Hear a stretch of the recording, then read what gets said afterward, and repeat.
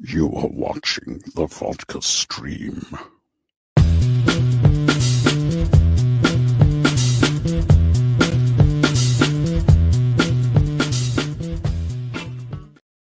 Hey, what's happening, everybody?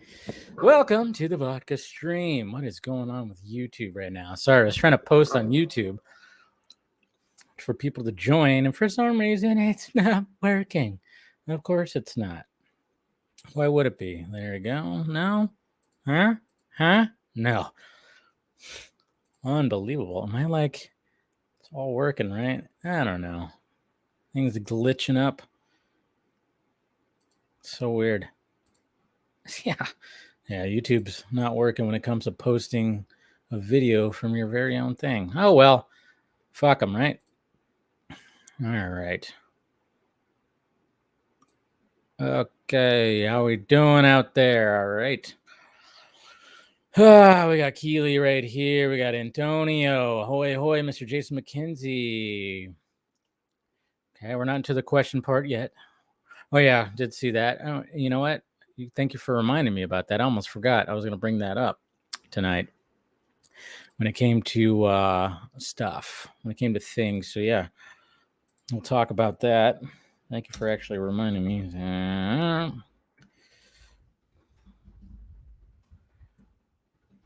was like wondering, I know I'm forgetting a topic that I wanted to bring up tonight. So thank you. Hello, Miss Nighthawk. Always great to see you, Steph. Hello. What's going on, Phil? We got Droga right here, too. You watch Blue Beetle. Awesome stuff. All right. Okay, cool. And like I said, doing like I said, when I don't have a guest, like I said, I have my drink poured, my first drink poured, which is vodka today. It is vodka. And yeah, like I said, we're just gonna be, one-on-one Q&A, ask me anything. I should probably take the toothpick out of my mouth. But until this is gone, then we'll bring in the panel to talk about, various things. Obviously, we're going to be talking about, the Rebel Moon game controversy that was happening. And, we'll talk about James Gunn and Christopher Nolan 007, get everybody that with that. Actually, first thing I wanted to do was give a much more in-depth review. Not really in-depth. That's not really the word I'm looking for. Just a full review of The Creator, I guess you could say. Because I saw The Creator last night. I know some people are going to saw 10, saw X, whatever you want to call it, which I do want to see it. Not sure when I can see it. Probably going to have to wait for that one. But yeah, but I wanted to give because I sat on, you saw my first reaction review for The Creator, which was great. I really enjoyed it. Really enjoyed the story. But after sitting on it for a day, and then of course talking to other people who've seen it, so I want to do that. I'll do that right in a little bit. We're going to talk about the writer's strike, of course. We're going to talk about we'll see whatever. Not much about Martin Scorsese, but why not? And like I said, Christopher Nolan Bond. There is that stupid Wonder Woman 3 rumor. I posted a screenshot on Twitter. And it kind of made the rounds, and it was just funny seeing the responses, of course, from that, because it's just when you see the tweet, the scoop, it's such a basic, like, oh yeah, I know how to craft a scoop when it comes out of this, but it's just kind of funny seeing the reactions, because I sometimes I don't get when it comes to like the fan base, the Snyder fan base, and how they approach scoops like that now, because it's not what you want. It wouldn't have been what you wanted, but now you're saying you wanted that. I don't know. It's just funny. And then of course we'll talk about Matthew Vaughn and the DCU and Argylle, see what everybody has to say about that trailer. And then of course we'll have the James Gunn stuff and DC Studios and all that stuff. So all right, first drink down. Whew, I missed the bourbon. Anyways. Jesus.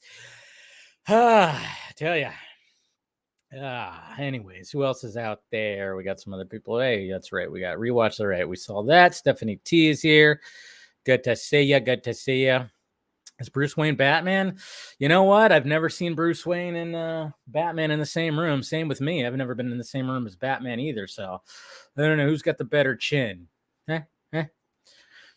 I don't know. Maybe that's a possibility. Hope everything's going good with your move, man. I know you're on the move. You're relocating, so hopefully everything's going good with that, Jordan. Hopefully it's good. That's why I don't know if you were available tonight to join the stream. I figured you weren't, but hit me up if you want to join tonight. Saw the creator, must see. Yes. Okay. All right. So let's just talk about the creator. So sat on it a little bit when it comes to the creator. Really enjoyed the movie. Original sci-fi. And like I said, there was like many things that I was thinking about. I thought about some elements reminding me of like Terminator Salvation. And it was funny because somebody I saw on my timeline bring up another movie that they compared it to, which I kind of went, yes, because there was a couple moments where I did think the same thing.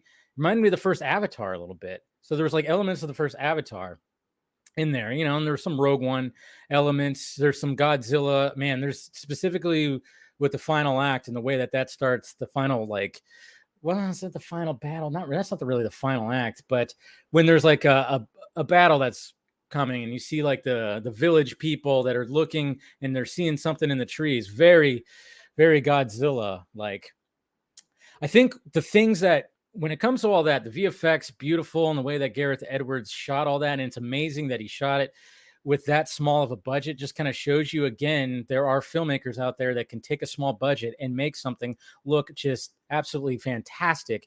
And then you see, you know, big, huge budget movies, and you're just going, what the fuck am I watching? So Gareth Edwards doing all that, absolutely fantastic. I think where there's sometimes where I think the movie could have been shaved down a little bit because there are some dragging moments, sure. Not the emotional moments. I thought those were great, but I thought like it could have been shaved down a little more. There were some wonky edits, and then of course like the going back and forth, which I understood, but I don't know if I didn't really like how that was when it came to the editing. And then when it came to even just John David Washington's character, I didn't really like him that much. You know, it was like he just, in this situation, it just felt like they didn't, I don't know. It just, I was rooting for the kid, which I guess you're really supposed to do. The child that's in there that he finds that is, you know, a robot, and you're rooting for the child, but I wasn't really rooting for him, you know? And with his story and the whole love story, I felt like, and I'm not going to give it any spoilers, but I felt like the ending of it, like when it came to his character, I didn't think it was earned. I don't know. There was something weird about it, but overall, still really enjoyed the movie. Really enjoyed how the original aspects of it all and stuff like that. I don't know. That was just me though. But yeah, that's just kind of like my full review on it. So, hi, Mom.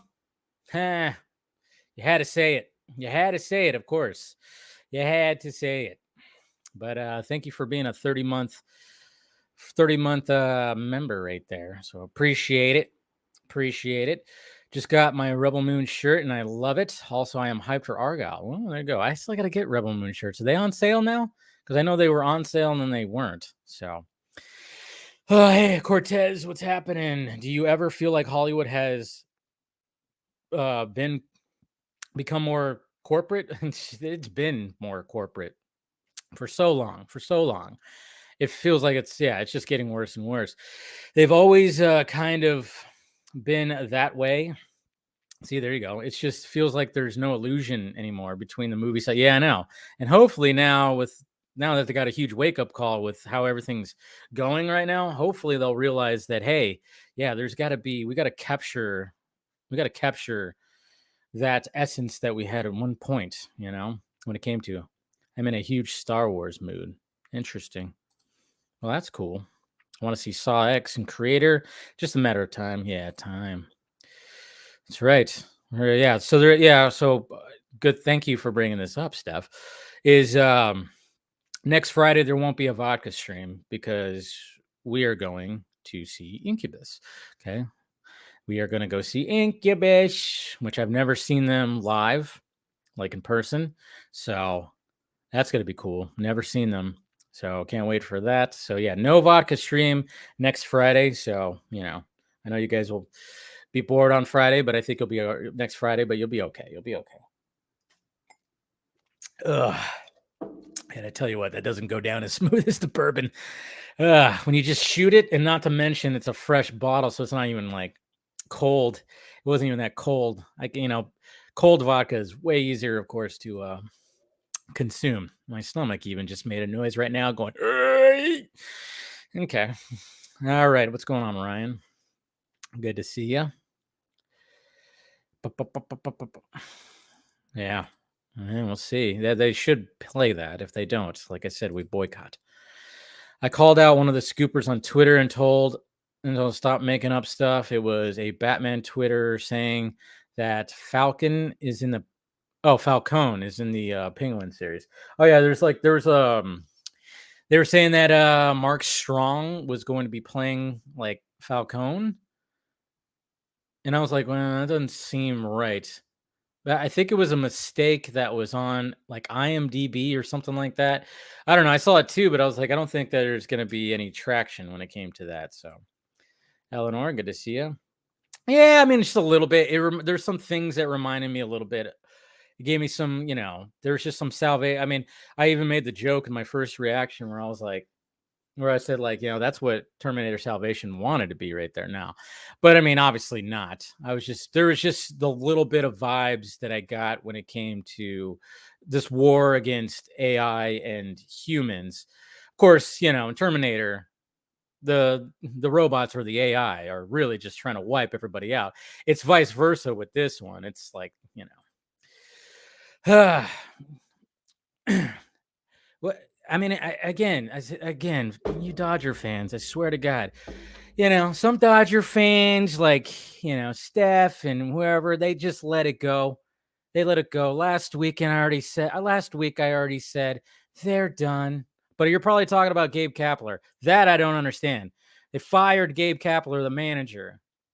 They're just done. I mean, they're absolutely done. And, the owner, whatever, I forgot his name, is a fucking idiot. When they fired Gabe Kapler, I thought he was a great manager for what he had to work with. I mean, you and I talked about this, Jose, when we went to the game. It was like, the fact that they were still in it. They were in the playoff race with not having a superstar hitter and not having a superstar on the team, having a bunch of rookies and rotating lineups like crazy. They were always still in it. But then, so I always thought like Gabe Kapler was doing a good job, for his time there, because he was always, they didn't make it like all the way into the playoffs and stuff, but it's just like, wow, you're just going to shit can him like that. I thought he did a relatively good job. It just shows how much of a fucking idiots they really are. So I was rewatching Rogue One the other night as part of my Star Wars marathon. Cool. The Village people are in it. We're in it. Yes, the Village people are in it. They performed YMCA. What's going on, RJ? Good to see you, buddy. Yeah, Rogue One's one of the best Star Wars movies for sure. Yeah, it's going pretty good so far. Hey, that's personal, okay? I know I said ask anything, but hey, you have to draw a line, all right? You have to draw a line a little bit. Just saying, hey, Jason McKenzie, cheers, bud. Appreciate that. Jason, you're awesome, as always. Cheers to you, man. Helping out that pirate ship. Every little bit helps, Yep, look at that. Also 30 months. Sweet. You guys joined at the same time. What are you hoping to see when it comes to MCU's X-Men movie? Since it was reported pitching stage, I wouldn't. From what I gathered, here's what I'm talking about. You want to talk about corporate Hollywood? Go back to that whole thing.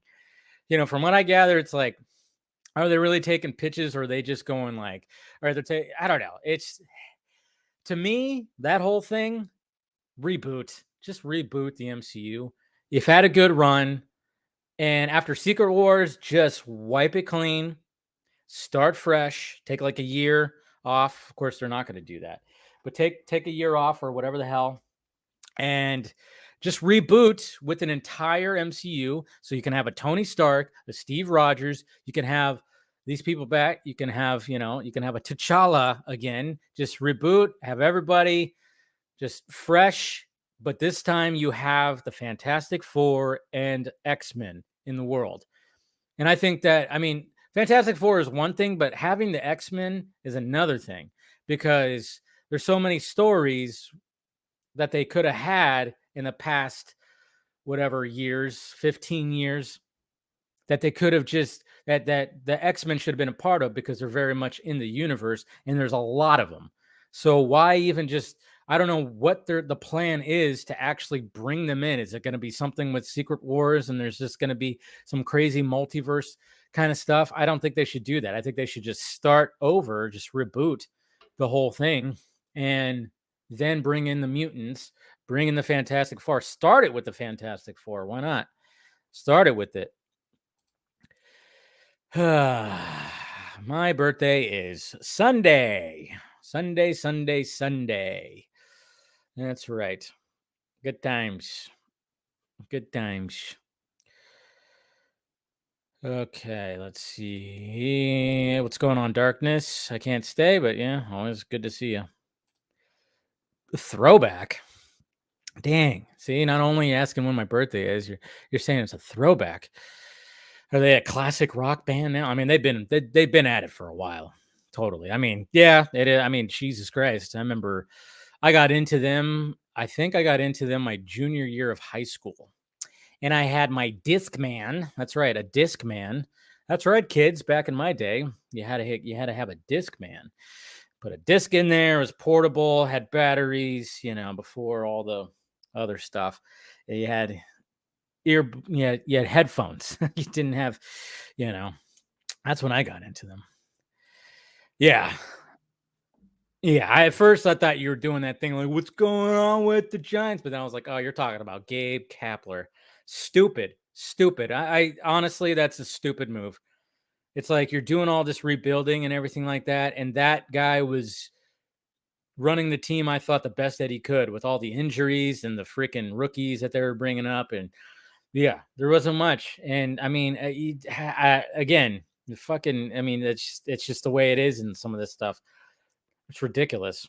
I hope he finds a spot somewhere else. I thought he was a good manager. It's ridiculous, man. Absolutely ridiculous, man. We got Tet here too. Good to see you. Good to see you. Yeah. I mean, hey, like I said, I mean, the Dodgers do struggle in the playoffs. They do. So we'll see what happens. But yeah, I mean, I refused to bet my dad tonight. Because we always have a bet, $20 every series, but I refused. I was like, you know what? I'm going to send my $20 to the Gabe Kapler Unemployment Fund. That's where I'm going to send that shit. Because it's that could actually go. I mean, I didn't want to bet him with the last series. But I still did. I was like, all right, I'll do it. But it's a dumb bet. That's a bad investment because I have no faith. So this time around, he wanted to do double or nothing. I'm like, you fucking kidding me? No way, double or nothing. Not gonna do that. So yeah, no bets that are happening. So I'm like, I'll give you the $20, and that's it. It's the season's done. Marvel actually, what's going on, William? Marvel actually has the credibility to reboot. Yeah, I know. You've been saying that forever. I get it, but so what's happening is happening. Oh yeah, I'm officially going to be in the 40 Club, right? I'm officially going to be in the 40 Club this coming Sunday. That's right, the 40 Club. I should actually get a shirt made now. We're going to talk about, you know what? I still have not caught up on Ahsoka. I don't know. I think about it, and then all of a sudden I forget it and I get distracted. I'm not caught up on Ahsoka, so yeah, probably no Ahsoka talk tonight. Mr. Beckham. Marvel needs to do a soft reboot, have a new actor playing Iron Man, and have a new actor playing Captain America, but keep all the actors that that word, the MCU before that were in the MCU, I'm guessing. Keep Sam Jackson. Sam Jackson's old too, man. I'm telling you, when it came to Secret Invasion, the dude moves like a fucking old man. He still has the cool strut and whatnot, but the dude, now, clean slate, reboot it, recast everyone, which is what they should do with the DC as well. Which I partially going to be that, but I'm just saying, like, just reboot the whole thing. And even, Sam Jackson's had his time and it was great, but just watching him in Secret Invasion, I'm like, dude's up there, He ain't no spring. I shouldn't say it. Don't say that because I'll get canceled. I'm going to say spring chicken. Okay. You get what I'm saying. Canceled. I didn't say it was fried. Okay, guys, just get out of here. All right. Cortez. Remember that deleted scene from Iron Man when Nick Fury... Yes, and he mentioned the X-Men and Spider-Man. Jeez. I know, exactly. 2 years ago, that happened. Of course, they didn't go far in the playoffs, which they should have, but that's what they look at it. I mean, they look at it as, if you don't go to the playoffs, then, good Lord. Exactly. As long as I don't look like it, right? Kapler was the least of their problems. He wasn't out there committing the lead. Yes, exactly. Yes, exactly. So Kapler wasn't the problem. He's been trying. He was trying his best from what he had. He really was. He was really trying, and it's very stupid. And it's just, I don't know what the hell they were thinking. It's like, give him another shot. I don't know who they're going to pull in. Watch, they try to get Bochy back. But Bochy's over there, leading the Rangers into the playoffs. They try to get Bochy back. Marvel need to do if they actually get to do the Infinity story with Avengers, Fantastic Four, and X-Men, just like the comics, then it would be the biggest. Yeah, see, I mean, that's the thing. They really do. They really can do something like that. So why not just fucking do it? Why not just do it? Like my shirt, I got this at the Warner Brothers tour, the Warner Brothers shop at Warner Brothers when we went. Me and Miss Nighthawk and I went to the Warner Brothers tour at the end of last year. End of last year, yeah, that's right, or something. Yeah, trying to remember when that was. Jeez. I saw this shirt. It was on like the discount rack, and I was like, oh, gotta get this. Gotta get a Zod shirt. I don't see too many Zod shirts out there. God damn it. I brought all my Lego clone troopers out. Uh-oh. We got a lot of other, sorry.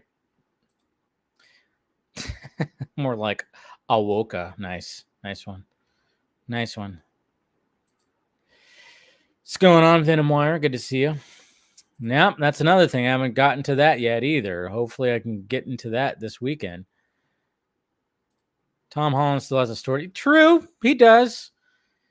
But like I said, I mean, they could still tell. I know. It's just, I don't know. That's what's sad is because now we're finally going to get, we had like 7 films of Spider-Man origin, I guess you could say. Like they took their time with like giving the origin story to Spider-Man. And it's like they took like 7 films because I count them all as like his origin story. And now he's off on his own without the help of Tony Stark and everything. So, yeah, I don't know. I say just do the whole freaking thing, though. He's still spry for a spy. I was making the joke. It's a stupid joke. Let's see. Dave Roberts doesn't win this playoffs. You might be able to. No, thanks. I do not want Dave Roberts. Not at all. Up, canceled. He used the M word. He used the N word. Jose's canceled now. He's a little person, all right? Jeez. How dare you, sir? He's supposed to be like what? 5'3", 4", something like that. All right. It was for my birthday. Okay. So it was, that was the birthday last year. So we went from so last year we went to the Warner Brothers tour, and then that's right. For some reason I thought it was like, I think we were planning on going at the beginning of the year, and that never happened.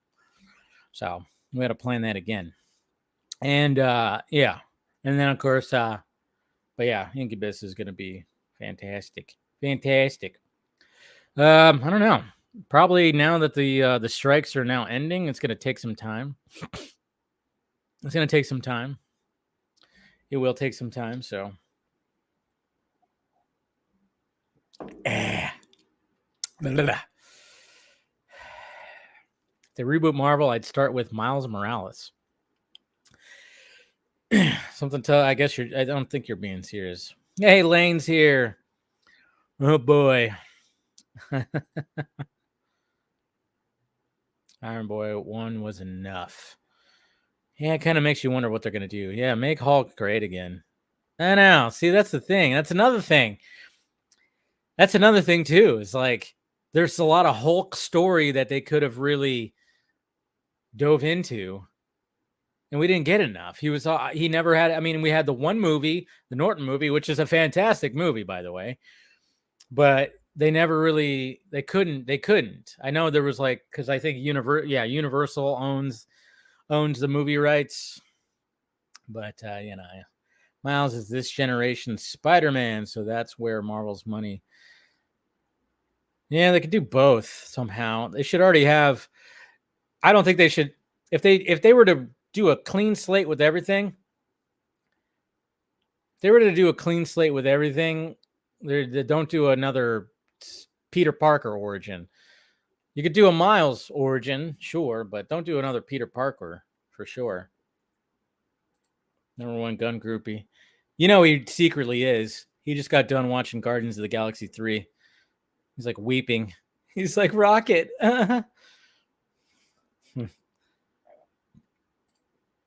Planning to go back. That's right. Ugh. Let's see. What else we got? Any more, like I said, questions. Still got some time. Still got some vodka. So keep on asking the questions. Is this working yet? Oh, hold on. Let me see if YouTube. So he's 5'3". Yeah. I think he's as tall as my friend Johnny. Is it working yet? No.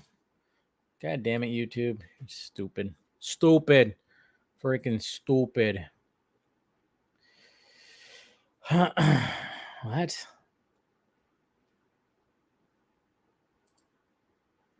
All right. Somebody asked if I was wearing makeup when I posted my image. I do have like a red spot right here. I don't know what the hell that is.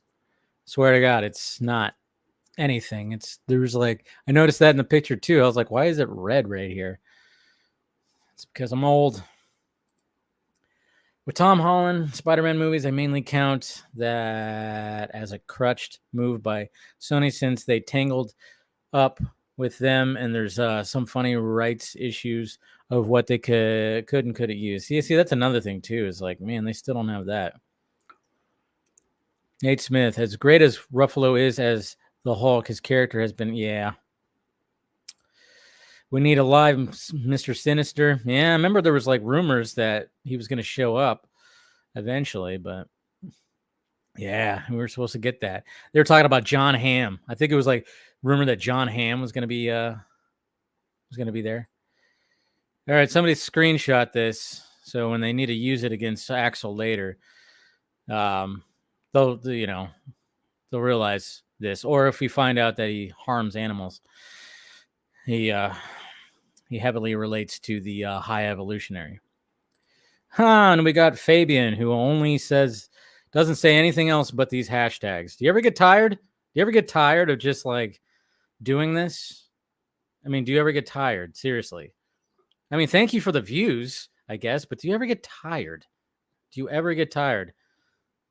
Apparently not. It doesn't take much. I know. It's just a couple of clickety clicks and typing, but I just, yeah. Cortesian with Miles Spider-Man replaced. It could just be like the video game where there's two. Yeah, exactly. Why not? But, it's just all weird. What is your favorite Gareth Edwards movie after watching The Creator? Godzilla 2014. Godzilla 2014, still there. I still love what he did with that movie.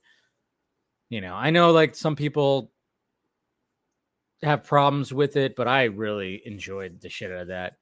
And when it comes to those monster movies, that's still my favorite one. I got to rewatch his first movie, or that one movie that was his first movie, Monsters, which I didn't know. I didn't know certain things about. I was talking to Steven about it. Pretty crazy. Yeah, well, that's what you kids say. Still made a shit ton of money. Or they reboot the MCU without year one origins. There you go. Yeah, exactly. See? That's what I'm also saying too. We don't need to have another Iron Man one. You could do the whole thing of like maybe doing some flashbacking stuff, but you don't need to do that either. You can already have just like an existing world. Miles and Peter could coexist. Yeah. There was a tease for, yeah, that's right. That's what it was. They were already teasing it in the Fox world. You ever watch The Pretenders? It's on Prime Video. I'm watching George Lazenby. I stopped. Okay, no, I have not watched that. MCU will likely soft reboot after Secret Wars. Yeah, that's probably what's going to happen. X-Men and Spider-Man moving forward. That's, yeah. I mean, I get it. Like, why not just continue? I always said just like lean into the Spider-Verse, to be honest. So, but I don't know. It's such a weird thing because I don't know. Everything's just weird right now. But I mean, obviously, who knows if that's ever going to happen again? I'm pointing to, that. Who knows if that'll ever happen again? It might. The rumor, I believe, was John Hamm from, yeah, there you go. New Mutants. That's what it was. Uh-oh. It's probably a bot. Yeah, it could be a bot. No, it's not a bot. Maybe it is a bot. I don't know. Keep Miles far away from Marvel Studios. Dang. Williams not having it. Yeah, it's just such a good movie. I mean, that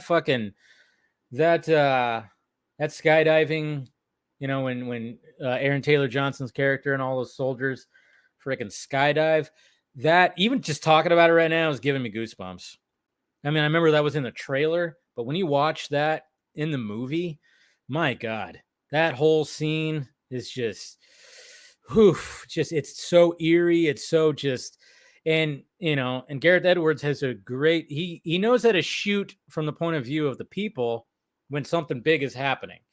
Like, and that's what that movie has 100%. It's just like, you are just seeing the scope and how big these creatures are and everything, because the way he shoots it is just, it's so freaking beautiful. But yeah, that skydiving sequence is just like, sends a chill. Miles is definitely going to be in the MCU and will be introduced in the Tom Holland series. Won't be shocked if they tease him. Yeah. I mean, they already had what's his name, right? In Spider-Man Homecoming.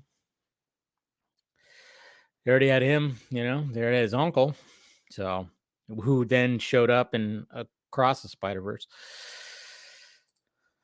Made me lose those characters all over again. I thought you said lose. I was like, lose? Love. Yes. Yeah, probably won't be that good. Zack Snyder's Marvel Universe I have already. Gross. Lane thinks Guardians of the Galaxy 3 made a lot of money just because of the MCU. No. No. Yeah, Quantum Mania? No. Quantum Mania much? No. Quantum Mania. The Marvels will most likely. And did you see the runtime for the Marvels? It is an hour and 45 minutes. They know that movie is not going to do well. So they are cutting it down as much as possible. That's my theory. That is my theory. An hour and 45 minutes. Whoa. But then again, I mean, we had like the Venom movies were like 90 minutes. But then, those movies aren't like, they just know that the Marvels is not going to do much, I think, because they're just like, Kevin Feige was like, cut it down more, keep cutting it down. Hell, for all we know, we might find a new runtime when the movie's about to come out. It might be 90 minutes, but an hour and 45, I was like, whoa, but good. Cut it down more. Get it to 90 minutes. Yeah. I wouldn't trust Marvels with Morales. Sony has the best Miles Morales stories. Well, yeah, when they're doing the animation. Yeah, when they're doing the animation. For sure.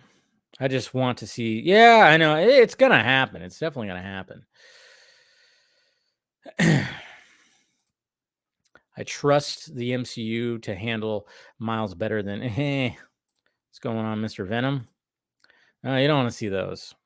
You don't want to see those. You don't want to see those. Frightening. Let's see. Incredible Hulk is an awful movie. I disagree with that. It's the worst MCU movie ever. No, it's not. Have you watched Captain Marvel? Have you watched Thor: Love and Thunder? Or, you think it's worse than oh man. Ugh, man, I don't know. The VFX were better than Thor: Love and Thunder. Jesus Christ. That was released in 2009. Whatever Sony exec gives up Miles is basically handing in their resignation. Hopefully Marvel becomes more, let's hope. How Gareth Edwards shot that movie. So yeah, I mean, he knows how to shoot a movie. He really does. Hope we get more DCU news now that the strikes are. Well, we did. We got some comments from James Gunn, of course. So he was quick to be like, all right, time to answer some questions now. I can talk about this shit, and it was cool. It's always cool to see him talk about certain things. Again, I wish he wouldn't repeat himself and just talk about the same shit over and over again. But I did like what he had to say about shared universes, though. 100% agreed about the shared universes thing. What's going on, Tony Movie Chappie D9L Blomkamp fan? There you go. I said it very quickly. Yeah, that's what it kind of looks like. Even though I liked Miss Marvel a lot, and that's mainly the reason why I'm watching it, because I really liked Miss Marvel. I think James Gunn is a Sith Lord. Okay. The Marvels is going to flop so bad. The runtime just shows they want to get. Yeah. I mean, that's a little bit of an indication, probably. I mean, you're dealing with 3 different Marvels, I guess you could say. You're dealing with 3 different Marvels, and it's the shortest movie in the MCU. To me, that just goes, there's not confidence here. There's not confidence here. Isn't that crazy, though? Because Captain Marvel made $1 billion. It's the same. It's kind of funny. We have the sequels a month apart. We have the sequels to 2 movies that made $1 billion. Captain Marvel and Aquaman. And we're getting the sequels a month apart from each other, and they're both likely going to flop. That is crazy. Crazy to think about. You would not think that would be the case, but that's going to be the case. It's like, which one's going to flop harder? Crossing my fingers for either Parasite. Oh, you're talking about. Yeah, Parasite would be awesome. I mean, Brainiac's definitely going to be in there. Lex will be in there too, but I don't think he's going to have a big presence at first. But yeah, Brainiac is definitely going to be a thing. It's about time he's a thing. But it would be cool if there's like a Parasite. I'd actually want Parasite over Metallo, to be honest. But it'd be cool if like they're all kind of there. Heard the Marvels had to be completely re-edited because everyone hated the first trailer. Oh God, I hope that's not true. I really hope that's not true. Ugh. I'm gonna laugh if somehow the Marvels ends up. Yeah, wouldn't it be crazy? I would laugh too, but I don't see it happening.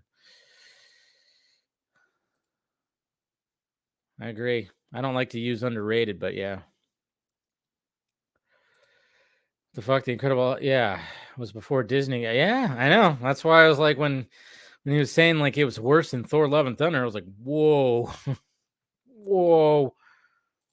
I agree with this one too. And he wanted to do a sequel that was gonna like dive into like Bruce Banner and all that stuff, but yeah. Yep. Let's see what else we got here. Almost done, guys. All right, I got one more drink. Get your questions in. Get your questions in.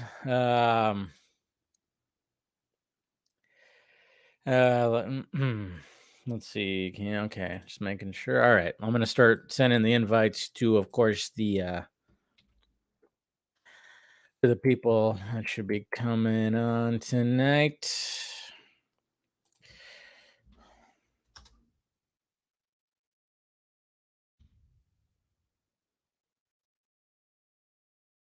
Is there any? I wanted to. I wonder like what they had to say tonight too. Jeez. Why is my brother's also, my brother's just like doing the double or nothing bet with my dad. That just doesn't make sense. It's like, dude, there's no hope for the freaking Giants, man. It's done. Season's done. Freaking dumb. Anyways. All right.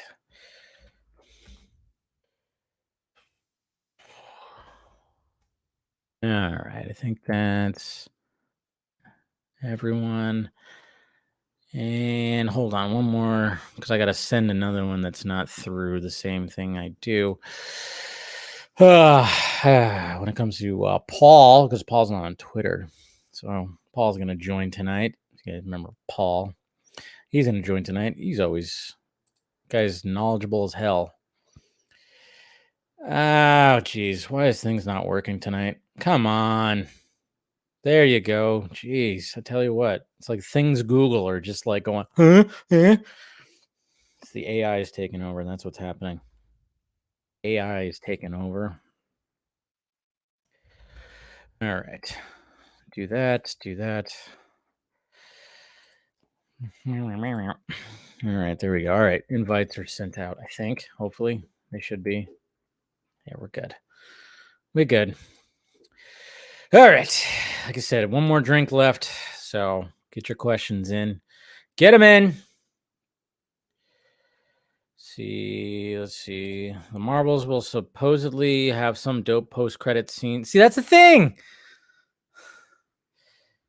At least the setup for his future. So hey, maybe all will be forgiven. The movie sucks, but see, that's not good.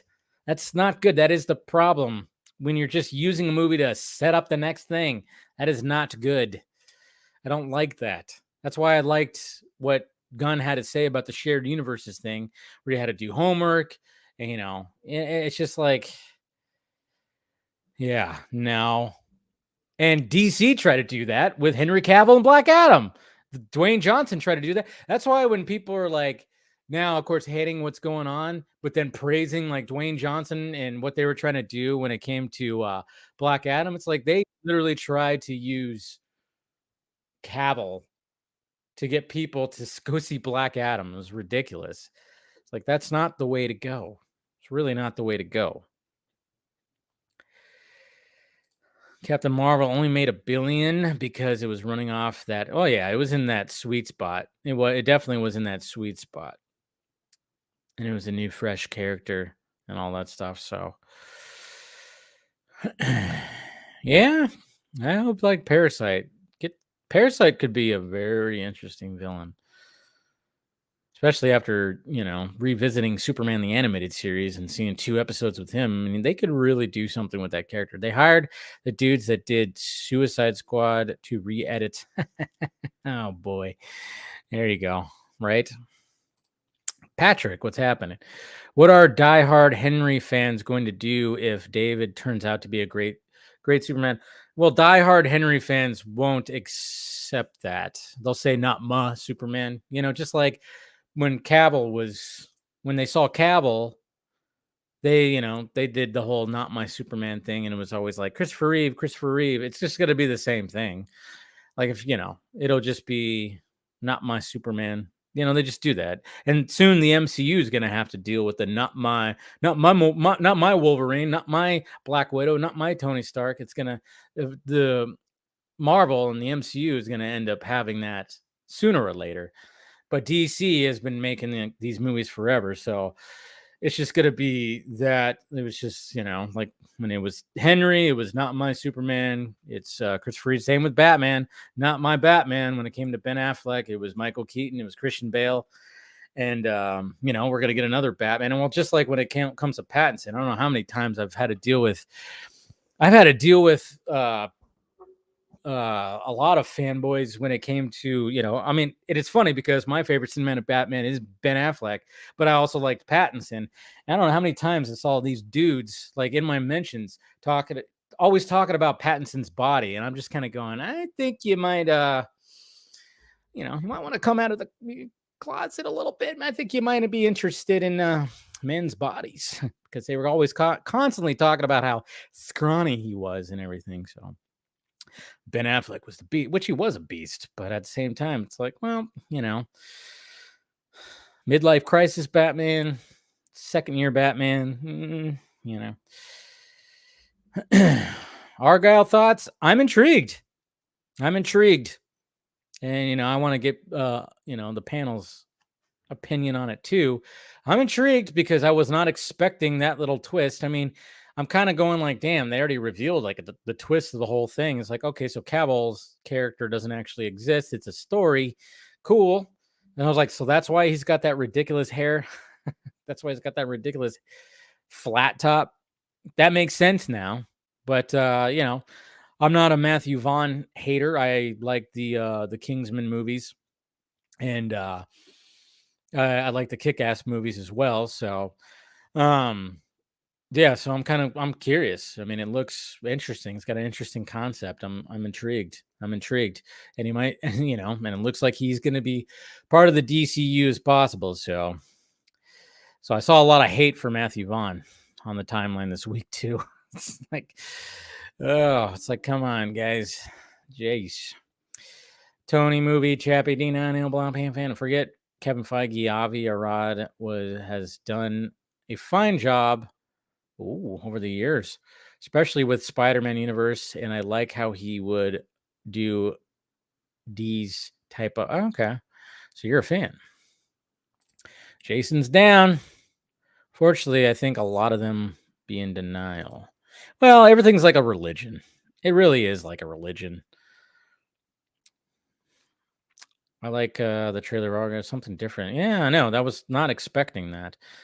Superman Legacy Day 1 set photo that reveals the Superman suit will break the internet. Yes, it will. And I still remember the first image that they released of Cavill. That also was like, whoa, look at that. So I hope we get something like that when it comes to this. If Gunn posts as much as he did during the shoot, oh yeah. So that's yeah. And they better get ahead of it. I mean, obviously, I think there's going to be the first, like when Corin Sweat is in like the suit, it's not gonna be like outside. They'll probably make sure to get ahead of it. I mean, and yeah, it's gonna be interesting how they show that first image of him in the suit. It's definitely gonna blow up the internet because it's gonna reveal the suit, how he looks in the suit. It's gonna be. But yeah, like I said, I mean, like fucking what, 11, 12, it was like 12 years ago when they revealed that the Man of Steel, when he's in front of the safe. I remember just looking at that going, this is going to be awesome. And it was. That's Marvel. Trying to bring Cavill back. I'm not trying to. I mean, if I could, I might be able to give it a shot. So, but.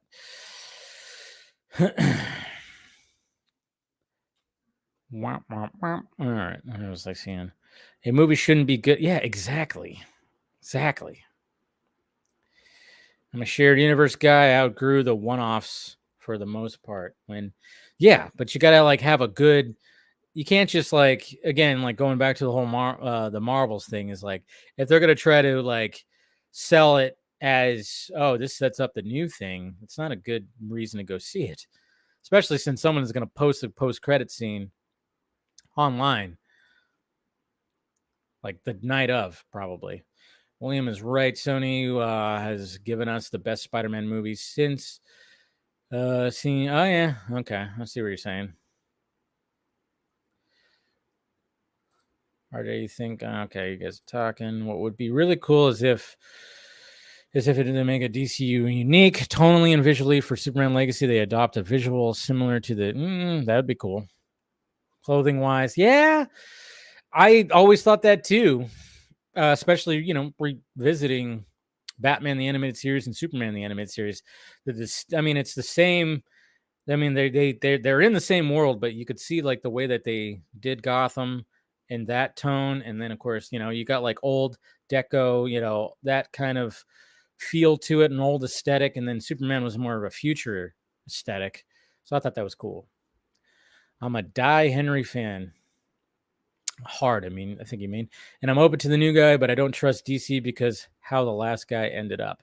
Yeah, but it's not the same regime. That's the thing. And they're, it's an actual studio this time. So hopefully with that could be better because they didn't have that this time. So, and like I said, like none of those fuckers are there anymore. So I can have a little bit of, I could have some more faith, but who knows? Who knows? Shared universes have unfortunately been overdone. I don't mind standalone films. Yeah, like I said, you gotta have just a little bit. You don't have to it doesn't have to be thrust in everyone's face. Working on making a good movie. Yes, exactly. Post-credit scenes should be treated. Cherry on top. I would really like to see more comic booky. Oh yeah, it's definitely gonna be that. Yeah, they should definitely do a fantastical Batman. You got to make Batman very different from what's coming for you. Talking about, I know, right? I mean, that's what it was funny because I would argue with like these dudes, and they were just saying like he's scrawny, he should be. I'm like, he looks pretty fit to me. I don't think he needed to be, it's very strange. I thought we weren't supposed to be body shaming, I'm talking about that show this past summer that had the female character with the same powers as Captain Marvel. You think that can confuse the audience? Which one? I forgot which one. Which one are you talking about? David, it's the exact same stuff with the Total Recall remake, similar to the fans of the Man of Steel. Just the bitching. I actually like the Total Recall remake. I think the fact that it was a remake and people like the just kind of because if you just go into watching the remake just to watch a sci-fi film, it's a good film. It's good. What's going on, Lord Darkness? Why do the internet love hating Nolan these days? I don't know. Internet hates everything. Internet hates everything. Did you see the video of Christopher Nolan walking around Universal Studios? Oh yeah, that's right. Yeah, he was spotted in Universal Studios. It's gonna be it's gonna be interesting if he gets Bond. That's for damn sure. So, comic book Batman isn't necessarily a Hulk. He's toned and fit. Yeah, I know. He's not like, the Dark Knight Returns Batman was, but Batman's always been, well, not right here. He's pretty jacked, but especially if you're year two, you're gonna be, you're gonna be lean. He's supposed to be lean. He's supposed to move around. He's supposed to move around quickly, There's plenty to complain about when it comes to BVS. The problem is hardcore Snyder fans not taking criticism because it's fans altogether. Fans can't take criticism because, again, it's like religion. I actually agree with Scorsese's comments. It definitely fits with what I said earlier about Hollywood nowadays. I agree and disagree. I think we could have both. I definitely think we could have both. Probably.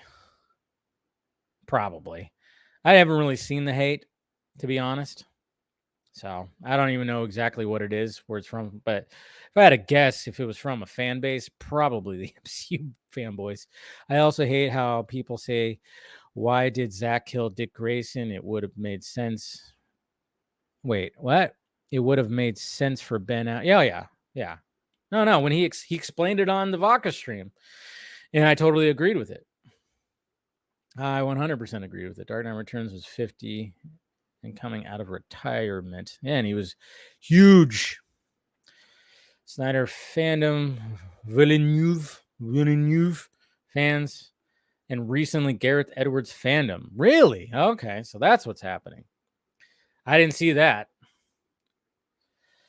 But Nolan's a diva and had him. Oh, look at this guy right here. Jeez, a diva.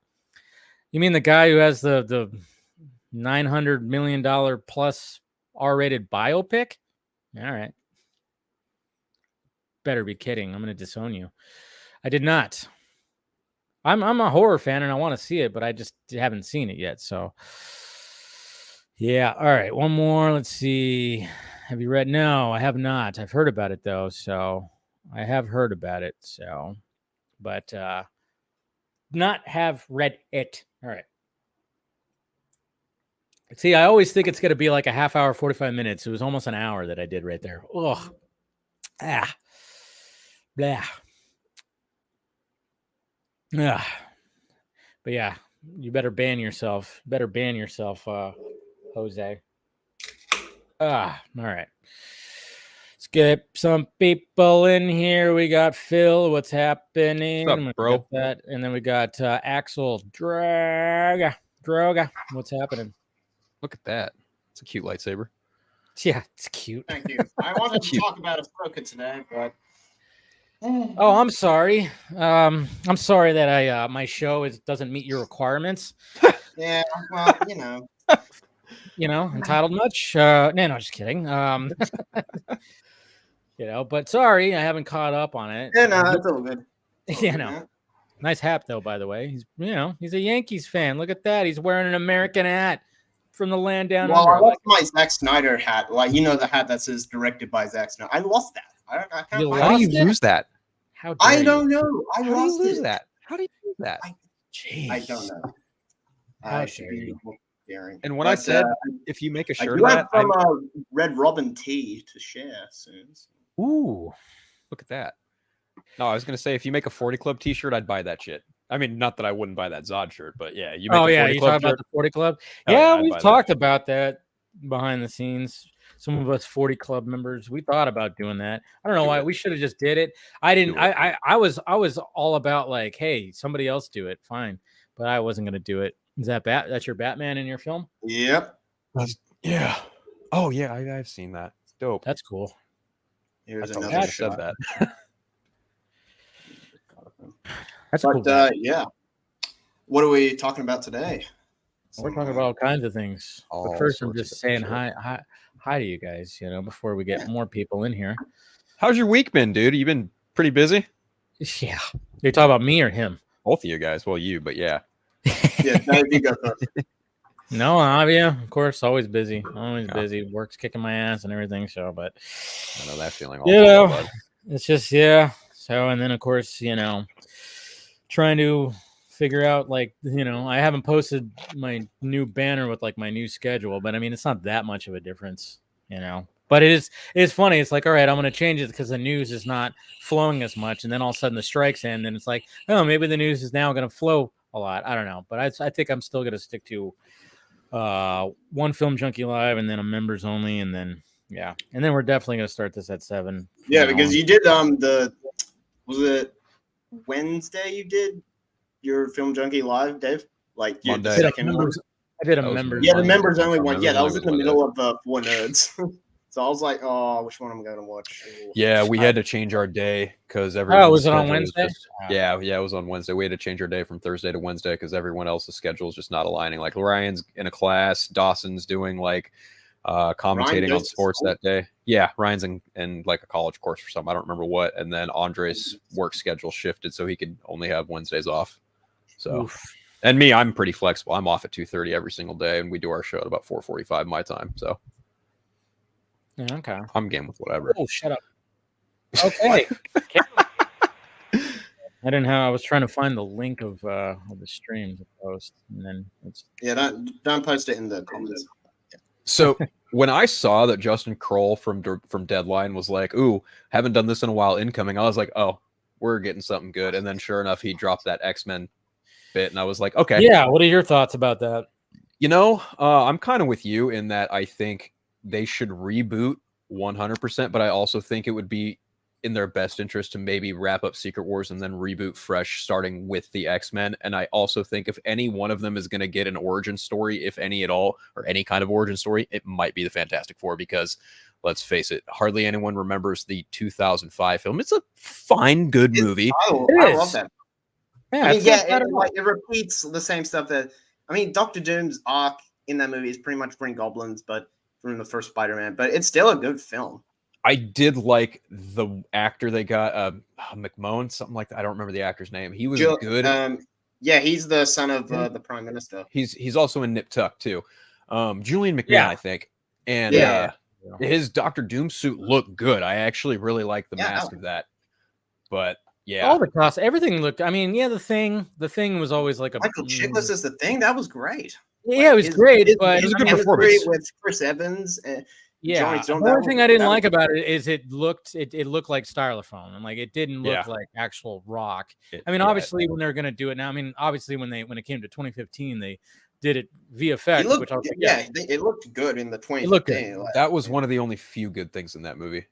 I think what Josh Trank was trying to do when it came to like their costumes adapting to what they were, I thought that was cool. It's a good concept, yeah. It was a cool concept. It's because heavily based off like the Ultimate comics, because they were younger, they were ish. But at the same time, that movie was fucked over by the studio because of course, apparently Galactus was going to be teased and. And they had the flying car and everything, or they had like a version of the car, and but Josh Trank's dog. They had a lot of different stuff that we have not seen, and I think it's actually kind of funny that Josh Trank is like, "Yeah, no, you guys don't want to see my cut." I'm like, you know what? Like, kind of do. Kind of do. Yeah, I wouldn't be against it. I don't think I've actually seen the entirety of Fantastic. Like I remember seeing like the first 50 minutes. I just got really bored. It's if you can make it through that movie, you survive. I'm not saying. Oh yeah, the final act is horrible. It's like one of the worst CBM. I remember the first half of the movie. All I remember is that Reed Richards' teacher is played by Homer Simpson. That's all. Also like and Castanella, whatever the hell. Yeah. Oh fuck! What is the actor's name? Yeah, Dan Barbarella, I think. No, it's not Barbarella. Castanella, that's right. Yeah, I don't know where the hell I got Barbarella from. Barbarella? Yeah, right. I did like Michael B. Jordan as Johnny. I did not mind. Cast was great. Cast was great. Yeah. It was just the way that they fucked it up. And I thought the way that they were... the thing that got his catchphrase, it's clobbering time from his abusive brother. I'm like, what? That's weird. Yeah, it was just the way that it was.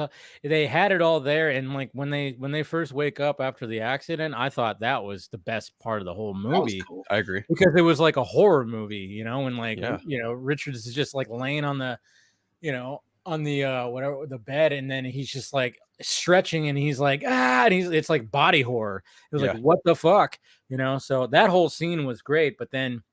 Man, it went to hell, and then they try to put Kate Mara in, they try to put her in like Jessica Alba's wig from the fucking previous. Version. It was so noticeably bad. Not only that, you can tell which scene she has the wig in and which one she does not. It is so noticeably bad. Yeah, it's that bad. Why do studios do this? I don't know. It's such a weird thing. That was a Simon Kinberg Hutch. Well, yeah. And that was before the debacle of Justice League, which again is like, how do you? But they went further. They're like, we're gonna fuck up Pretty Cavill's face, and it's gonna be the opening scene. Like that. That was just, how does somebody go? Yep, there you go. That's what it is. And then Simon Kinberg gets the Justice League treatment in 2018 with Dark Phoenix. shit. Yeah, I remember after Apocalypse, I remember after watching Apocalypse, after I was in a gold class theater, and after that final scene in Apocalypse, they were all in those iconic suits. And I was like, yes. Didn't do jack shit They with didn't it. Use them again. Why? I mean, they had those horrible onesies suits. and it looked like onesies. I'm sorry. And they did. Some horrible makeup in those onesie suits were like the Frank Quitely new run. I know that, but and it's like from that regard, yeah, they look spot on and cool, but it's like you can't end Apocalypse on teasing us with all the perfect suits and then not do them. They always do that. Like in First Class, they teased Magneto's suit. I saw that again. In the Wolverine deleted scene, they teased that. I never saw that. Yeah. I'm so glad Sean Levy just had the foresight to be like, no, Wolverine's going to be in a costume this time. Yeah. No. That makes me happy. No, they knew. Exactly. I am glad to see Hugh Jackman back. I met the guy once. He's a great guy. I met him on New Year's Day of 2018. He's a good guy. And how'd you do that? Well, I know you guys are from the same spot. So wait a minute, who'd you meet? Hugh Jackman. Hugh Jackman. Really? Very cool. Yeah, back in it was New Year's Day of 2018, and yeah, we were just I just met him there. What'd you say? I said, I can't remember, but anyway, I the other celebrity I have met is Negasonic Teenage Warhead. Is that her name? Oh, you met her too. So you okay? Yeah, I met her at yes, her. Nice. I actually got a signed drawing up there. I did it was back 2016. It was. It's when she came to an Australian Comic-Con called Supernova, which speaking of that, I went to a Comic-Con recently, and that one was really fun. Yeah, you went last weekend, right? Yeah, last weekend. That was super fun. I saw I got a photo with Chewie. And, who? Chewie. Oh, the new actor? Oh no, just a guy in a color. Oh, okay. When I went to SAC Anime, there was a cat dressed up as Spider-Punk, and he was playing Green Day the entire time. Nice. Yeah, it was saucy. I like that. There were there was this gaming area where people were playing that old Simpsons game, Hit and Run. I was like, why they play that? I mean, it's cool, but it's an interesting choice. Simpsons Hit and Run is like Crazy Taxi with the Simpsons. I was about to say, yeah, I remember playing both of those, and Crazy Taxi was great. Yeah. I mean, it was also fun to play the Simpsons game like that, but I mean, essentially, it was. Yeah, you're right, 100%. It's like the same concept. I think my favorite character to play as was the pastor because he drove around in a Bible van. That was just the funniest thing to me. Didn't they also have Crazy Taxi 2099 or something like that too? Or am I? Yeah, something like that, or maybe I don't know. They had something like that. I don't know. Back in those arcade times, but yeah, when it was talked about, when Justin Kroll posted that, I was like, well, cool, but yeah, I mean, again, yeah, it just seems like with how everything is now, why not just to have just a fresh universe where you have your Tony Stark, your Steve Rogers, your T'Challa, your everyone with mutants. Just seems at this point in the MCU, how do you introduce all the mutants? That's what I mean. I think Secret Wars is probably going to do some fucking multiverse fuckery. How do you do that? I remember. I am kind of curious about that myself too, because it's a lot of the characters have already had their origin stories, and especially the X-Men, we've seen it twice now, more or less. So I wonder if they're just going to do a more like a Spider-Man Homecoming type of deal where they're already just kind of established. You'd have to think, right? That's the hope. I'm kind of hoping that they do the one villain that Fox did not do, and that's Mr. Sinister. And to your point, if they did John Hamm, I'd be like, oh, okay, you're on the right track. Yeah, I remember people were, he was rumored because, I forgot that. I was like, which one did they tease him in? And it was at the end. Yeah, they teased him in a lot of stuff. He was teased in, I think, in Deadpool 2 as well. So he was teased in Apocalypse, Deadpool 2, and I think the New Mutants takes place in the X6 house, if I'm not mistaken. That's what it was. New Mutants is also fucked up too by the studio. Ugh. I never saw that one. Yeah, Mutants. I remember seeing the trailer back in 2017, and then 2 years later it came out, and no one talked about it. Nobody talked about it. It was one of those things where it was we saw the trailer and everybody was like, "Ooh, this is like a horror movie with mutants. This is pretty intriguing." That fucking trailer was awesome. And then all of a sudden, like I remember Seek. Yeah. He's not going to be joining tonight. His dog's having some issues, so he's just relaxing with them. So hopefully, poor Ace. Poor Ace. But other than that, he would be here. But I remember he actually invited me because he would always get like the screenings, and he invited me to that one. And I was like, now I'm not really. Because the test screenings, I just don't want to go to them because I'm like, I don't want to see the movie before like the actual final product. To me, I'm just like, I'm avoiding that. I don't need to go see that. But he said the version that he saw was much better than the version that came out. He saw an early version, which was probably more in tune with the trailer, the first trailer we saw. Gee, that sounds like something else. Release a haircut. Okay. But yeah, it was just like, he saw it was more in line with that. It was more, and they, of course, did the whole thing, and it's like it was very forgettable. Like it shouldn't have been. I mean, you got Anya Taylor-Joy with a fucking sword, that's magic. Yeah, yeah. It's like you and just doing some cool shit. I mean, and I don't know. It shouldn't have been. It's just Maisie Williams was in that too. Wolfsbane, I think. But yeah, it's just another. Again, it was just like. And that thing got delayed, right? Delayed countless times. Yeah, that one in Dark Phoenix got really, really screwed by the Fox. When you delay a movie that many times, you tend to lose hype. Like, I remember like when Wonder Woman 84 came out, like that was delayed. I think it was originally meant to come out in 2019. Yep. Is that right?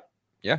Oh, yeah. November 1st, 2019. And then they kept pushing the release date back. Yeah, I remember that. And then and then it just got pushed back so many times. And then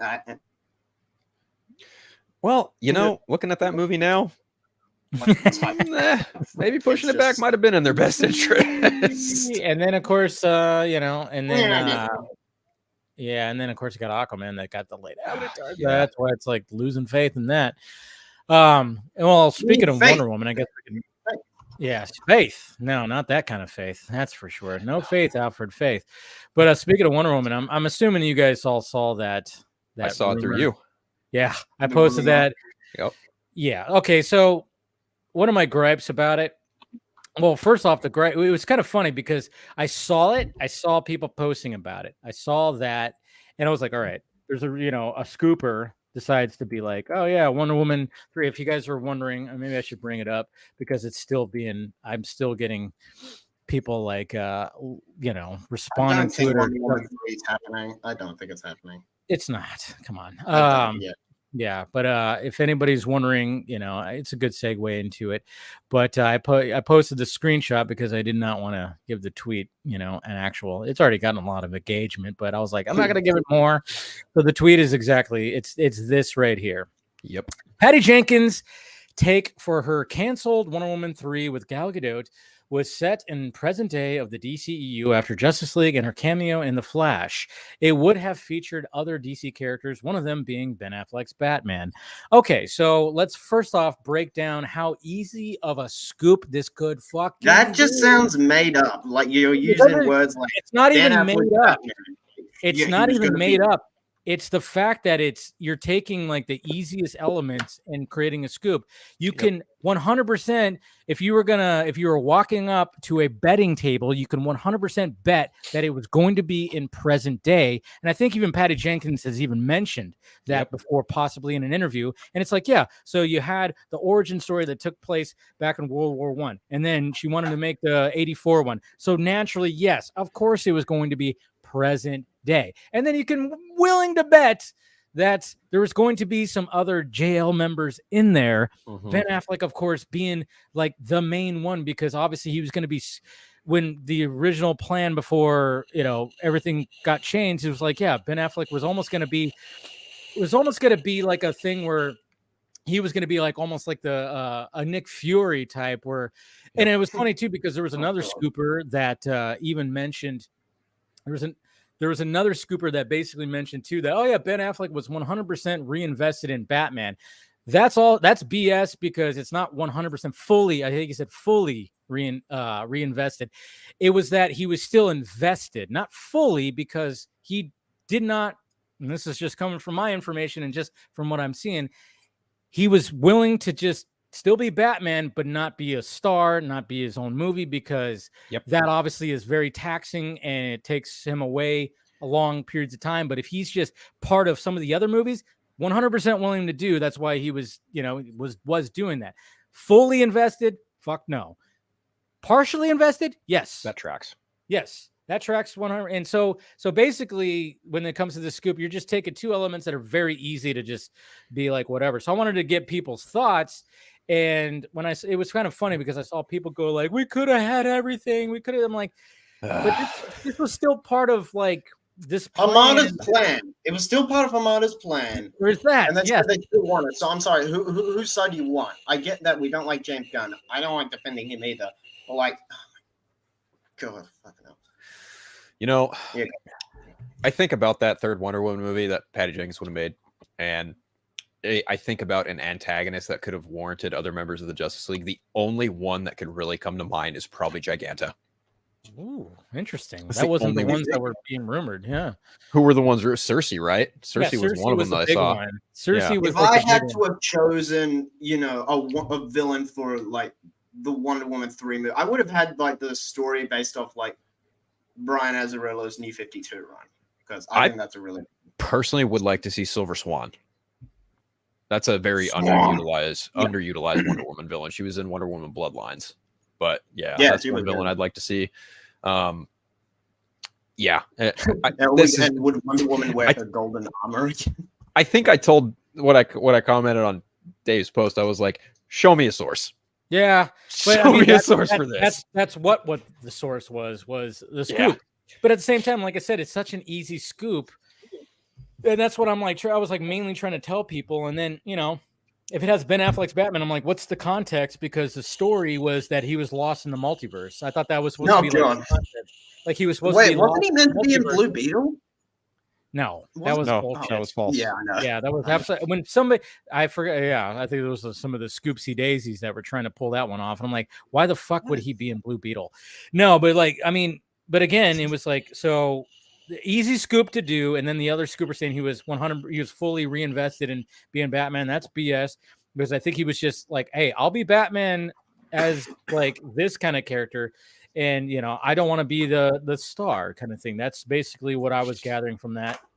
But he would have been like how Black Widow was in the MCU before her solo movie, like she was there.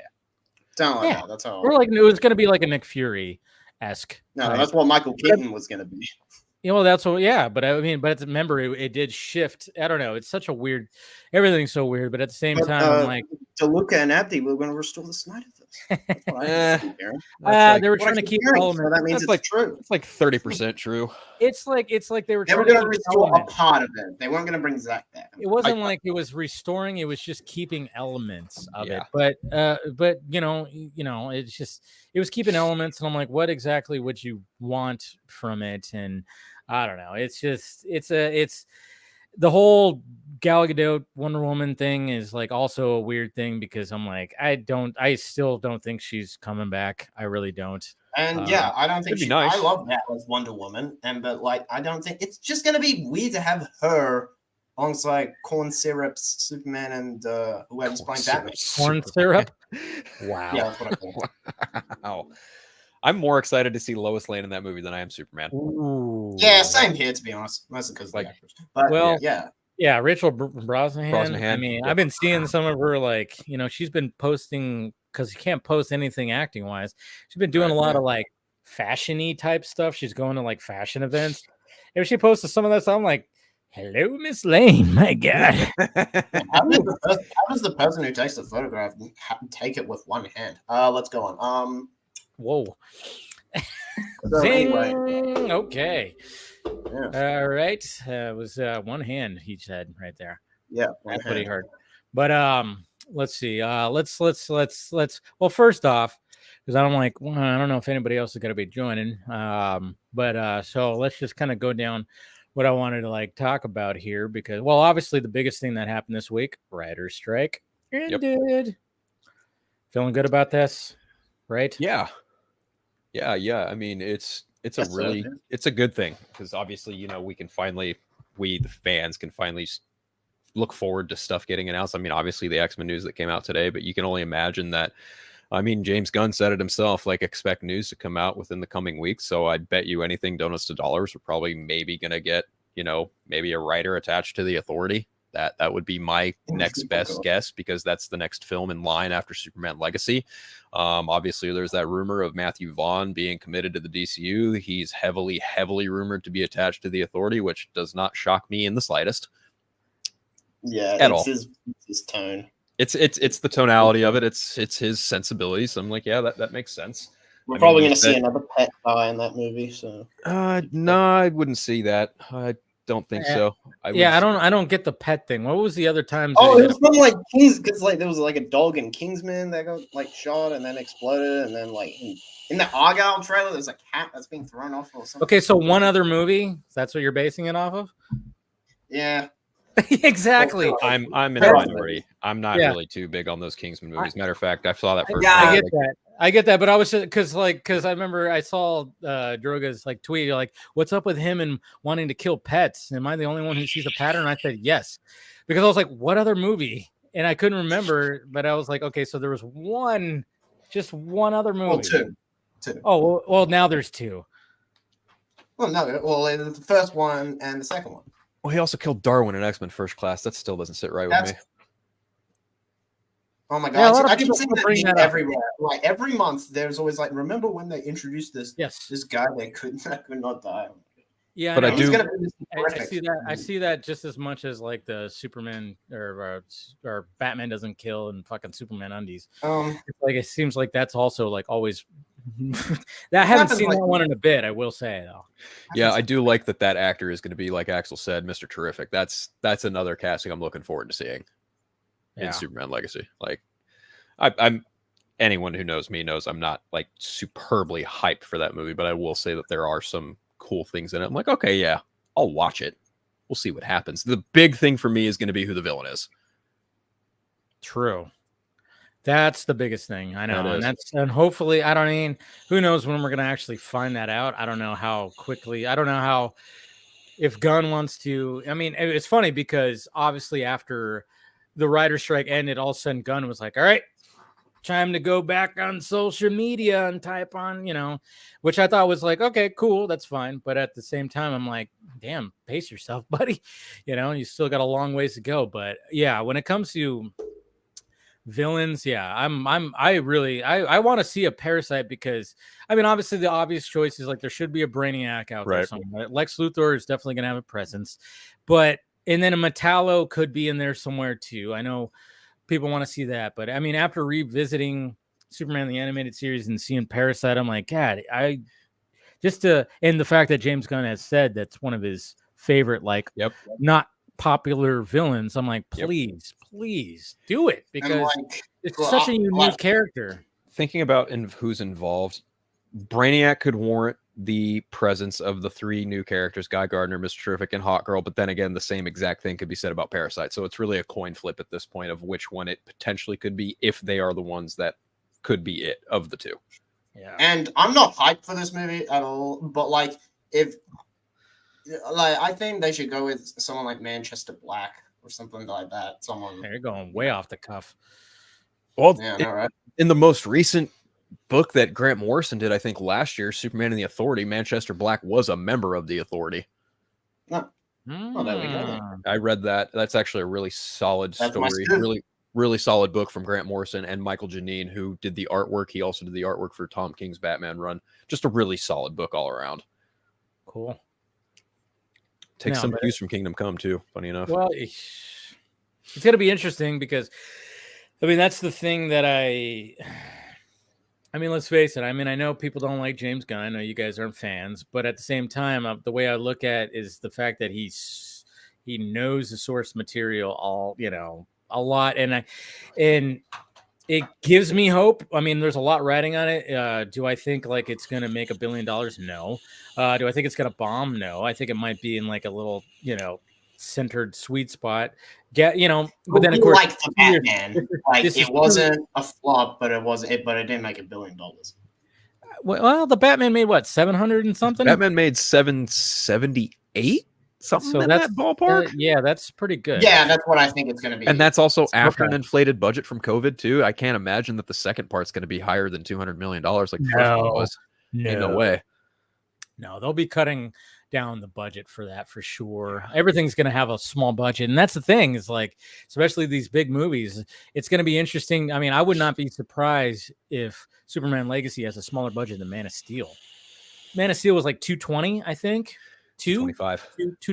There you go. 225. I would not be surprised if like Superman Legacy is less. It wouldn't shock me. Be surprised if Superman Legacy had the same budget around Wonder Woman 1, which is about I think 147 million. Yeah. I mean, you have to have like a big budget for Superman. It's Superman. Like, well, I'm not asking for like big friggin' battles or something, but like you kind of like it's got to have. Well, again, like you have not only Superman, you have to like factor in like Hawkgirl flying around. You have to factor in Green Lantern using his lantern ring. Like there's a lot. At the same time, we don't know we don't know exactly. We don't know exactly the context of where. True. They are like, and that's what I'm kind of wondering too. It's like, and you have Metamorpho there. So. And to be honest, I do kind of like. I mean, I get it. Like, James Gunn doesn't need to answer every freaking question and then keep on repeating himself when he's being asked about certain things, and he's been talking about. But at the same time, I'm like, I do like the fact that the things are coming out there and everybody's going like, what the hell? And everybody's just, it keeps the discussion going because then it's like, all right. So, I mean, he's got a lot. I mean, there's a lot that he's got a lot riding on his fucking shoulders. He's going to be bald by the time he's going to be like Luthor by the time this movie comes out, because I mean, his hair went from like, brunette to just fucking white. And now it's like after this it's like, dude, is your hair gonna fall out because of the pressure that you have right now? It's just there's a lot, but I do like the fact that when he does reveal things and people that's what he's gonna look like by the time the movie comes out. That's him at the premiere right there. Good job. My friend. Yeah. You have a bald James Gunn on your phone. Wild. That's hilarious. Yeah. But speaking of evil villains, Andy. Hey, Andy. How's it going, buddy? Well, Beal is now available on the download. Sorry, I haven't done your drawing Love yet, it. Andy, but I'll get onto that soon.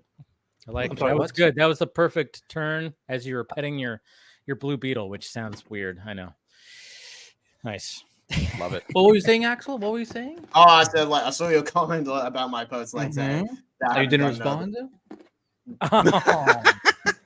Did your mama not teach you about politeness? How you respond to people when they talking to you? And then he disappears.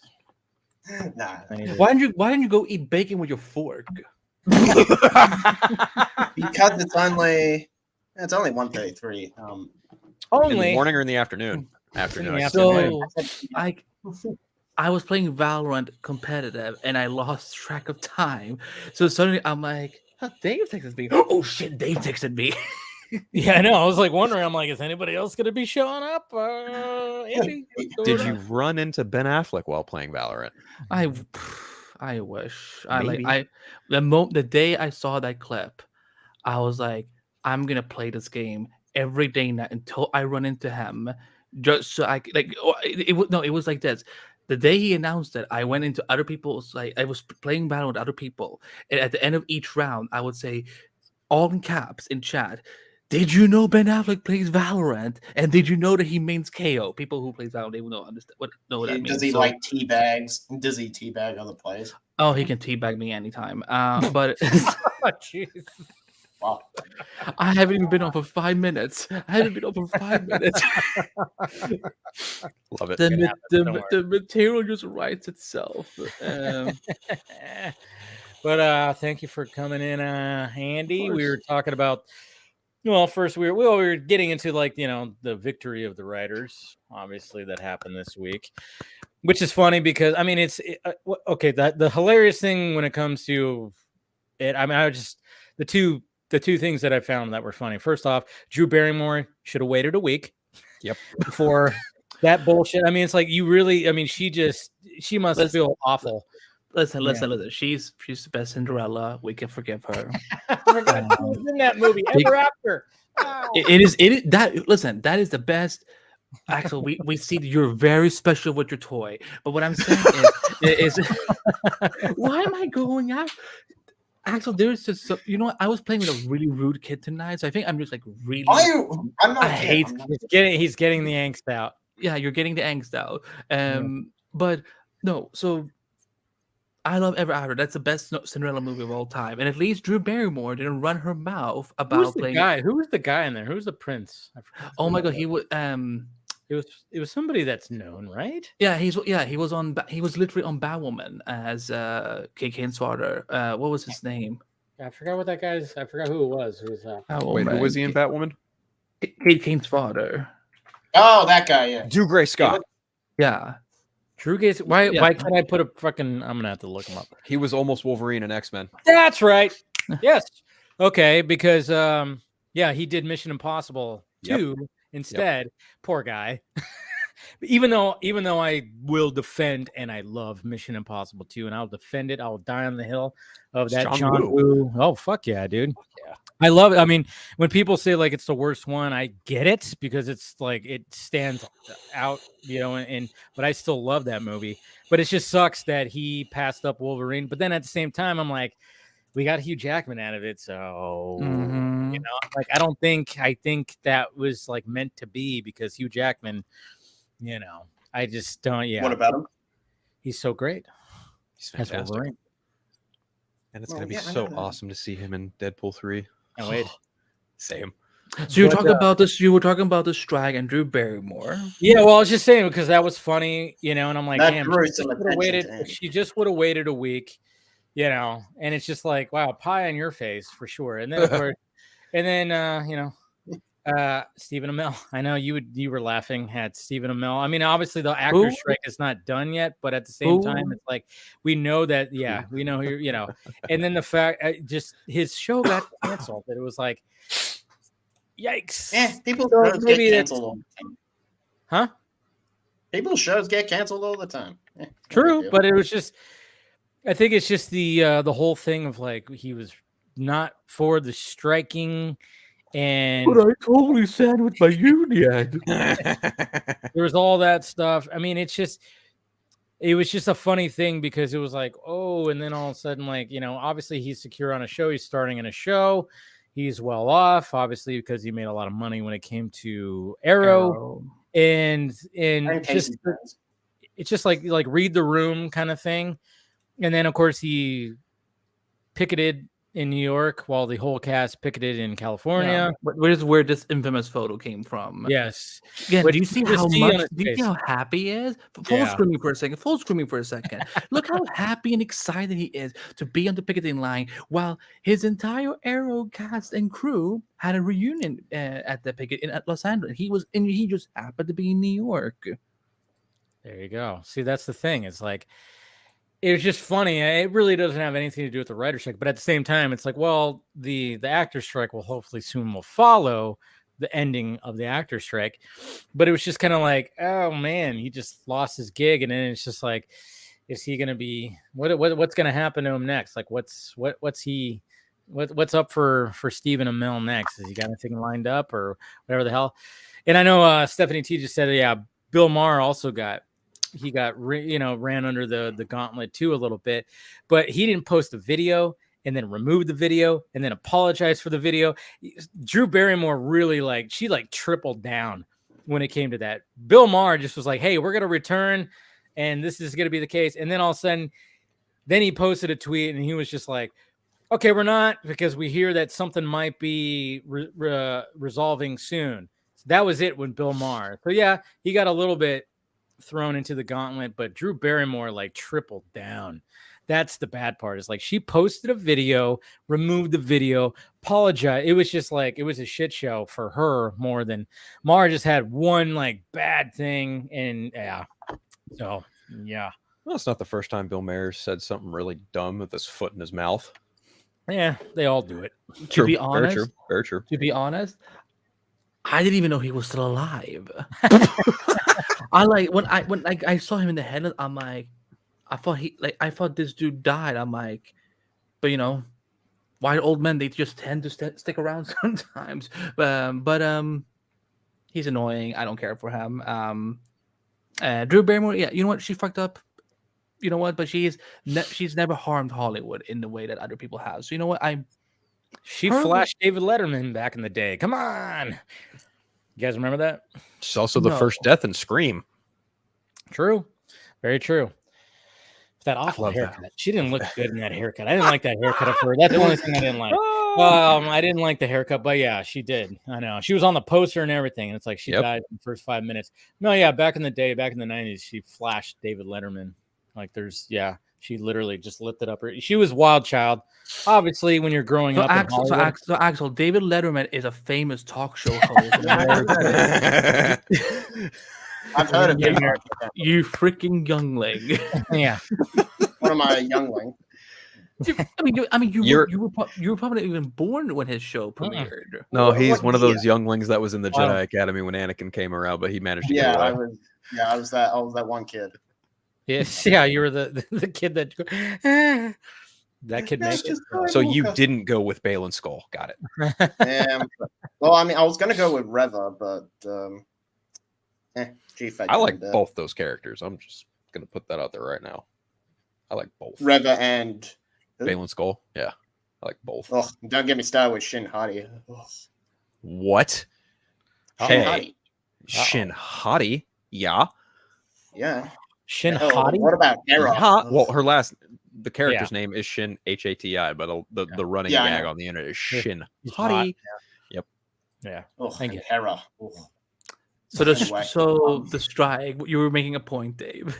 Oh no! I mean, that's it was just like that was when it came to things that happened this week. It was just kind of like, but for the most part, it's just like, all right, good. We got the writers back, which is great. It's great, And I went over the stuff. Hopefully, they didn't bow down too much to the studios. I worry that they kind of did a little bit, but at the same time, it seems like what the details that came out of that, it seemed good, especially the whole AI thing. And it's like, all right, yeah, you utilize it as a tool, but you have to disclose that you did. And did you see that interview that Gareth Edwards did with some AI robot? Do you see that? I saw that on my timeline. I mean, that's marketing for the creator. I get it. Sure. I mean, if you watch did anybody watch The Creator? Still need to see that. I'm gonna try and go see Exorcist Believer next week. That's next week, huh? Yeah, that's next week. Okay. Before all the Swifties take over the movie theaters. Oh God, yeah, I know that's coming too. God, I've never been into her music at all. And then you and me both. I like Taylor Swift. I can't. I only liked her in that one Amsterdam movie. Amsterdam? Oh yeah, I didn't even see that. She was in an Amsterdam movie. Yeah, she was in there. Yeah, she was in a movie. She was in a movie with. I'm with the idea of she's in a movie. Yeah, she was. The one with Christian Bale.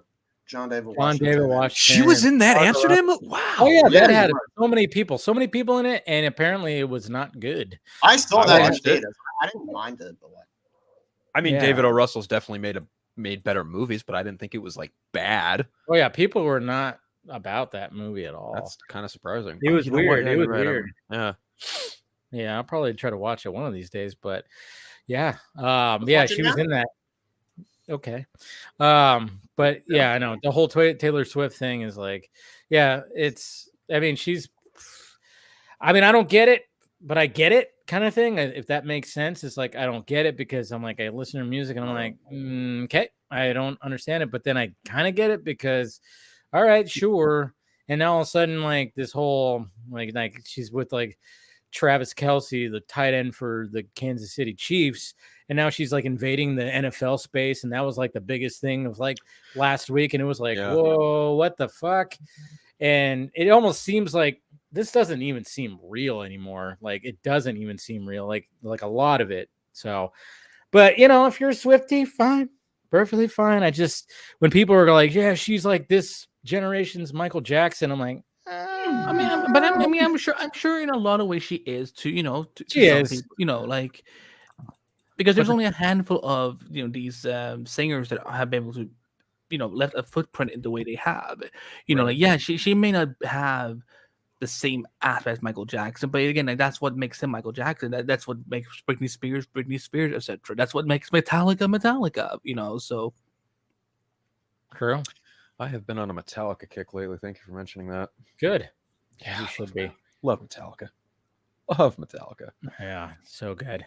But yeah, I mean, it's fun. It's whatever. It was just kind of funny. It's like, what is happening now? All of a sudden, after this, you know, she gets with like an NFL guy, and then all of a sudden it's like, boom, like it just shows the power that she does wield, I guess you could say. It's like all of a sudden Travis Kelce is the most popular person in the world, and yeah, and everybody was just talking about it, and it was like, what the? I remember there was somebody too that posted like, oh yeah, if you got, they posted, they were explaining football to Swifties or something like that. I saw like a thing where they were like, because they just assume that most of them don't know how to play football, you know, American football.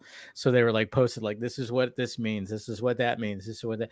I mean, it's interesting. It's just, to me, it's interesting because I have a conspiracy type brain, and I'm like, was this planned? Was this planned? I'm like, there's just like, it all seems like this is just like a reality show that's scripted, you know? And it's like, and then of course there's like ex-girlfriends of Travis Kelce coming out going like, he's a cheater. It's like, well, yeah, he plays professional sports. Yeah, of course. It's like, she should watch out. I was like, yeah, obviously, but I think she does that, right? Doesn't she write songs, whole albums about bad ex-boyfriends? She not, you know, yeah. That's her thing. Yeah, just like her whole thing is like, all right, I get with somebody, doesn't work out, and then I write an album or something like Axel, that. Axel, what are you doing, Axel?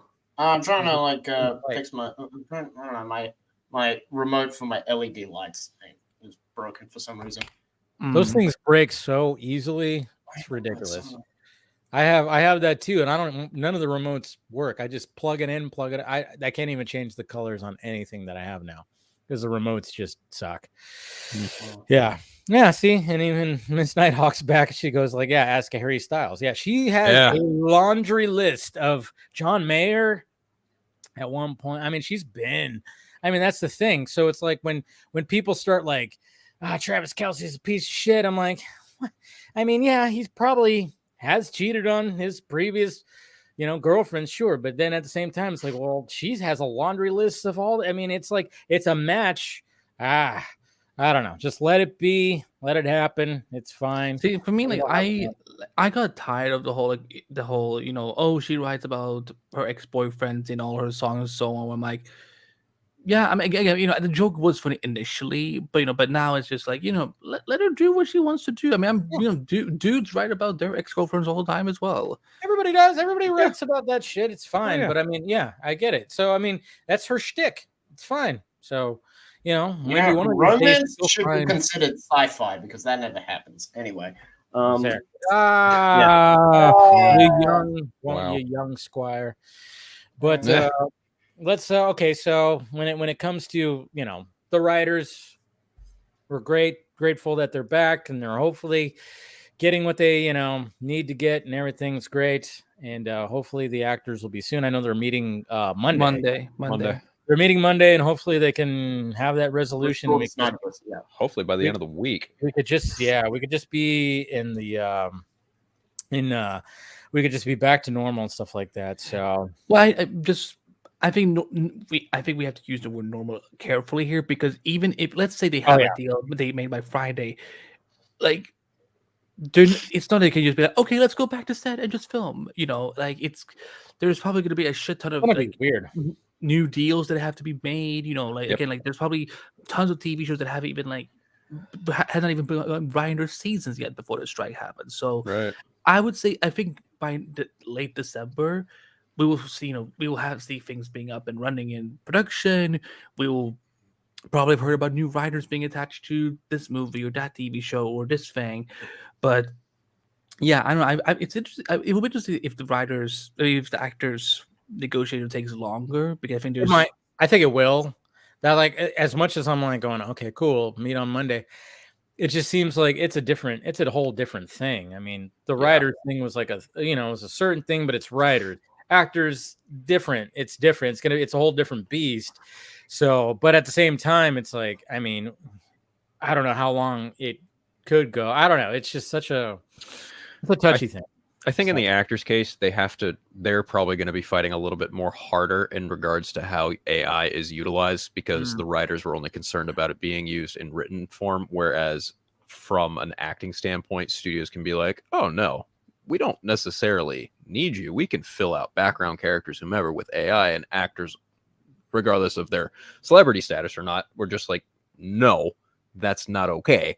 But you know, it's and it's funny too, because the creator came out in such like the right time. But I think a lot of people are not. I mean, if they were to retire, I mean, if you watch the movie, you get why it's called The Creator.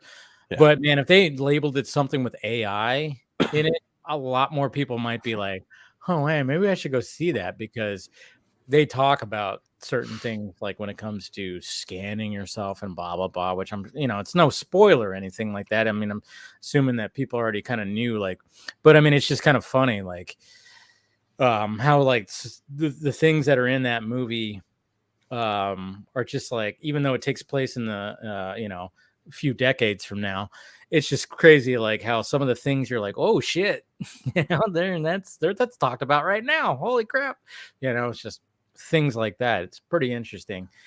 But I do wish the movie would do better, but I don't think that's going to be the case. And especially 2023 is just not a good year for movies, for most movies. Nope. Horror movies are killing it, though. Movies are killing it. And animated superhero movies. Look at Across the Spider-Verse and Teenage Mutant Turtle Mutant Mayhem. Yeah, I saw that recently. Mutant Mayhem. I saw that recently. It's all right. It's not bad. It's just all right.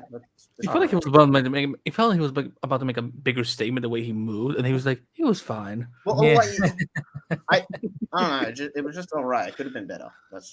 Could have been better. I enjoyed the hell out of that movie. So did I, actually. So that movie has like one of the best end credit, post credit, whatever teases to tee up the sequel since Batman Begins. If not, it took what Batman Begins and did it better. Yeah, because it was like, hey, we're not going to have the main villain that you guys that normally associates with these heroes or hero. Right. And then it's like, hey, well, we're going to tease it for the next one. And that's, yeah, you're right. I didn't even think about that. Yeah, Batman Begins kind of, I mean, obviously that was not a post credit, but it was still like, it was a tease to, hey, this is what the next one's going to be. And yeah, when it came to Mutant Mayhem, same thing. It was like, okay. And then sure enough, and it was funny too, because I mean, the theater that we were in, it was probably about 70%, maybe 65, 70%. And everybody was like, whoa, it was like cool. And then even when I went to the bathroom, there was like young kids. And I was like, younger, like, Jesus Christ, that were going, you didn't know that was Shredder? That's Shredder, man. And I was like, whoa, good. I'm glad these younglings, I just really love the inflection in Maya Rudolph's character. What was her name? Uhtram. Thank you, Uhtram. Like her inflection in her voice, Stephanie Uhtram. She's all like, "Bring me the Shredder," and it pans out, and you see the Shredder, and like he's shadowed out, but you clearly see him clear. Yeah, it was him. Yeah. It was my problem with the movie was like Splinter's part, like his origin doesn't connect to. Oh, they changed it. Yoshi, I think. Same thing that happened with the Bay movies. Like they just, I don't know. There was no Horato Yoshi or something like that. Say it again. Just kidding. All right, we got somebody else joining. That is the sexiest thing I have ever seen. Casey.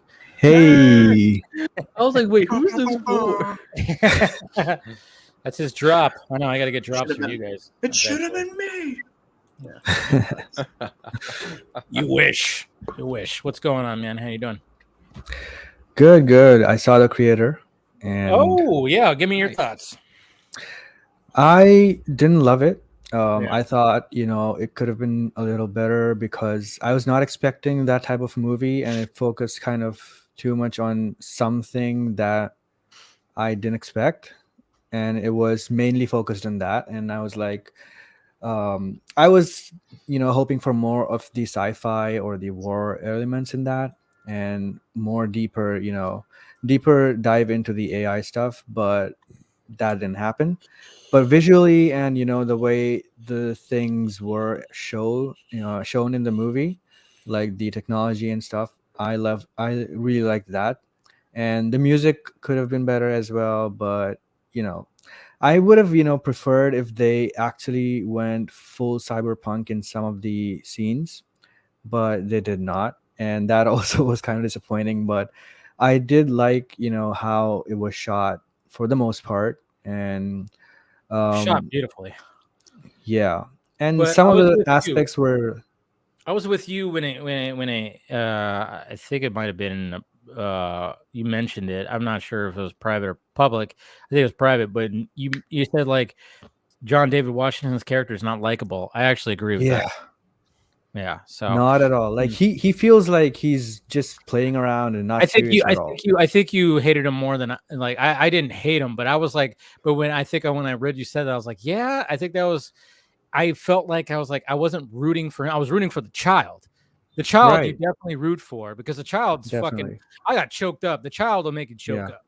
Okay, and I'm like, again, we're not gonna say spoilers or anything like that. I saw Steph say that because she wants to see it, and I was like, I haven't seen it yet either. So yeah. No, we're not gonna say any spoilers or anything like that. But the child will definitely make you go, oh, like kind of thing. And there's like, and the certain like plot points when it comes to the child's creation and stuff like that is like very interesting. But then like I said, when it comes to John David Washington's character, it's like even like the way that it ends with everything, I even go like even like the way that I'm like, okay, I don't know if that was earned with his character, but okay, cool. But it's still like I under like I'm.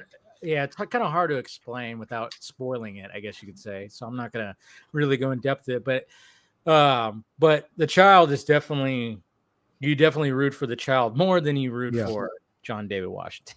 Yeah, that's what I observed like in both Rogue One and this movie as well. Like the supporting characters are really great.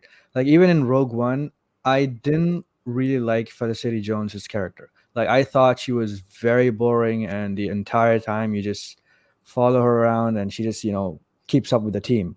Cassian Andor is the one that we actually root for, and then there's K2SO and all of those other great characters. The lead character is the one that is not the best one. Even in this movie, I didn't feel like John David was. I don't know if it's the actors or if it's the way the character is written, but I feel like I think it was movie.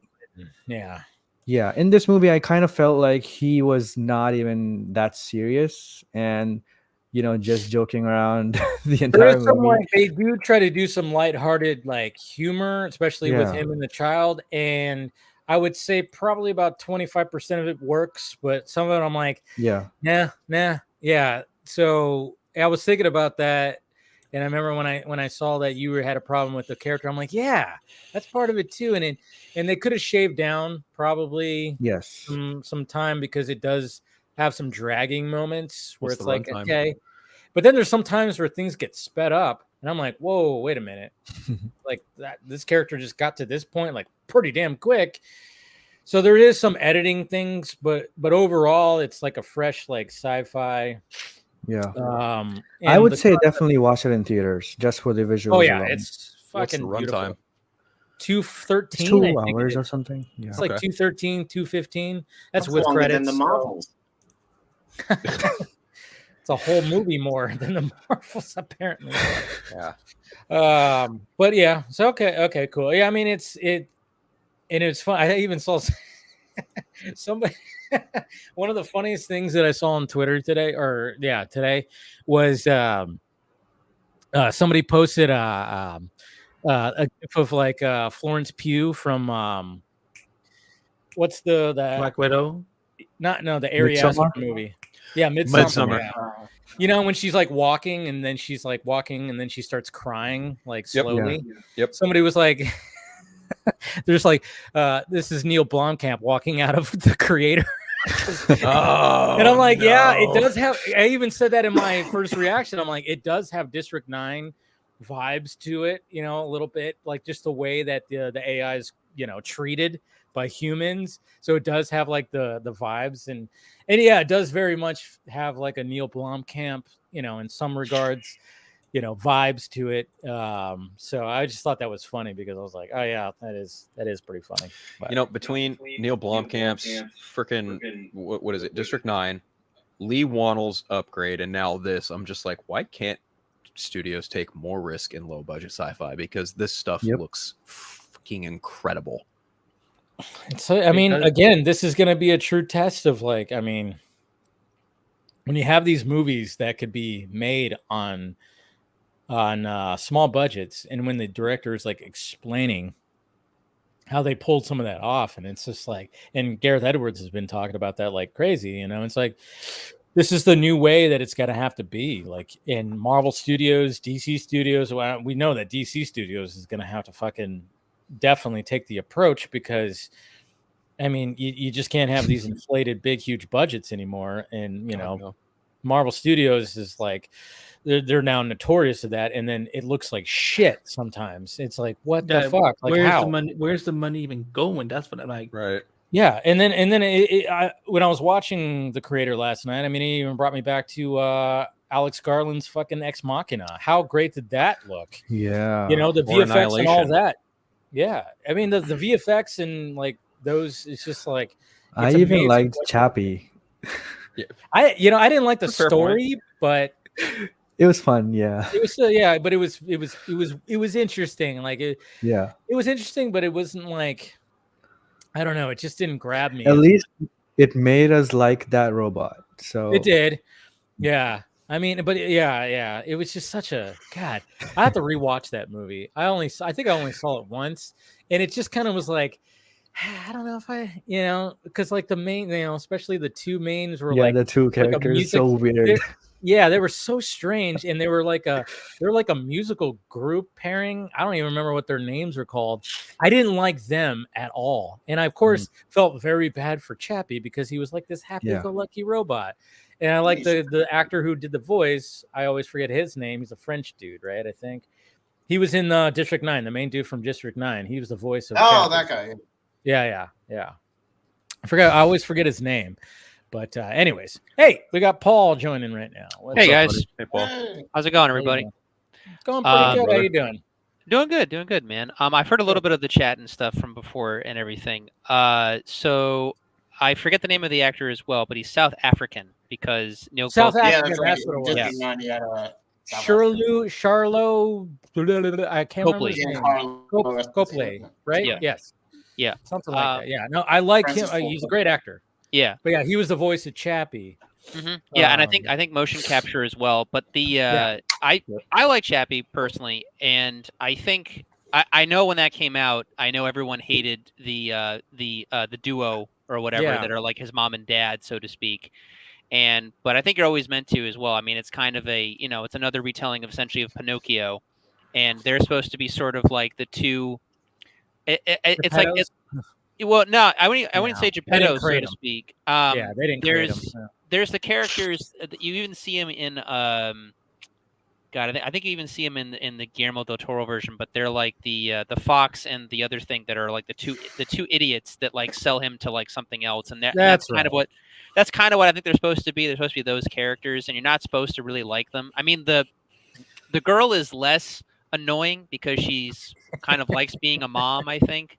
But but the dad character clearly just wants to use Chappie to make money and to do only that and all that kind of stuff. But regardless, I thought it was a cool movie. I wish it had. Not a terrible movie. No, yeah. I love the score by Hans Zimmer in it. I think he did a fantastic job. Yeah, he did a score. That's right. Yeah, he did Chappie. So also, Hugh Jackman's the villain in that movie. So. Yeah, that's right. He is. Damn. Yeah. I have to revisit it. I need to revisit that movie. So from what I know at the time, and you can see it in the thing here too. There's also there's clearly references to RoboCop in it as well. Neil Blomkamp was a fan of that, but I think at the time too, I think why it's also Sigourney Weaver's in it. He was lining up to do like the next Alien movie, and he was going to have it so that like Alien 3 past that. Yeah. And then it's going to have Hicks. It was going to have Newt. All that. Yeah. Newt was going to be grown up, I think, and then they decided to go with Prometheus, and and then all that happened basically. Yeah, there was like concept art that came out. Oh, dude.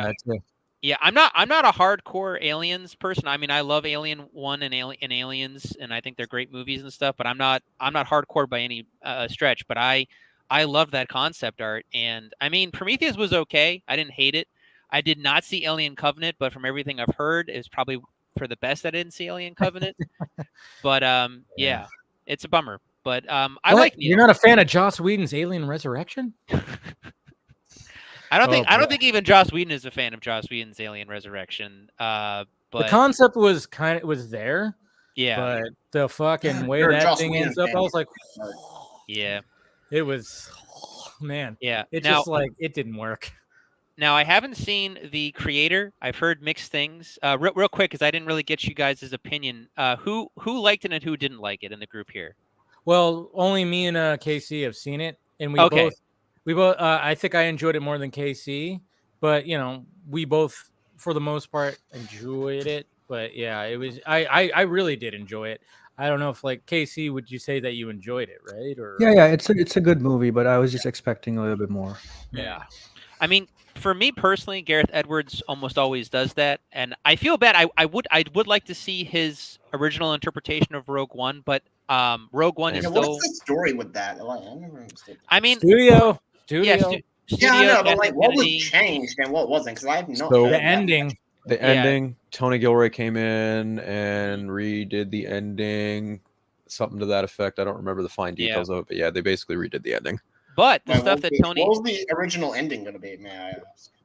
I'm trying to remember if they actually released details or if it was more kind of like a vague guessing game, because I didn't really follow it too much, to be honest. I want to say that Jyn Erso and Cassian Andor might have made it out alive. They were the only two to survive, but I don't know that for sure. That's just something I saw in passing. Right. I'm gonna say personally, I think it's good that Jyn and Cassian died, because I think it shows true sacrifice, which is what you need in that type of movie. Personally, I agree completely. Right. And I like Rogue One. It's one of my favorite like Disney era like Star Wars. I was rewatching that the other day. It's great. Yeah. Now that being said, in that movie, it's great. Oh yeah, and when I heard that Edwards was going to do an original thing, I was like, okay, let's see how it looks. And the fact that this is like an $80 million budget and looks better than the $200 million plus budget movies that have been coming out, like I'm whatever, I'm going to go support it. Yeah. I would have seen it today, but I had errands, but I'm going to be seeing it this weekend for sure. Yeah, I'm curious to see what you think about it. Yeah.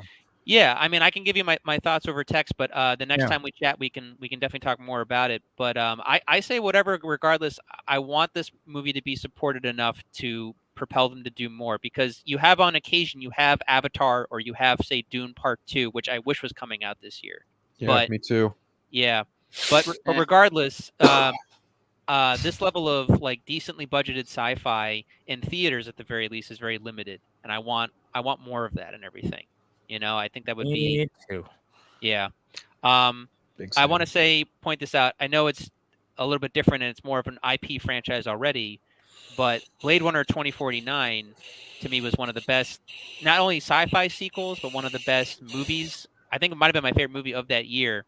And I was so disappointed that it technically bombed. I think it did amazing later in video sales, just like the predecessor had. But that was one of those. Yeah. Both Blade Runner 2049 and the creator I watched in empty theaters. Wow. It was just me and two other people. Wow. Yeah. And it's just so sad because I love that type of, sci-fi.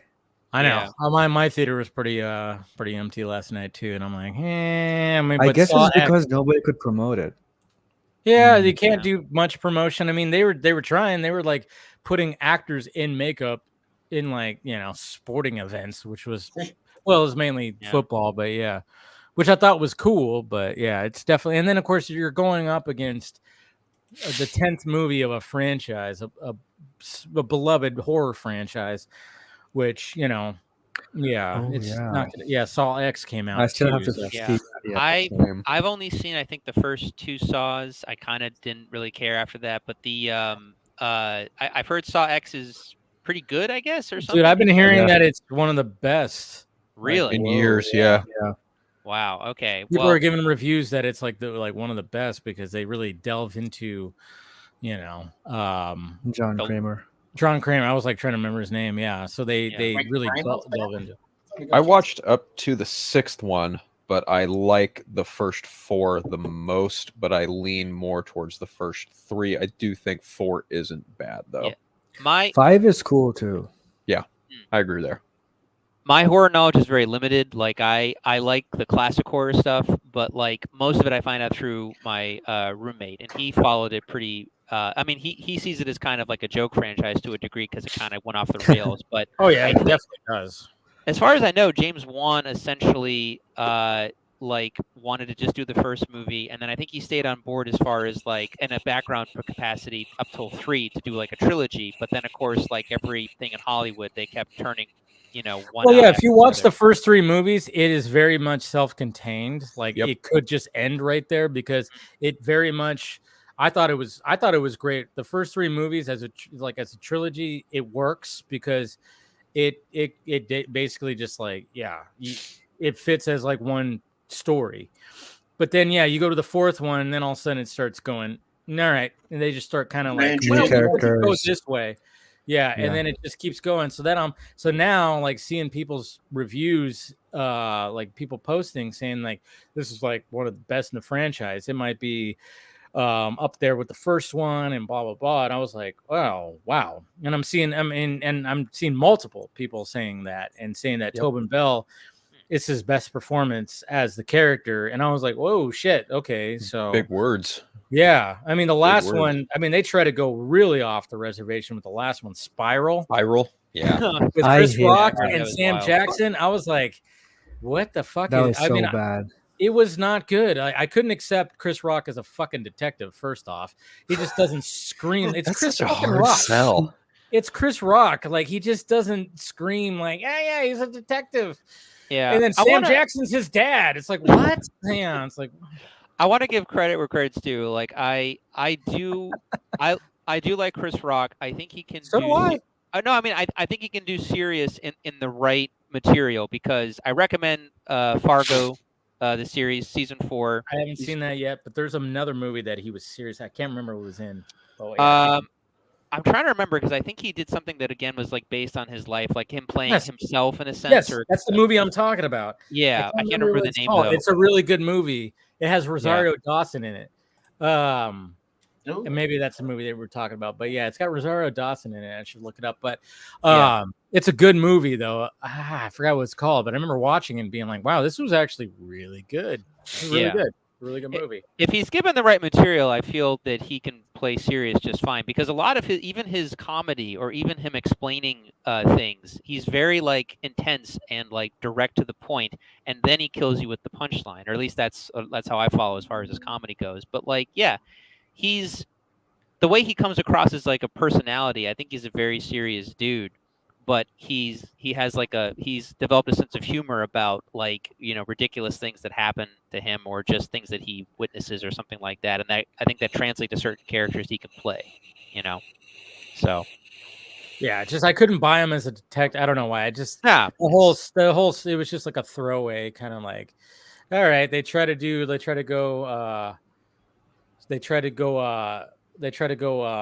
like off like a different like they go a different way, I guess you could say, and it just didn't work. So now they're like, all right, let's bring back John. And, let's bring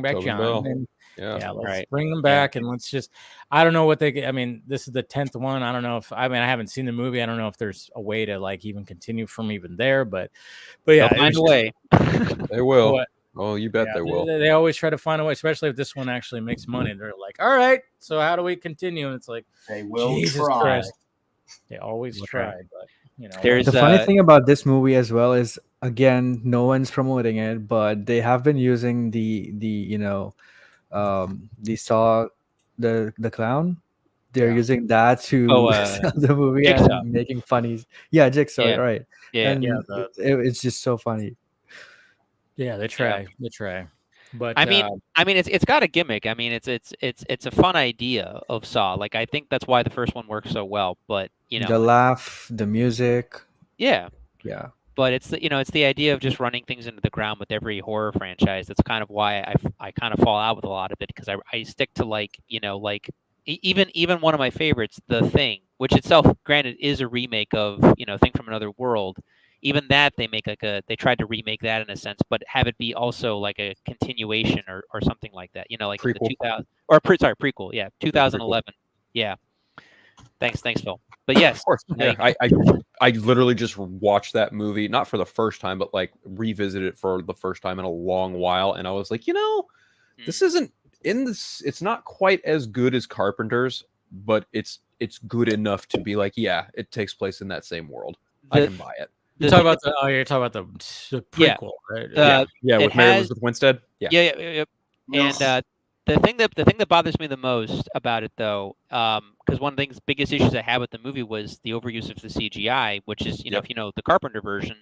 And then I come to find out they actually did a lot of practical effects, and the studio made them reshoot everything in CGI. The studio. It's always the studio. I'm just always the goddamn studio. Always the freaking studio. And my favorite part was how it led into the Thing. Original. Yeah. Because you heard it and I thought it was beautifully done, because when that dog escapes and is like running, all of a sudden you hear the bass go boom boom boom boom, and you hear that John Carpenter bass, and you're like, oh, it's leading into the very beginning of the original Thing.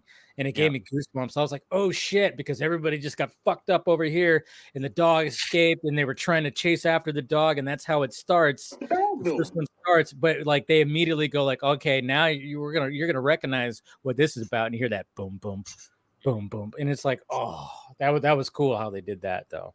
I really like that. I know the movie has some great moments in it. I think there was some thing that they tried to do in this new one where it was the something about metal, like the metal in them that can't be replicated or something. And Winstead sees, I think it's Joel Edgerton's in the movie too. Yes, and she noticed that he had an earring at the beginning of the movie, and she gets out of like the snowplow, and she looks back, and he notices the earring isn't there, and without question, she just burns him alive in the Thing. And I was like, all right, whether or not he is, like, that is a cool like looking scene. So I was like, yeah, that's pretty sweet. Very sweet. Yeah. But I wanted to get you guys as well. We talked about the writer's strike, talked about some other stuff. But how are we feeling about Martin Scorsese? I think Martin people Scorsese, ask him new questions, for fuck's sake. I know, right? I think one, he's tired of answering the same question, but I do feel I know where he's coming from, because like the thing I mean, look, the point of the Marvel Cinematic Universe is to replicate the feel of the ongoing comic books, where if you're reading a good comic series, there's always a good cliffhanger at the end, and you want to read the next issue, because that's why they were, it's like the serialized format. That's the point.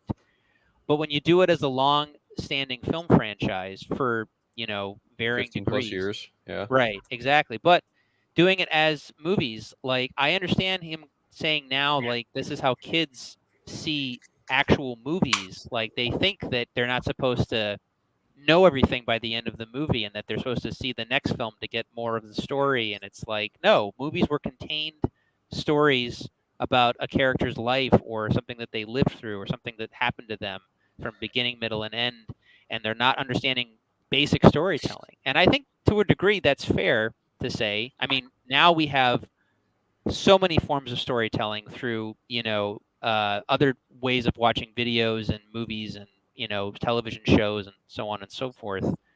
But yeah, I'm more in support with the idea of him just saying, go support Oppenheimer, go support individual idea, go support something that's not a related IP, so to speak, because he definitely wants to do that. He definitely wants to do that. Paul, do me a favor, lift up your microphone just a little bit up. Your breath, every time you do like a breath, it goes so it's just a little too much of the breath. So sorry, all right, I apologize. No, like Darth Vader.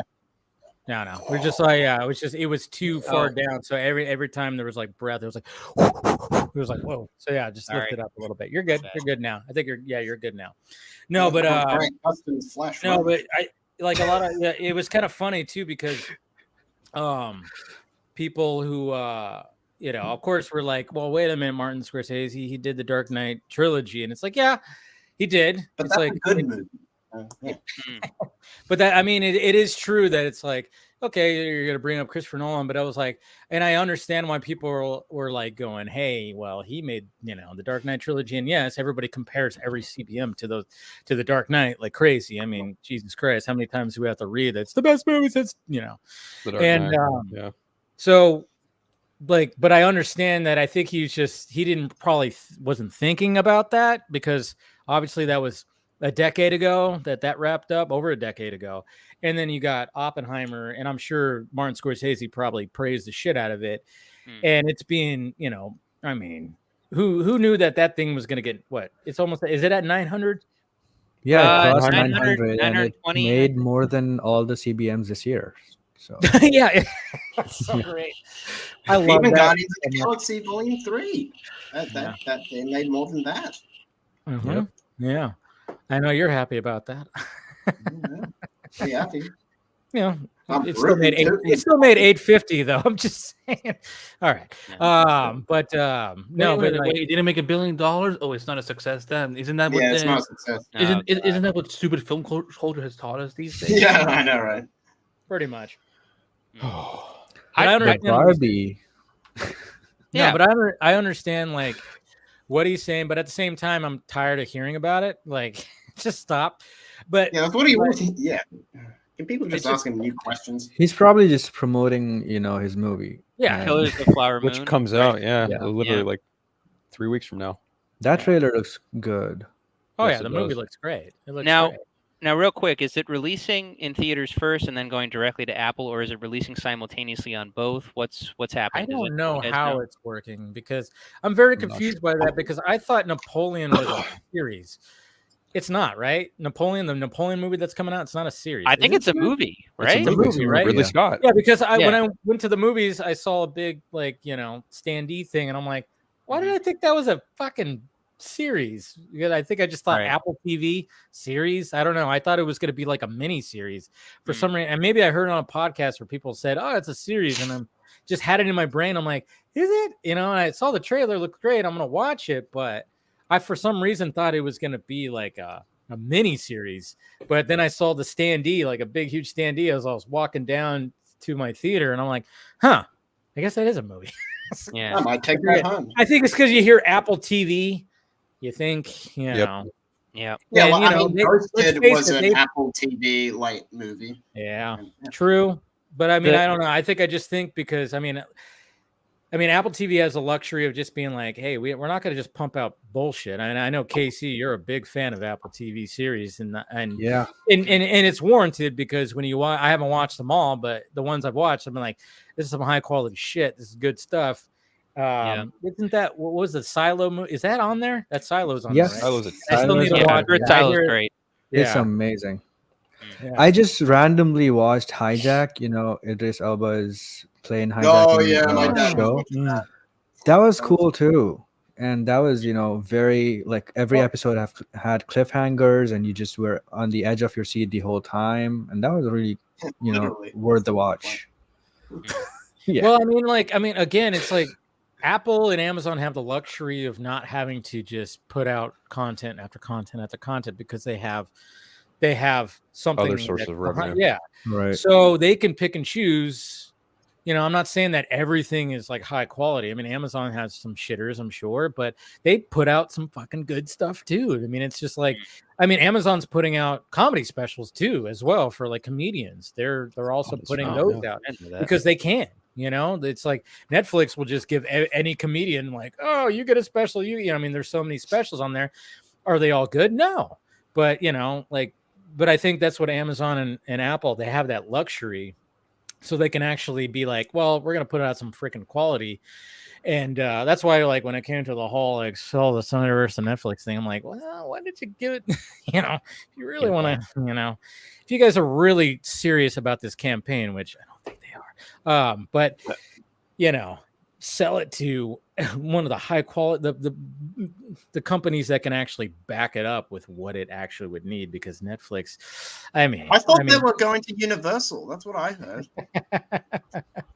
Well, speaking of Universal, who does Universal have right now? It's good to say thank you, Axel, because they got Christopher Nolan, and Christopher Nolan, James Bond's been rumored for a while, and now there's like the big rumor of like, yeah, he definitely wants to. I mean, of course, Universal doesn't own Bond, this is, you know, plot thickens. But did you guys see the rumor? I did. Yeah. And how are we feeling about that? But I mean, first off, I mean, obviously, if you're a Christopher Nolan fan, you're down. But I do like the twist of, oh yeah, it's going to take place back in the 1960s, and it's going to be heavily influenced by Ian Fleming's novels. And I'm like, yep, that's how you do it. That's how you do it.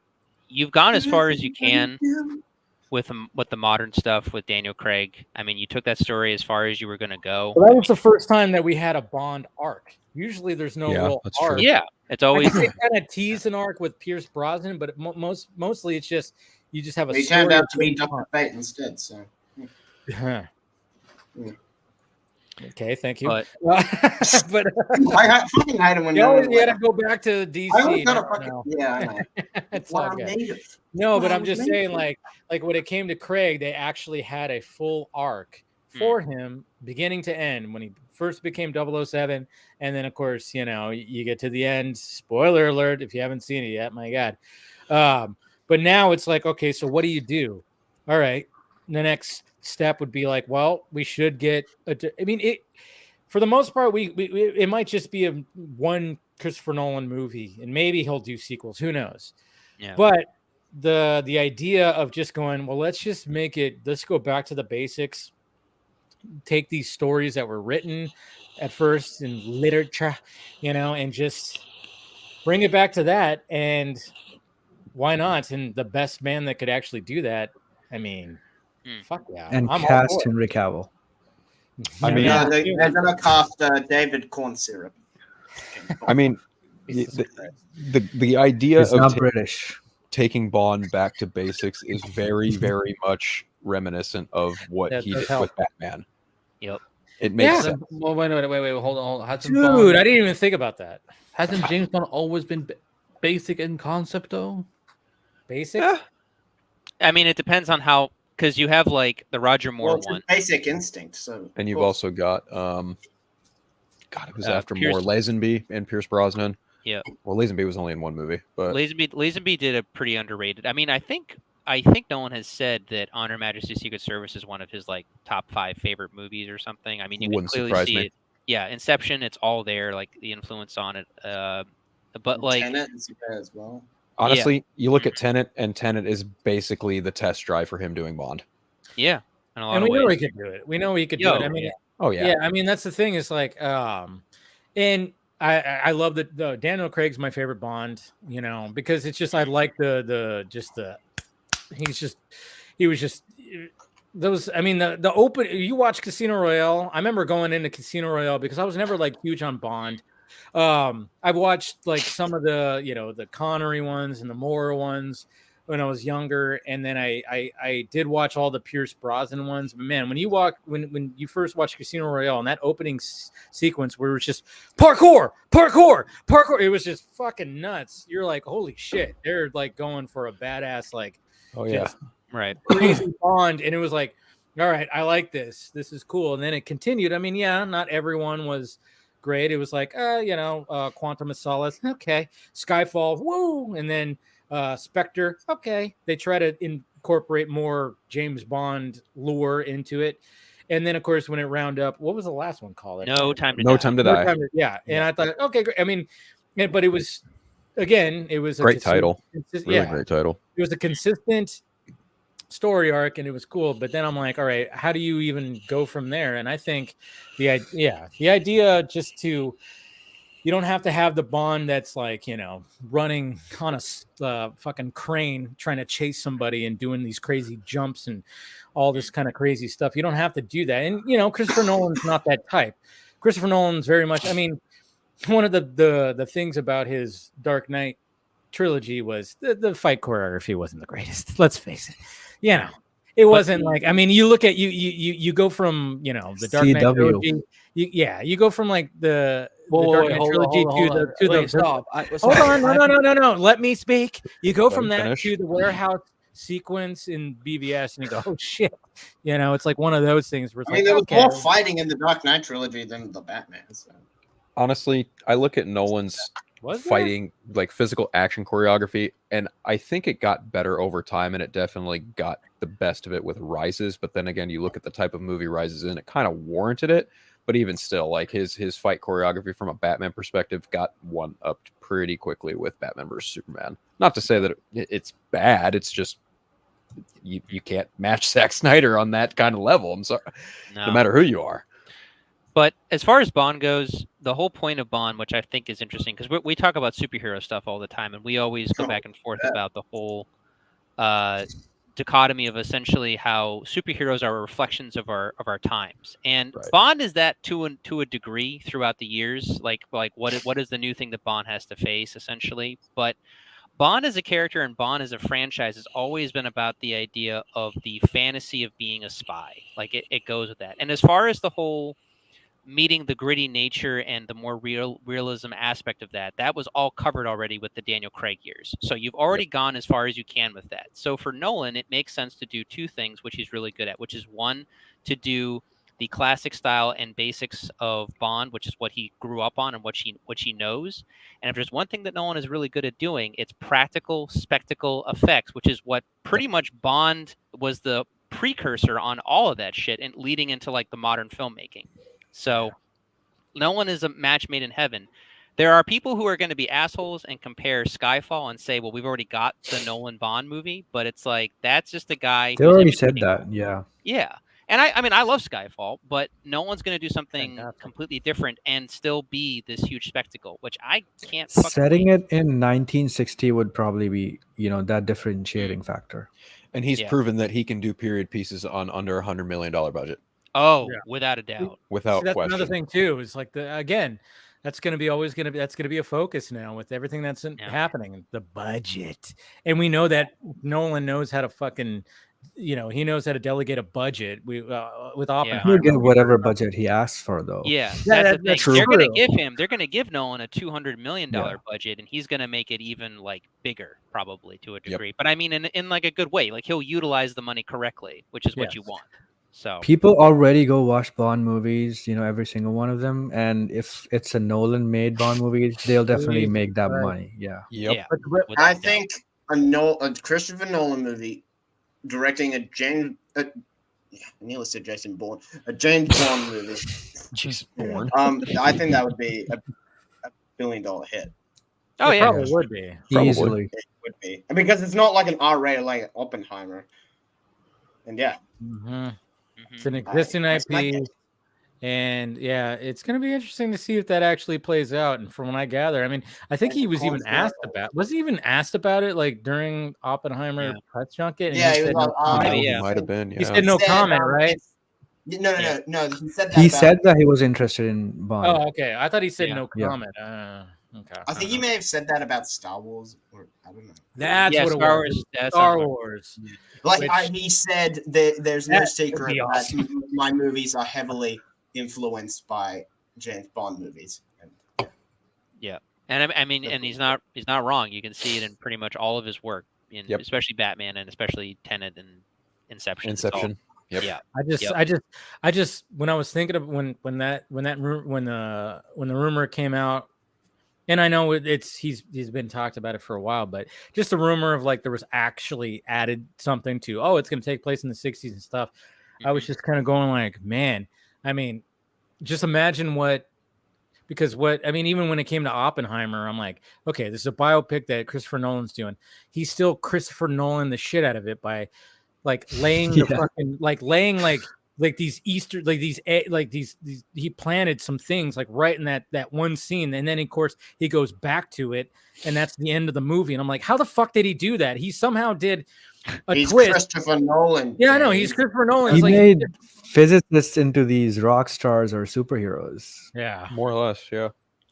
I've told many people that if you now granted very different movies, but if you watch like The Social Network and you watch Oppenheimer, it's the same type of like magic. Like you're taking something that should be a boring subject and almost kind of boring characters or boring real life people. Yes, to a degree. you. Yes, and then making it this high octane, like you can't stop watching it because the dialogue and the editing and the directing are just so like bam, bam, bam. Because very, very. Once you hear the word biopic, you have a certain type of movie in mind. Like it's gonna be like a documentary, boring and stuff like that, slow paced. But it wasn't. And like then that it's at gonna all. be fake, like that Marilyn Monroe movie.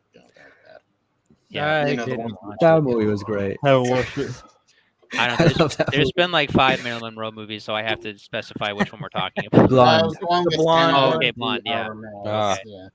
Whew, I haven't seen it. I saw clips and I was like, well, okay. It just does not hold back at all. And it's like cinema. Okay. Brutal. So I just really liked it. Yeah. It was NC-17, right? Wasn't it? Yep. Yeah. Oh, That's wow. what the Batman should have been rated, but Okay. I don't know what Batman you want. Yeah, he's talking about the Axel. He watches the Axel Braun versions. no, I don't. Just because we have the same thing, he's a good friend of mine. Doesn't mean I want that. Yeah. With anyone with the name Axel is cool. With Nolan and Bond though, I'm actually really interested because when I watch like the classic Bond stuff or even modern Bond stuff, whether they're emulating Nolan already or not, like even if you watch like the Batman movies, especially, like there is this serious tone to everything, but then there's all like the way that Nolan and his brother or just Nolan himself, they weave in good humor and they make it feel natural, and there's like Batman a little bit of has the best subtle humor at like. Yeah, but the Bruce and Alfred are just the back and forth. Like where he enters that restaurant and he says, "Oh, nice car," and he says, "You should see my other one." I laughed a lot. Yeah, it's a little on the nose. It's a little on the nose. It was so funny. Because the car that he's driving, I forgot what it's called, but I think it's Italian for the bat, which is kind of funny too. Right. Yeah. And there's a lot of good detail, but yeah, it's the same type of breaking the seriousness a little bit with like the Bond movies do that very frequently. And of course you have like Lucius Fox basically being Q to his Bond in that movie. So so I mean the template's already there. I mean if it happens, I think it would. I'm with everybody else. It's a slam dunk. So I mean, the template's there. Yeah. It's all set. As much as I want more original Christopher Nolan, like I know people like go, "What the fuck was Tenet?" I'm like, "Yeah, but that was original as fuck." Just because I mean, it is. Yeah. It took me like probably 3 times to be like, "Okay, I get it now." But I love that. I love that because the concept was so intriguing. And the way that it was shot was like, and I know that was like probably. Would you say that Tenet was his most divisive movie? Yeah, without a doubt. Yeah, I because, guess. Or either The Dark Knight Rises. I was just gonna say that it's either Tenet or The Dark Knight Rises.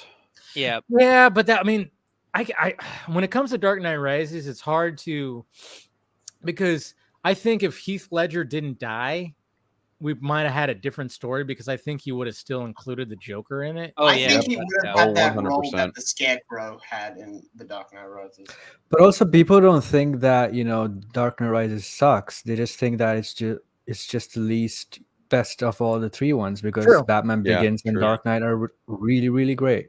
Yeah, so. I mean, for me, it's the most solid, comic book movie trilogy we probably ever had or probably will have. I mean, without something being interconnected between, like I love the Spider-Man movies and the Captain America movies, but you have to watch the Avengers stuff in between to kind of get the full picture, But I would say even then, Rises is more about a debate between the fans of that trilogy and maybe even Batman fans. But in terms of his overall filmography as movies themselves, Tenet is probably the most divisive because some people really hated it. Yeah, I mean, I was I don't understand Tenet. Ben Everts. Yeah, I've only seen it the one time, but I own it. When I watch it, unfortunately, I didn't see it in the theater. I should have, but I saw it in the theater. I got it. Wow. After I watched it on HBO Max, I was like, wow, this is the first time since Interstellar I've been genuinely impressed by something Christopher Nolan did.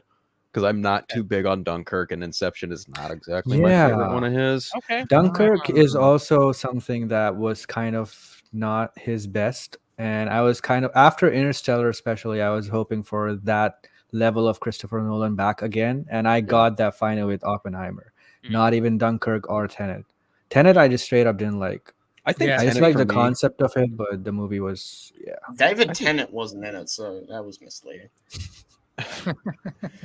No, but like Dunkirk was like one of those, in why I liked it and I understood what he was going for, because he was basically going like, all right, this is a story of survival. And a lot of people, like, the biggest complaints that I saw for Dunkirk was, I didn't care about the characters, didn't like, I'm like, yeah, that was the point. I don't care. That was the point, though. Right. He was like, this is a movie, this is about survival. You're not supposed, they just want to survive. You know, and I was like, okay, I understood that. Now I get why people. It's not like I'm. Oh god damn it! I can't wait to watch Dunkirk again. It's not one of those. Oh wow, it's Harry Styles is in that. Yeah, that's right. But he did a good job. But I mean, it was just strictly about survival. This event that happened like with a couple of days, and it was survival, and that's all it was. I mean, of course, when I saw it in the movie theater, Jesus Christ, I was like, my ears were kind of ringing, because that sound. He does have an interesting sound design when it comes to his movies, for sure. Even though like Oppenheimer wasn't, even though there was sometimes where it was like, huh, what? But yeah, he definitely.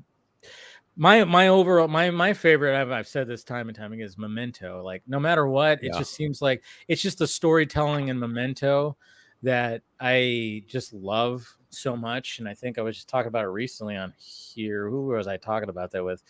I forgot, but Scott? No, it wasn't Scott. We were talking. I forgot who I was. Was it with Zach?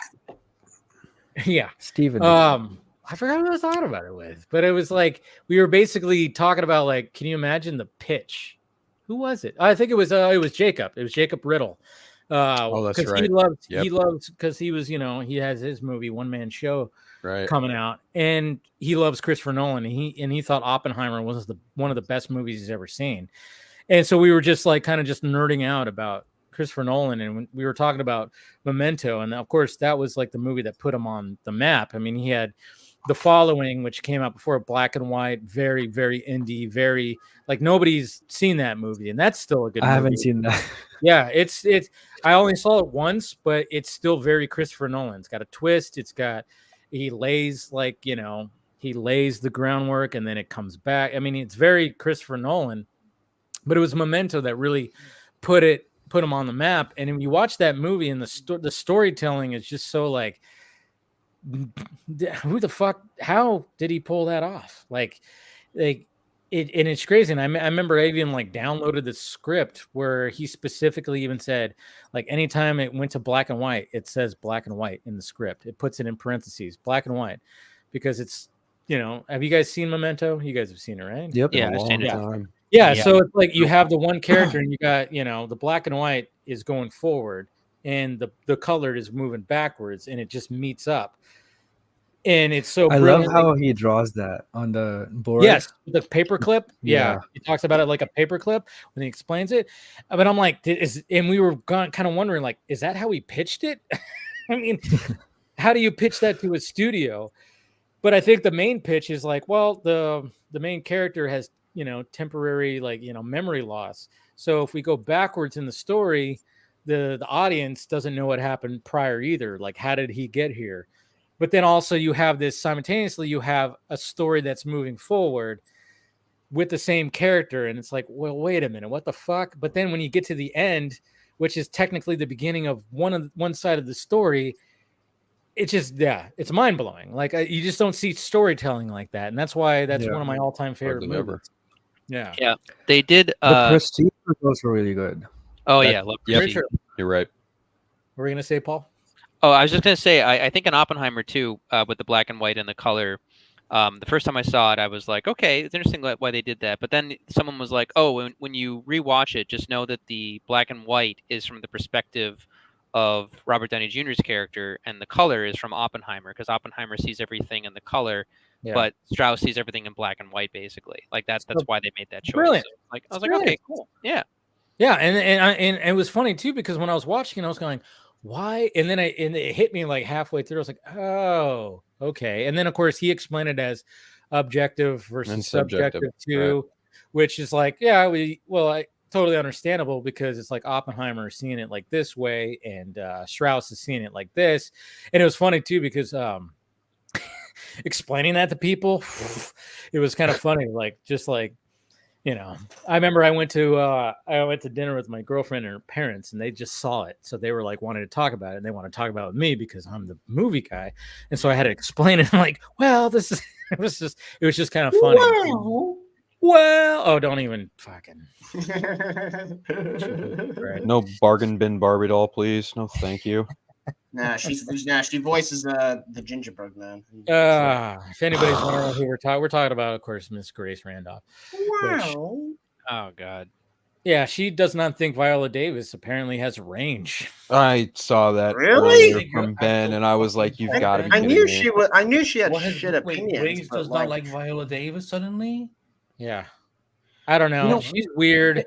Like, because obviously, you know, and we're gonna get into it. I mean, I guess that's a weird wig, but yeah, it's a good segue into it. But the fact that it's like, you know, James Gunn's comments about, you know, keeping the actors and obviously Viola Davis is staying.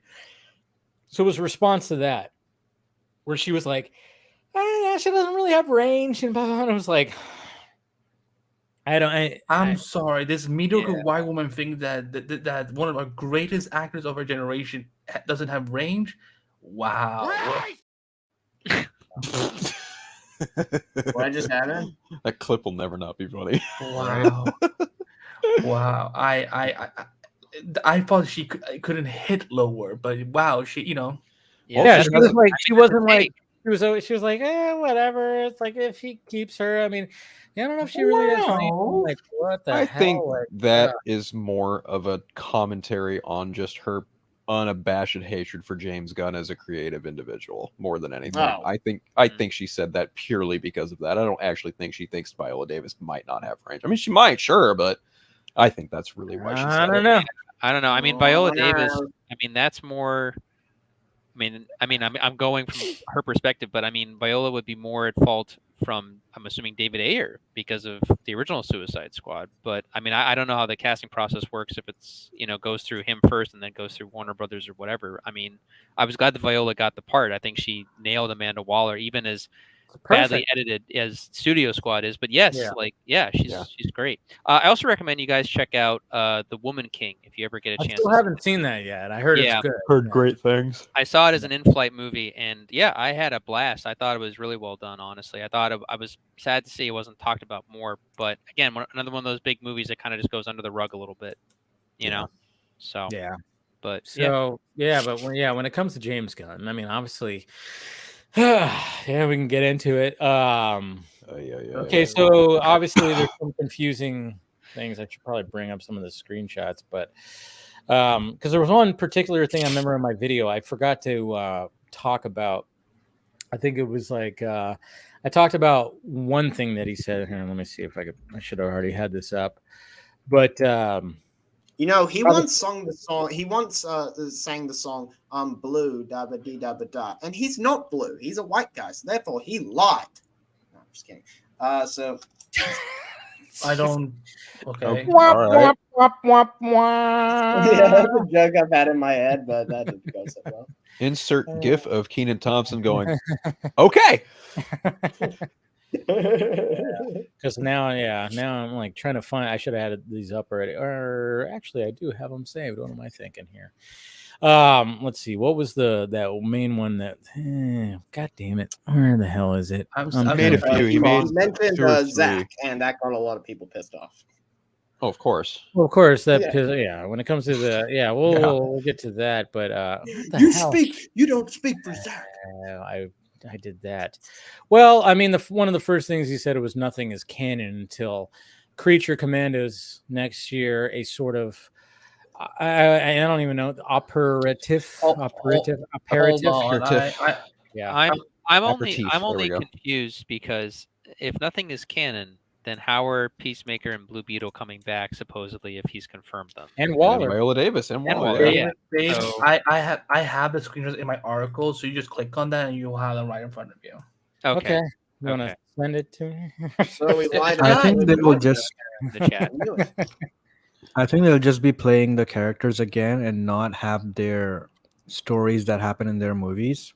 I think just it's like gonna be, you know, it's going to be kind of awkward for Peacemaker.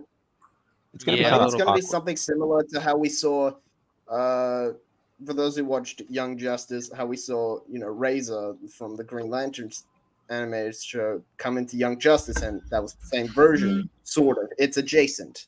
Right, because Greg Weisman famously made it clear that everything that's happened adjacent. I know. Oh, adjacent.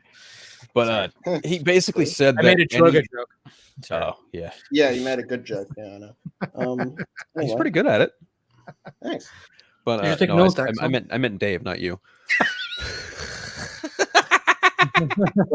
No, seriously, to Axel's initial point, Greg Weisman has made the famous statement of the fact things that happen in DC canon have run adjacent in Young Justice. For example, Barbara Gordon being paralyzed, but it happened in a different way. Instead of the Joker, it was Orphan that did it. Or you know what? I kind of prefer than the Killing Joke.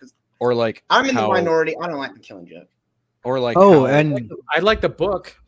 You can think of it as the Superman and Lois Superman. That was kind of like a reboot, but played by the same actor. Yeah, that's a good. Yeah. That's good. Yeah. Okay. Yeah, because technically they weren't the same as they were in the overall Arrowverse. Yeah, it's their doppelgangers. Easy. So if they do Peacemaker season 2, are they just gonna replay Peacemaker season 1, and then that's gonna just count? That's something I was wondering about. I think Peacemaker is gonna become their Deadpool of he's the only one that's gonna know that he's down suddenly in another universe or something. Or but again, this is like a pirate or something like that. No, Peacemaker could never have the quality that Psycho Pirate has. Yes. But the problem with Peacemaker season 2 is that so the show came out last year, and in 2022. Right now, James Gunn is focused on Superman Legacy. That's going to take up 2024 and 2025. At this point, Peacemaker season 2 is not even going to come until probably 2026. It's not going to be there for a while. It really is. And that's the thing. And to be honest, if the only, I can get how they can contain those stories, but you can't contain Amanda Waller. That's the only thing that I'm wondering is all right, so but I get it. But one of the things I said is when you have Viola Davis, you fucking keep Viola Davis, and going against what Miss Grace has to say is you have this actress who's praised. Has she won an Academy Award? Right, she has, or almost. Yeah, she's Academy Award-winning actress, if I'm not mistaken. Which one for? She should be. Was it for that one with Denzel? I'm trying to remember which one she won for. But you have her, you keep her. I get it. John Cena, okay, but at the same time, I could see Peacemaker not being in the expanded universe. But of course, we got the ending that we got in season 1. But at the same time, it's all right, but it is almost Deadpool-ish, where it doesn't even feel like it would be in a. Warner Brothers has a weird obsession with Deadpool. I'm just saying, they have a weird obsession with him. I don't disagree. I feel like they've tried to use Deadpool or Deadpool humor to try and recreate it on 4 separate occasions. With Harley Quinn, they tried that. With Peacemaker, with the original Suicide Squad, and I think even James Gunn's to an extent with how the way the gross out R-rated humor kind of thing still going on. Yeah, I would say that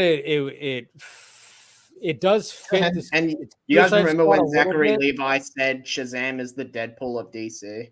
Remember that? That's stupid. I hope Gunn does not keep him.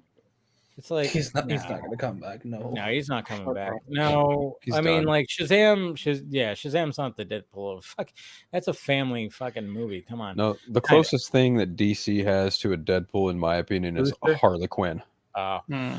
Yeah, and they nailed it with the animated series. Yep. Have you guys seen the latest season of Harley Quinn? I haven't seen it yet. I haven't seen the latest season It's yet, not but great. I plan on. Oh, it's so unfunny. Well, I'm not going to take your word for it. I saw your tweet that said The Office is not funny, so I'm just. I'm like half your tweet, like you tweet a lot, and I'm just like, I do. Dude, he tweets every thought that he has. Yeah, like he's basically and then he also tweets like it's Google. He'll be like, he'll like ask something, and I'm like, why is he not just asking Google about this? You know what the sad part is? That's exactly how I tweeted when I was 16. I'm 19. I think a lot of people tweeted like that when they were 16. The point is that you're tweeting as a 16-year-old, Axel. That's what I'm saying. As boy, learn to listen. I would not be shocked if the longer Peacemaker is delayed. I could see that show getting canceled, and they just work those characters into Waller. Probably. I mean, if that's what they end up doing. Yeah, because the hype is going to be gone by the time we get to 2026. But we also know that John Economos, Amelia Harcourt, they're all safe bets anyway, because for obvious reasons. I don't mind them. I don't mind them. Yeah, I thought they were great. Do you guys feel? I mean, this is more like rumors, but like, I mean, what are the chances of Warner Brothers being sold to another company by like next year or 2025? Nope. It would not be sold to. I think they would sell things. I think it would be like a situation like how Marvel was in the late 90s and stuff. They would just start like going, you can have that, you can have that, you can have that. Nobody wants the debt of Warner Brothers. That's the thing. Oh, yeah. There's so much debt. There's still so much debt with Warner Brothers. They don't want the debt, but they would want the IPs. So it would be it would be a garage sale, I would think. More not the whole fucking thing, because they would, again, it would just be so much debt. So I look at it like that, and even talk to my friend who's in that world. Right. He says that too. It's like nobody wants the debt that they have. So, but they would want the properties for sure. For the record, do we actually know how much debt they're even in, or is that just like 50 billion or something like that? It was so much. That's the thing. It's like, I don't know if we know the exact number. Somebody could probably find it. You know, Axel, go ahead and ask Twitter if you want. The everything app. No, but yeah, I don't know if you know the exact Axel, you get yourself into these situations, Axel. But at the same time, he's living and learning like we all had to. That's funny. Yeah, but the fact is, like, again, like the fact that he's 19, but he's tweeting like a teenager is still like kind of funny to me, because I'm like, fuck. Well, 19 is still a teenager. Still teen. So yeah, true. Wait a minute, didn't you an hour ago just say I'm not a teenager? I'm 19. I'm an adult. That's not how I sound like. Relax. And every time I hear "I'm an adult," I just think of that Lonely Island song. Oh God. Yeah. Yep. Throws the cell phone to the ground and threw it on the ground. Yep, that's the one. Yeah, that's the I'm an adult. No, but yeah, like, so I could see Peacemaker if they just keep it more contained and they don't do like, the Justice League showing up at the last minute thing anymore. I don't know if they'll do something like that, if they need to do something like that, because honestly, I didn't need that. I thought I was like, all right, cool. But then I was like, yeah, but they're not all there. I didn't need that. Like when the Justice League showed up, it's like, yeah, you could reference them. Sure.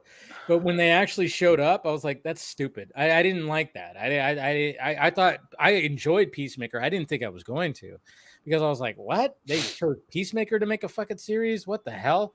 But I actually did enjoy it. I was like, okay, I actually do enjoy this, but I didn't need the whole Justice League showing up at the end. It just was unneeded, so yeah, I agree. But it's gonna be kind of awkward getting like how that first season ended, and then wherever the hell season 2 picks up, you'd have to imagine he's probably gonna make a joke or something like, I wonder if I'm in like a multiverse or some shit like that. It's gonna be something. That's exactly what I think is gonna happen. John Cena's character will be the one character that knows that he's like, which doppelganger am I now? Am I Earth DCU? Am I Earth DCU? Like, I don't even know. After Deadpool 3 comes out, James Gunn's going to be copying that. So, yeah. It's not going to copy that. But I mean, but when it comes to a shared universe, though, I did like what James Gunn said about if you think The of storytelling anything as investing time and effort, no matter what shared universe, you definitely shouldn't be. Every story should be enjoyed and worth partaking in and of itself without its attachment to an outside world. If it feels like homework, screw it. See, I think this is a little bit of like a dig to the MCU right here. Yep. And he saw it firsthand. Shared universes should add fun to the individual stories, not the other way around. The individual stories and characters are much more important to me than the connections between them.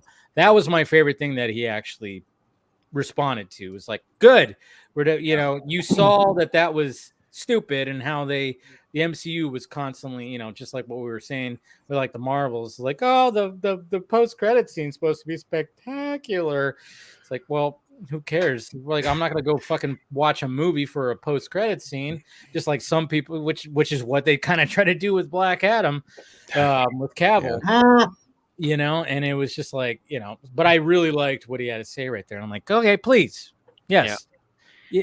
A shared universe should just feel organic, I guess you could say. Like when you read a comic book and someone might show up for a couple of pages and then that's it. But there's not like a big, huge action sequence where whatever the hell. I mean, I'm sure that does happen, but long as they're not like, I guess, long as you're not going to have a story that's going to totally like bank on that, like, oh, which is, because like, didn't Gunn say his universe is going to connect with video games? Yeah. Oh, and animation too. They kind of released that Suicide Squad game, so I doubt that's going to work. But also, the advantage that Gunn has that MCU did not have is that he's already mapping out a 10-year plan, or at least the first 5 years. So he will know what type of connections he will have to make and what type of connections that are not necessary but would just be cool if they're available.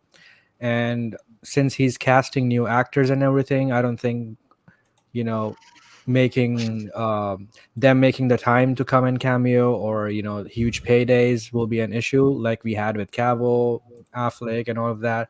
So I feel like since the beginning, if he knows where the story is going 5 years down the line, it'll be easier for him to manage that. Whereas in the MCU, it was just, with each story, every time changes were, being made, they were just being discussed with other directors, and they just had to pick it up, from that point on. Yeah, and we also got to remember too, is like, I mean, Gunn helped the Infinity Saga big time. He did. Yeah. You're right. Yeah. So I mean, I get like I understand why people don't like him, but at the same time, it's like he knows his shit when it comes to certain things. That's why I can have I have faith, but again, it's still he's really got to like. I mean, the fact that when it comes to the shared universe thing, it's got to feel organic. It can't feel like it's just setting up something else. It's like you really, that's one of the things that works. Again, I know it's had its ups and downs, but that's one of the genuine things that worked so well about the Arrowverse is that yes, we would have these annual crossover events, but you would look throughout the season, you could still enjoy them for what they were. Where like there wasn't, it wasn't like, because this was the point where I was getting worried. This is what they're going to do every year of every season premiere of every show, because usually the shows would come back together in October and premiere around the same week or whatever. Usually. Sometimes they would come 1 week after another. But either way, I was getting worried. Oh shit! Is that they're going to be like a red thread that draws through all these premieres so that people remember that there's a crossover coming in December. But no, instead they're like, these are, you can, and if you want to watch the Flash but not Supergirl and Arrow and Legends, you can do that. If you want to watch Supergirl and Arrow but not the Flash and Legends, you can do that. Do that. Yep. And that's why, again, for as much flack as the Arrowverse gets, they knew how to do a shared universe organically. Yeah. And then, we would get to those crossovers, and it's like, you can either watch the crossovers or you can just come back after Christmas when the shows come back from their breaks. Yep. I think the biggest thing with just real quick as a side. No, I feel like the biggest thing with the CW. I'm gonna get on Gunn in this 2 seconds, but I feel bad for the CW to a degree because I feel like it almost got too successful too fast. Because the only problem is that you had time to catch up to a degree, but when you had about 4 or 5 shows going simultaneously, which would be okay if they were maybe half hour or 20 minutes, but you had like almost a whole hour dedicated to just one show, you would end up doing like probably 4 to 5 hours like every week during the time that it would That's be. what we did. Monday to Thursday. There was one I there was 2 television seasons that was infamous of Monday Supergirl, Tuesdays The Flash. Right. Wednesday was always Arrow. And I think this is what he's talking about when it feels Yeah. like homework. Yeah. Fuck it.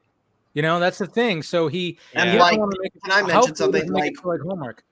Like when I'm like currently watching Ahsoka with my parents, and like, you know, like I'm not gonna spoil recent episodes, but like that show heavily like is pretty much like a successor to Rebels and a bit of Clone Wars, and like my parents have not seen Rebels. No idea.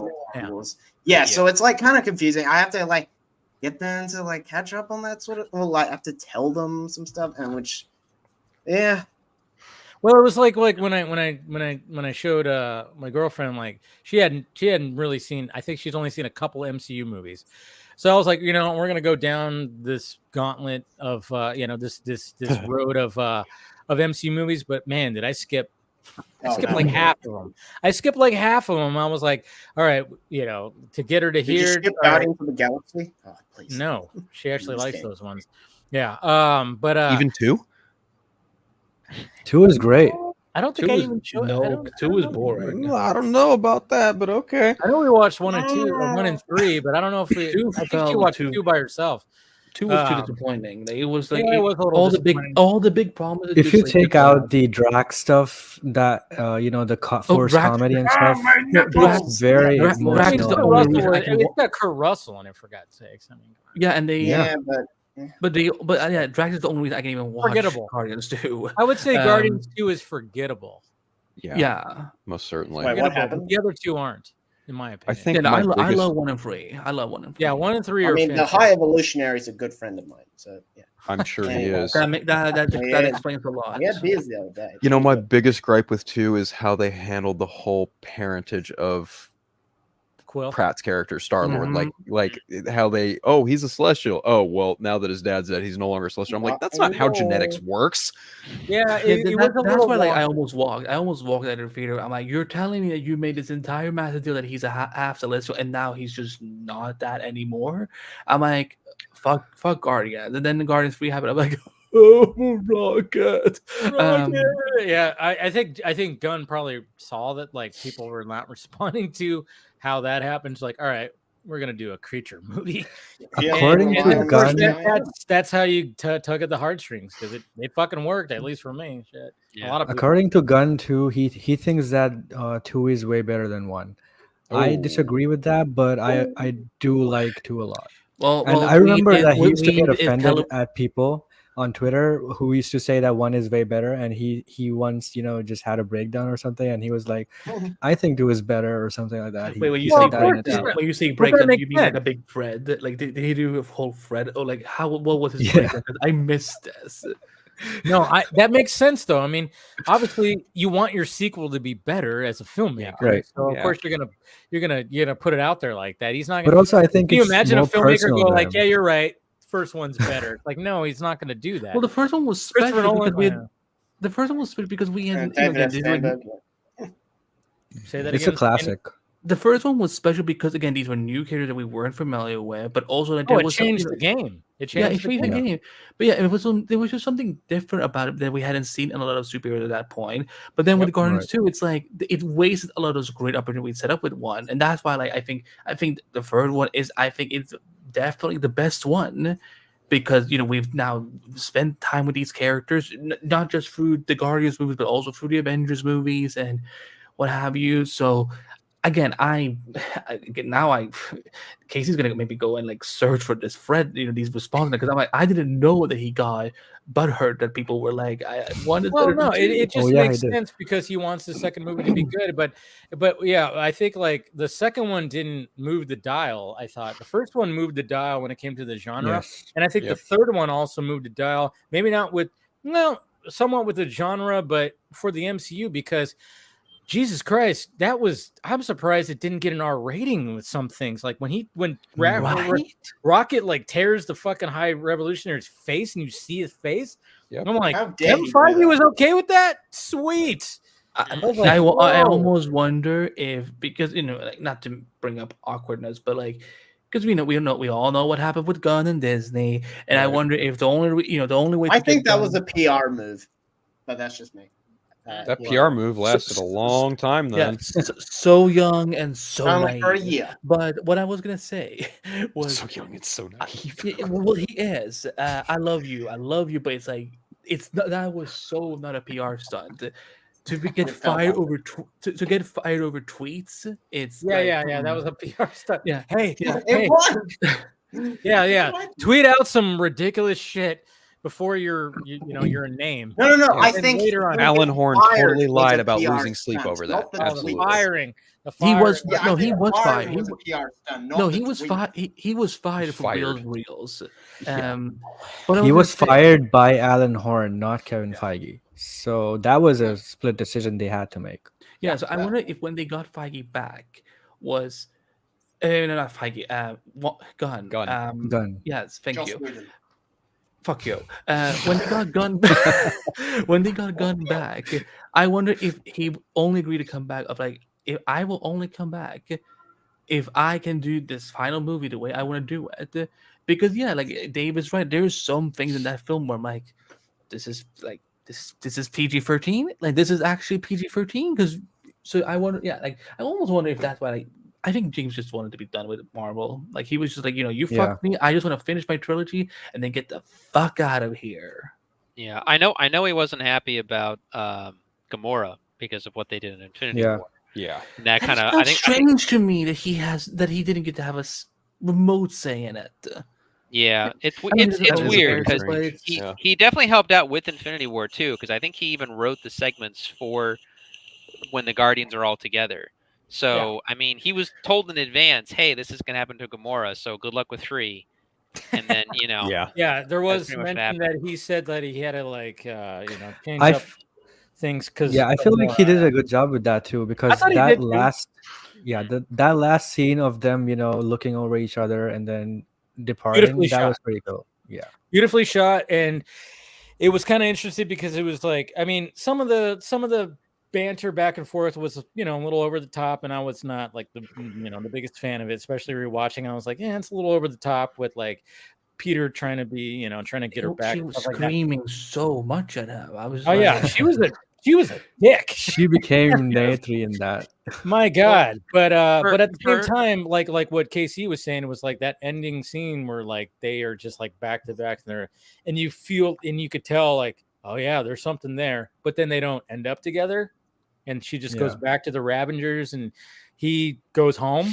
I thought that was like a beautiful way. It was like, good. I'm glad you didn't end it with them getting back together and they went their separate ways. And I was like, beautiful. He did the best he could with the situation that he was given, which again, it's like, and that's just so again, I know he doesn't own the character, but for me, I'm just like, Kevin, let's just be fair for a second. James Gunn is the one who made the Guardians an A-list property. So you're not even going to give him a remote say in what you're going to do with her in Infinity War. Like that's why I'm like, I didn't know until Paul said I didn't know this was a thing. I didn't. Yeah, it was a thing. Yeah. But at the same time, I feel like. But at the same time, it worked for Infinity War, I guess. And maybe I don't know. I feel like Russo brothers and Captain Boomerang and you had to. I mean, it's Thanos' daughter. It's like, how do you not? Yeah. And it was consistent. Like that Gamora is the favorite child over. Yes. Right. Nebula. Nebula. Thank you. Yeah. So maybe it's just like Gunn was like, fuck, it works. So I gotta it was like one of those. They're probably like, we're gonna kill her off, but we'll give her back to you by the end. I remember it's not the same going. Yeah. I remember seeing rumors right before he got ousted and fired from Disney. There were rumors swirling that he was gonna be like the head honcho of like the cosmic side of Marvel. That's right. Oh yeah, I remember that. Oh yeah. About that. I was so disappointed when he got fired because I felt like he wrote the script already for the third movie and then he got fired.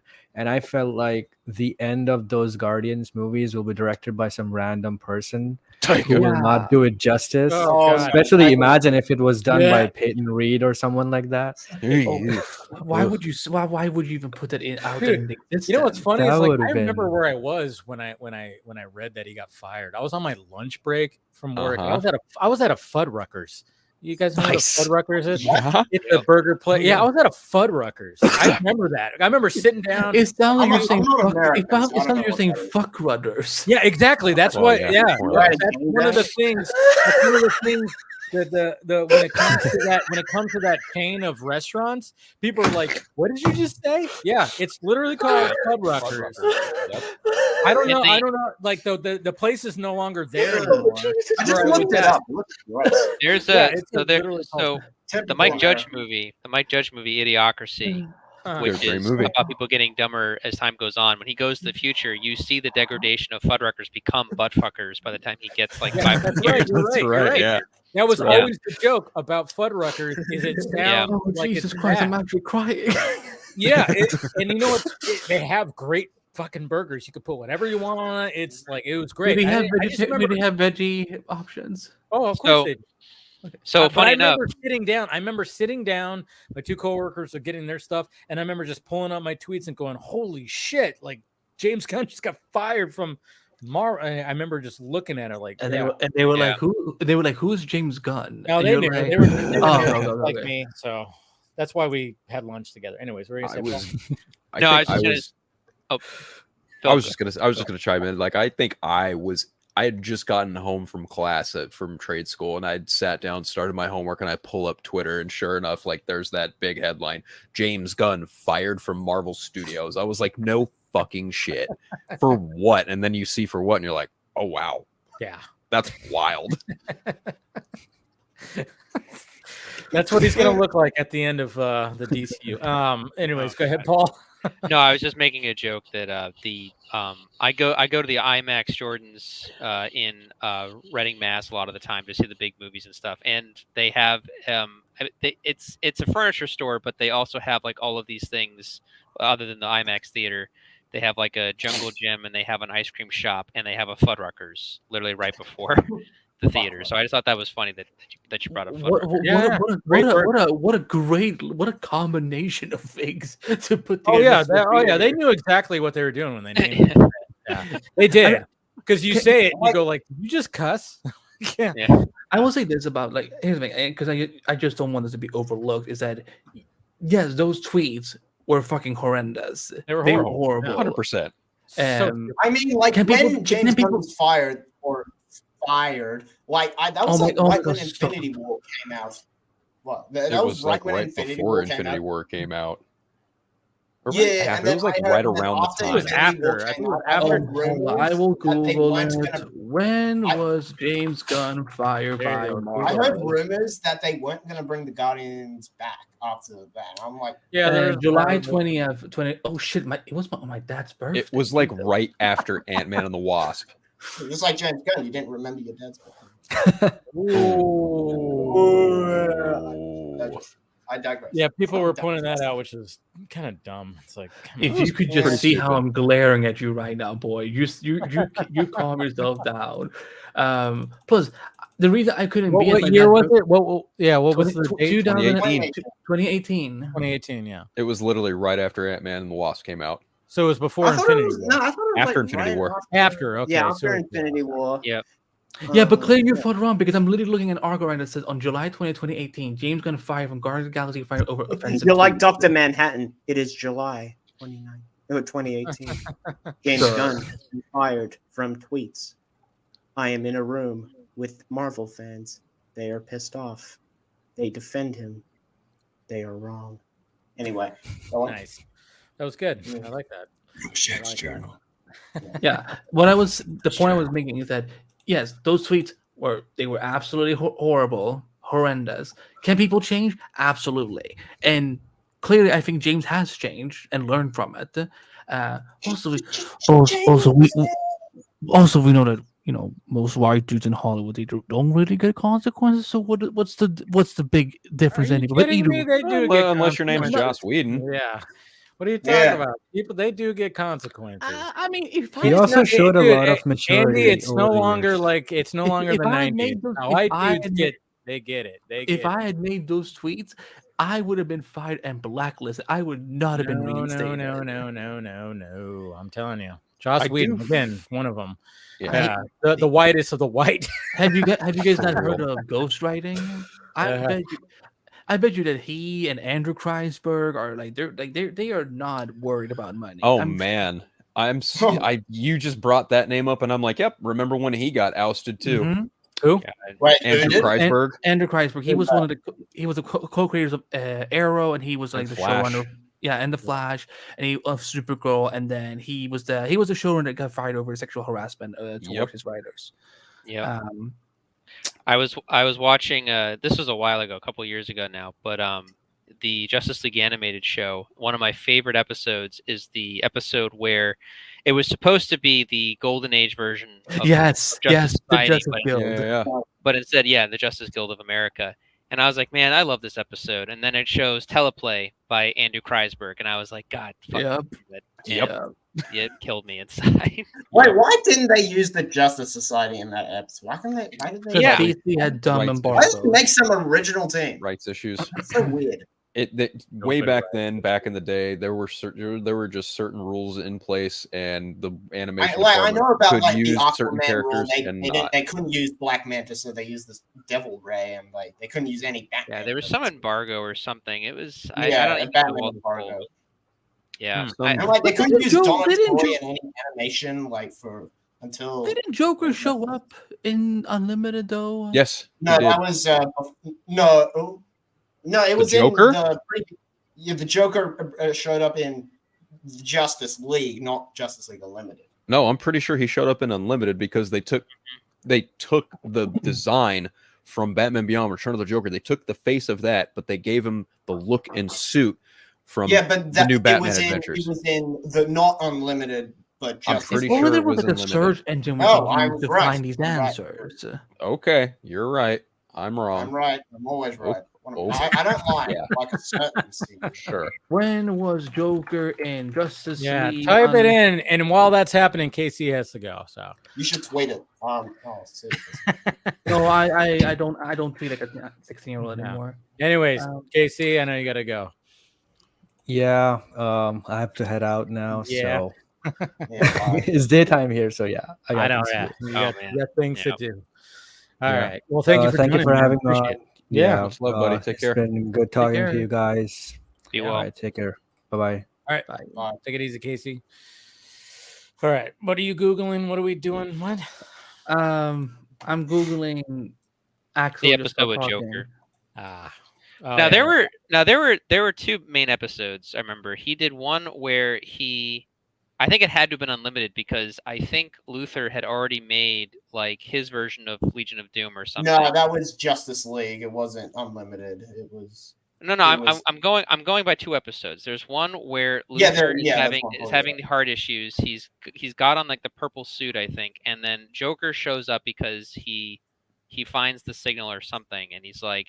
He goes to Lex and says, like, I know how the Bat thinks. He knows the Batman's coming. And then there's... Yeah, that's Justice League, not Unlimited.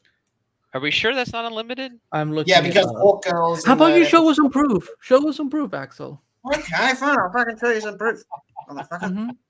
I know there's the other one, which I think is Justice League. I don't have a dog in the fight in this. I'm just saying, I love those shows, so I'm just saying I think there is the Justice League show episode where he makes the wild cards and he makes the Royal Flush Gang. Yeah, that's Justice League, not Unlimited. Yeah, that episode is, but the one with Luthor is Unlimited. I'm pretty sure. Pretty sure it's Unlimited. It's the one I'm referring to. to. Let me bring this up. Phil. Why? I don't know why I'm so desperate. How did it become a fight?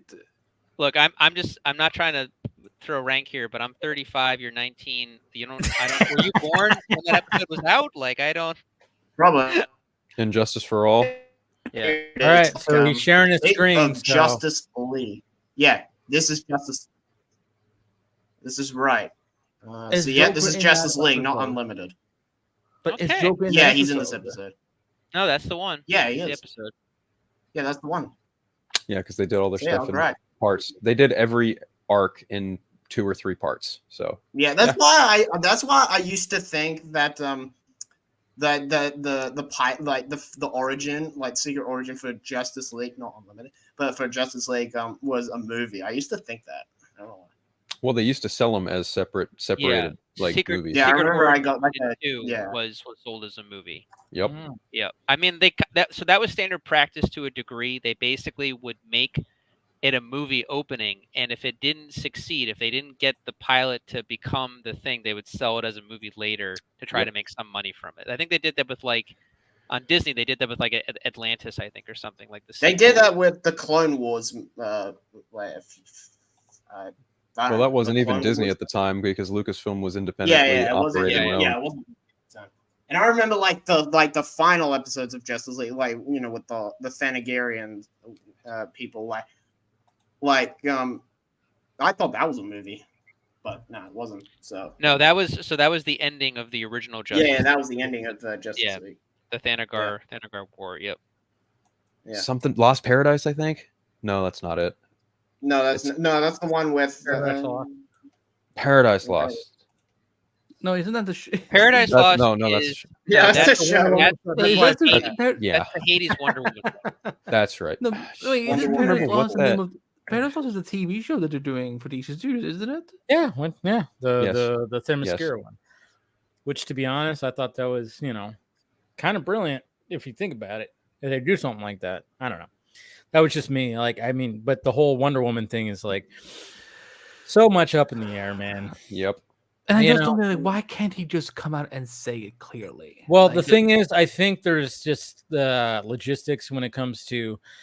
Obviously, you could say Sholo, Viola, John. They can Freddie Stroma. Because I think there's already a contract there before the strikes. Yep. When it comes to Gal, it's just Gal, whatever you want to say, but it's just not there yet. Well, if Henry and Ben are out, then honestly she should be out too. I mean, I love her. Yeah, she should be.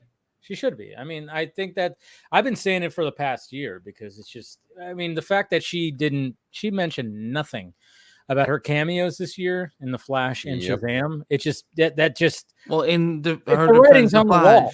Well, the Flash happened during the strike, so like but did it happen during the strikes? June 16th. Was it? I thought the actors didn't go on strike until July, though.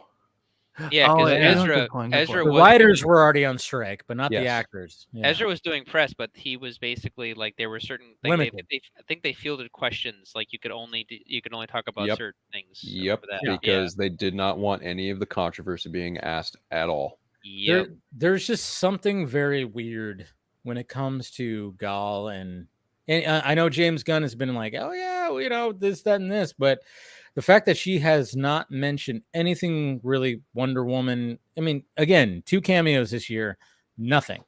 Yep. That's just to me, that's writing on the wall. I mean, and then of course her cameo in Fast X, which she did promote. After a week, she was like, "Oh my god, I can't believe it! I'm so grateful to be back with the family." It's Dave, if I don't want to psychoanalyze you, but I'm going to do it for a second. Are you trying to insinuate, or are you alluding to the possibility that there is some tension with Gal and probably there could be. There could be some tension. I think so. And I think the fact that Patty Jenkins, I mean, going back to that whole rumor thing is like, I think the fact that she's not going to be doing her Wonder Woman 3, I think there's probably like a little bit of a sour taste in her mouth when it comes up. There's I'm wondering like how many years from now until we, hear Henry talk about how much he got screwed over by Warner Brothers. He just starts speaking about it, and then Gal in the same way. Eventually. What's that? Something's going to come up eventually. Yeah, of course. Oh, sure. And of course, everybody like a few years to speak out, which everybody puts it on James Gunn. Speak out immediately, which some people complain about, but I don't blame them. But everybody puts it on James Gunn, of course, which partially there. I would say it's a small partially though, but Cavill got screwed by the previous regime so much. I mean, you have him, where's, even if like things weren't going like forward as much as they were, it's like you have Henry Cavill, his value is going up by the month, it seemed. He got cast in Mission Impossible. His value went up. It's like, how do you not just like try to do anything Superman with him? With The Witcher happens, and it's like, what the hell? Well, it's like, there's one person we can blame. There is one person we can blame. Hamada? It is Walter Hamada. Yeah, shelved him after Justice League. You're right. Yeah, because again, I know people like to shit on Dwayne for whatever reason, but the fact that he had to go to Mike and what's the lady's name? Mike DeLuca and Pam Abdi. Yeah, he had to go up to them. Pamela Isley. Okay, but the only thing that I have a problem with is it got to a point when it came to Black Adam where they had to reveal the post-credit scene to try to get people in the seats. Well, I agree with you. They should not have revealed it. I agree with you on that. What I'm saying is that I support. Like a screenshot of the post-credit scene of Super Pets. I was like, why did you do that? You're just desperate. Yeah, well, Sure, it was sure. like, well, either way, I do support Dwayne having to because if Walter was being this difficult about letting Henry come back as Superman, you know what? Good for Dwayne for fighting for us and actually getting him in there for a second. Yeah. But I agree with you, Dave, that they should not have revealed it leading up to it, and that's why if studios would just not do such lacklusting screenings with lacklusting NDAs that they clearly haven't put any thought into. Again, if you have press and fan going to your screenings, you can make them sign something. You can make sure that they don't go and spill the big secrets out there. So, but we live in a TikTok generation now where everything can be filmed and posted on TikTok. Again, how many scenes of the Flash movie was already on TikTok before the movie had even come out? Oh yeah, it fucked it over. And that's another thing too, is like, when it comes to James Gunn and trying to, do some shit, it's like, man, you got to, DC Studios, and I'm not even talking about just James Gunn. Obviously he's like, the head of it, one of the heads is, they have to realize that we're in a generation where if you, especially if you do fan screenings like they did with the Flash, like crazy for a month, where I it's was like, at dude, one of those screenings. If you're gonna do fan screening, if you're gonna try to get like some positive hype, you're gonna have to. There's a certain term. I know. I even heard it today on a podcast because I listen to a lot of comedian podcasts. There's sometimes when you go into a comedy club where you have to put your phone in a certain bag, and you can't have your phone in the club because they're worried that people. Yeah. So it's going to have to get to a point. If you're going to do some advanced screenings with fans, you're going to have to we have to have your phone. We're going to put it in this bag to be locked up. Don't worry, it'll be fine. But you can't have your phone in the movie theater.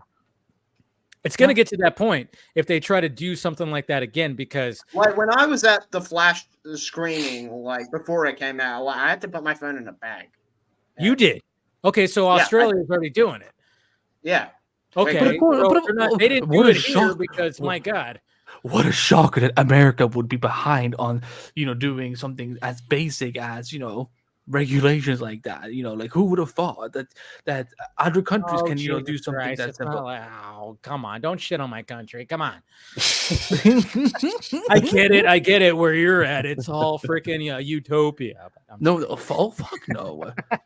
So I will tell you some shit that's going on right now after when we get on air. But what I'm saying is that like the fact that because what we were talking about everyone's favorite Grace Randolph. She literally was one of the press people who spoiled the Black Adam cameo. She spoiled the Black Adam cameo. She spoiled Spider-Man and Venom Let There Be Carnage. This woman spoils fucking everything if she has the opportunity to. Didn't she spoil the No Way Home thing? No, that was John Camp. That was John Camp, yeah. Oh, yeah, that was him. Yeah, I was like, how the fuck did he get away with it? Yeah, and he told us to look at Tobey Maguire's dick. Remember? Yeah. Oh, yeah. I still got that clip on my phone. Yeah. That dude is fucking I'm sure do you watch it like every day or what's going on? No, I only just do that to put it up on streams. Like this. His dick. Oh, here it is. His dick. You actually he has it like. But look closely at Tobey Maguire's dick. The fact that you pulled that up so quickly, what the hell, man? Axel, this is a safe place. Is there something you want to tell us? Come on now. Tell Auntie Andy what you really want to tell us. I just. Oh, wait, I have this one. I mean, maybe I'm really old. Pants. I'm older than you. Don't worry. All right, I'm just saying, like, I miss like the days of Siskel and Ebert, where like you didn't agree with them, but they at least like constructive criticism, you know, or it was something. actually film criticism, I guess. Yeah, right. I'm critique. I'm just saying, like, I'm fine with like a few maybe critics getting some advanced screenings, giving their general, honest opinion. I think to a degree with comic book stuff, especially, they try to get bloggers and stuff. I mean, obviously you guys know about this. I don't really do the advanced screening stuff, but they want fans to give their impressions on these things and like how they view this stuff and everything. And for the most part, it worked because a lot of positive feedback came from like the first like week or two, but then all of a sudden people started posting, videos that they were taking. Like I said, it's gonna have to get to a point where it's like, and I hope he do does this stuff. You can't have your phone in the movie theater. It's just gonna have to get to that point. And I don't understand how. Sorry, Pago.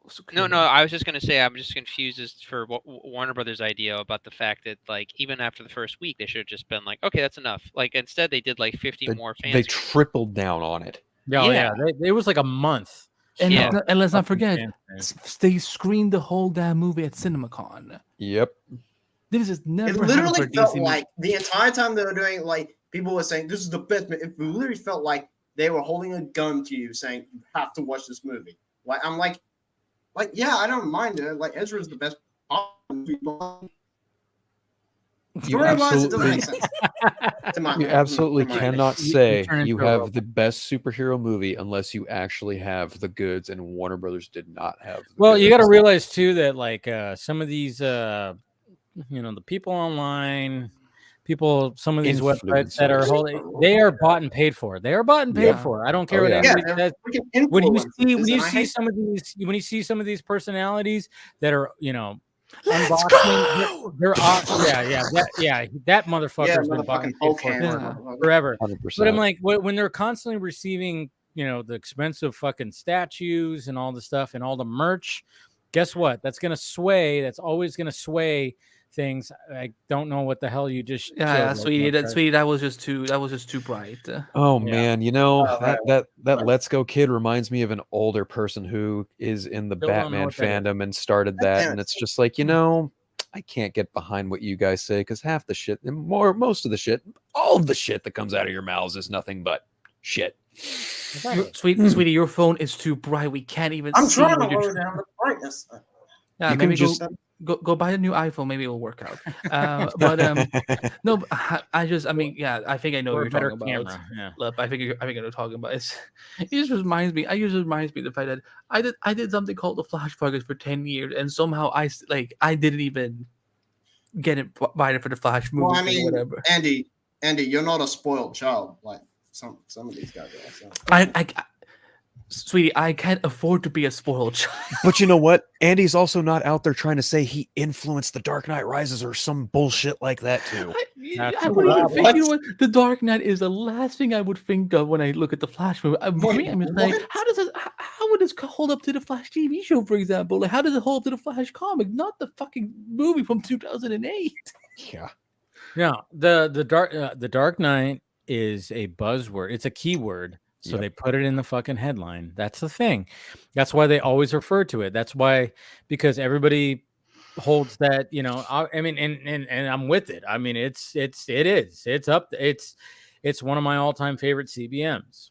It really is. It's a great, but they know that that's a buzzword. That's a keyword. And when people see it, they're going to engage with it. That's the thing. It's just, so, I mean, again, going back to what,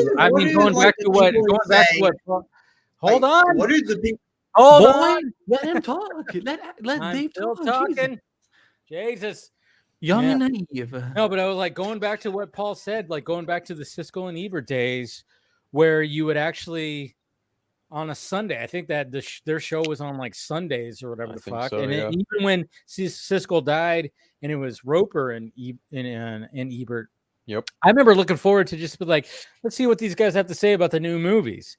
And it determine whether I wanted to see it or not. And it's like, no, if I wanted to see a movie, I'll see a movie. But it was great to hear why they liked it or disliked it. And I even take that approach now, even when I read Rotten Tomatoes, which I know Rotten Tomatoes is evil, and sure, the whole thing is flawed, but I like to read the actual reviews because I want to know why they didn't like it. And you could tell, sometimes when like some of these critics are swayed, I don't know, you could just kind of tell. So it's like it's hard to get back to the days of where you could just like watch a show where like you have two credible. You didn't have scoopers back in the day. No, I missed that. You see, the thing is, it's not even scoopers who are ruining this aspect of it. It's the fact that the people who are getting this to see these films in advance. Again, the fans are not given any type of like regulation of like, okay, you can share your opinion, but you can't spoil the actual film, because you will look like, for example, like when the early reactions come out for a movie first by the press, you will see so and so stuff, and then the following week the reviews will come out. But with the fans, they're just like spelling it out for you, what's in and what is not in it. And that's why I'm like, what is the point of these fan screenings? I want to know, like, from one of the side of thing, like, what is the point? Like, it's gotten to the point, like, even let's look at the trades. Now, whenever a Marvel or DC movie comes out, I have to mute Variety every single time because of what happened with the Eternals. Don't blame you. They've spoiled shit, which is they spoiled Harry Styles' inclusion like outright in the headline. Yeah, they had a poster ready. Like, I was like, what the fuck? Yeah, that was wild. I thought that was like, I don't know, it was like fan art or something. Oh no. No. I don't know. There has to be more regulations in the press to a degree. I mean, we're not even talking movies. I remember when they had the thing in the comic books with Batman and Catwoman getting married, and they spoiled the end of that like the day before it came out, and I was like, how is that legal? Like, how do they not get sued for that or something? And I'm talking like it being in comic book resources. Yep. So, or to like even take it a step further now, like even I saw today, we are 3 weeks away from the release of the Spider-Man 2 video game, and apparently major spoilers are starting to fly all over for it. And it's like, come on, really? For a video game? Yeah. It's already going to... Hey, what was late? It wasn't like the loading screen leaked or something? No. Let's not bring up what leaks we heard, because I don't want to hear any of them. Yeah, don't hear that. Yeah, but I mean, even like when it comes to series, it's like I've unfollowed people because like the day the just like the minute after they watch like a new episode of Ahsoka or something like that, they're already like talking spoilers. They're retweeting spoilers. People have already got videos and GIFs and everything like that. I've literally unfollowed people who have YouTube channels too, and I'm like, all right, fuck you. I get it. Like, you think that everybody's just gonna watch the damn thing? And then just like wait an hour or something, or 2 hours. No, because they want they want to get clicks, they want to get retweets. Yeah, I know, but like how they just put like that's the way I look at it. No, because if they wait an hour, then someone's gonna beat them to it, and then their tweets are not gonna retweet it. Just wait until the Loki season 2 first episode drops. I promise you, within minutes of that episode ending, all the influencers, all the Marvelite fans, they're all going to be all over it, and they're going to spoil the fuck out of it. Oh my God, let's go. Yeah. Yep. It's probably going to be about some cameos. Fuck, I hate these influencers. Yeah, I hope I hope James Gunn just make sure that kid does not get included on. You know what? Honestly, I think that's also part of the reason why they made the DCU headquarters in Leavesden, because they're going to try and prevent some of these internal American leaks from happening. But who knows how? There's the same ones that are all over the world. True, very true. You're right. Yeah, I mean, it's like paparazzi. They're all over. And honestly, like, I mean, digital paparazzi. They tried doing stuff with Harry Potter, some stuff like. I mean, even if you've seen or read the books, I think even if I remember correctly, at the end of Harry Potter, the reason why that last scene in the future looks so weird with their makeup is because they shot it already and then it got leaked, so they reshot the scene to give the fans more of a surprise for some reason, because someone leaked the like photos off of them because they had to film it in King's Cross Station. Right. Yeah, Right. they should. Yeah, they should on locate. Well, that's. And then they ended up reshooting it just on a set, I think, or something like that, because so they could keep that reveal hidden or something. It's just dumb paparazzi bullshit. What do people get out of this? What do I get clicks, out of this? clicks and views, and clicks and clout. Yeah. Money. There will be publications that will literally buy paparazzi photos, Axel. Like, the Daily Mail, for example. Okay. But one thing though is, I mean, and going back to the whole Campea and No Way Home leak, I wonder, like, sometimes I think the studios actually use these people, because it's a little weird that Campea just was like, look at this. Oh, I don't know if it's real or not. And then he didn't get fucking, I mean, he should have got watermark. He should have got, he put his watermark on it, and Marvel Studios should have sued the fucking shit out of him. But nothing happened. I am wondering sometime. I mean, I think that these studios do utilize the weird thing controlled leaks.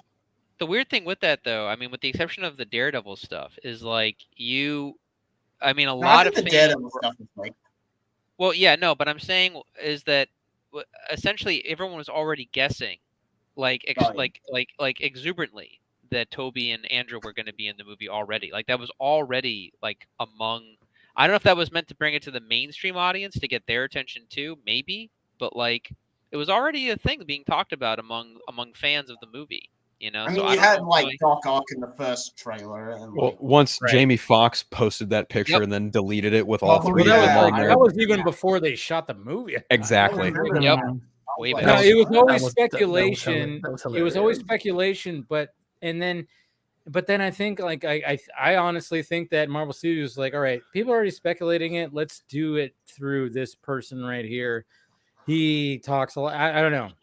Like, when No Way Home came out, that was the height of like scoopers, like just leaking shit. That's when this started happening the most. What I wanted to add is the problem I have with that I think so many people are overlooking is the fact that basically if this is what Marvel and Sony is doing, I can believe that there is some control leaked out there. There definitely are. But if someone like John Campea can do that, that means that these studios are giving certain people permission to break the law or do shit like that, whereas independent website hosts, independent journalists or whatever and so on, they're not allowed to. They can get blacklisted, they can get in trouble, they can get their access revoked and so on. Again, like the amount of, there's been way too much shit that I could have leaked in over these past couple of years, but I know that if I do that, then I'm done. But like someone like John Campea, who's not even a journalist, he is just some talk show host at this point. He gets to do it. Yeah. No, he was actually in the Incredible Hulk. He was actually one of the stand-ins in the Incredible Hulk. That's nice. The thing about John Campea, give him an Oscar, I guess. The thing about John Campea he that I've always one of the soldiers at the university. You're his biggest fan. Sorry, Paul. Sorry, Lip. Sorry. No, you're fine. No, the thing that I've always just found funny about John Campea is that dude tries to sound a lot smarter than he actually is. Yep. Because he just says. Remember when he said, no one shit. talked about Zack Snyder's Justice League? No one talks about it. Well, did you hear what he said too? Also about like the writers and actors, he said they shouldn't get residuals. He and Grace Randolph deserve each other. Like those two need to be buried together at some point. Like fuck him. But you know what? Let's just hope they don't reproduce with each other. Nobody needs that. Oh no, he's God. He's married. He's good. Also, I don't know if Grace she has a cat. I don't. What? Wait, What? Dave? How do you know she has a cat? No, I said she has a cat or 5. Or 5. Oh, okay. Oh, no. I know that he's married. He's like married. I know that. That's surprising. No, he's married. He's got a wife and everything. So he's yeah. I don't think he has any kids, but yeah, I don't know. Yeah. Well, I mean, one of his kids is from the Polar Express. I should say. The what? What? I said he doesn't have kids. Oh, if he did.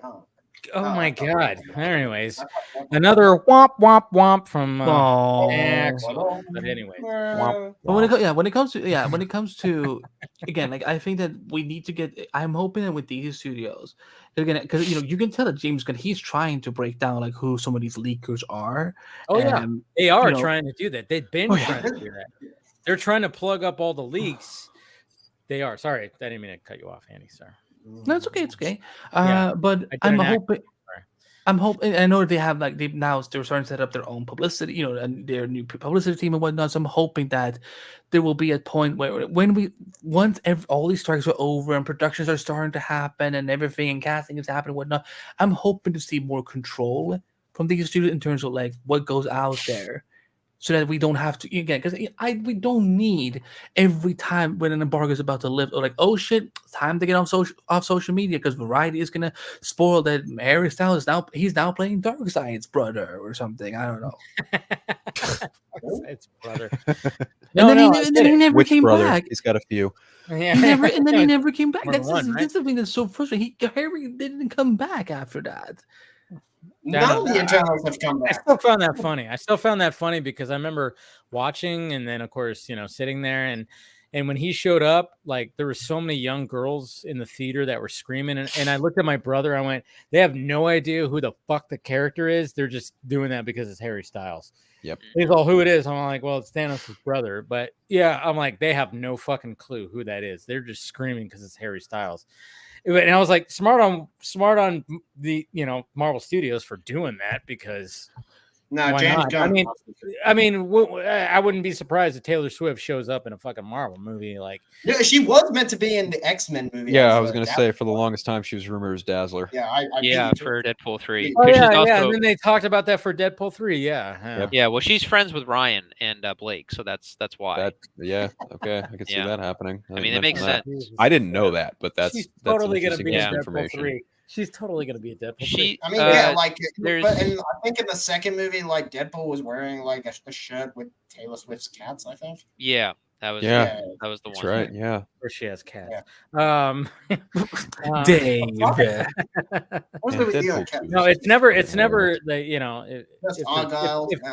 If it's plural, then you got to worry. Anyways, yeah, she's gonna show up in Deadpool 3 probably. Who isn't at this point? True, but at the same time, you're in madness at this point. Like, oh my gosh.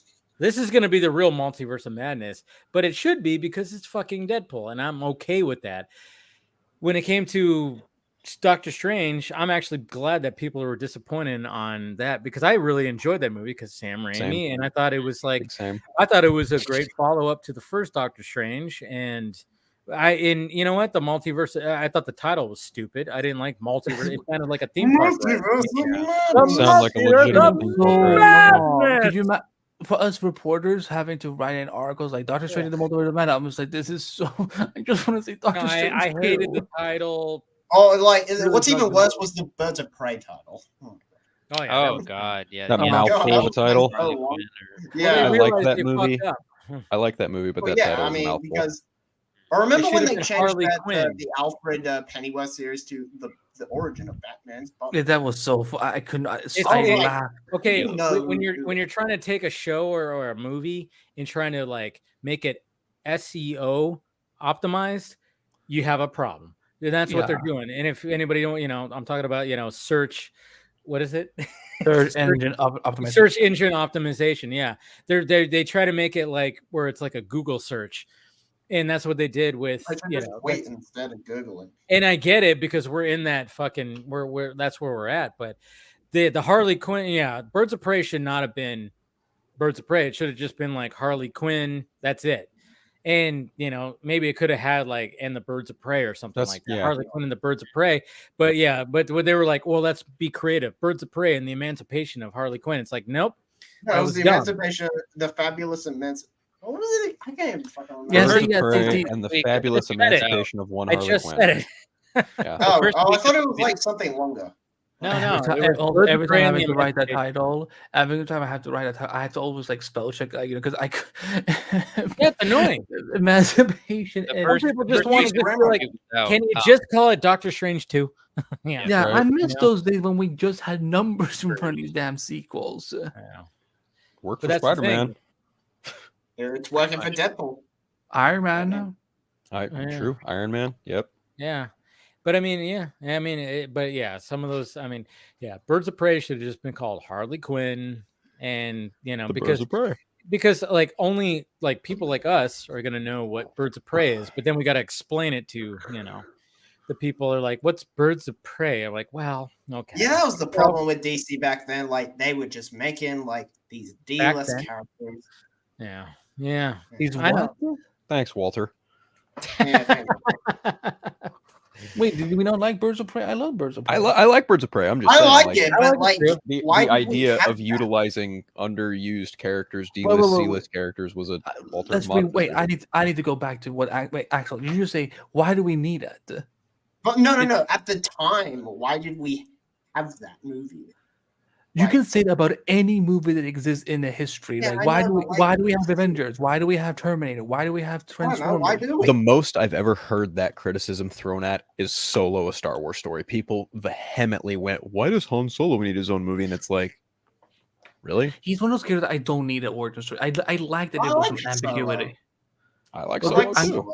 I'm just saying that like when it comes to that criticism specifically, that's the one that comes up the most. Yeah, the ending with Maul and Solo was just stupid. That's just me. If Solo had not been released 6 months after Last Jedi, and that lead actor was not like, if they had not used that guy Eldon for Han, if they had used Alden Ehrenreich, if they had used someone that looked closer to Harrison, it might have done better. Like, I mean, you compare it to Donald Glover being Lando. Which was like, you know what? I'll take. I didn't like Donald Glover as Lando. Get out! Oh my god! Get out! Okay, let me go. I had to pee.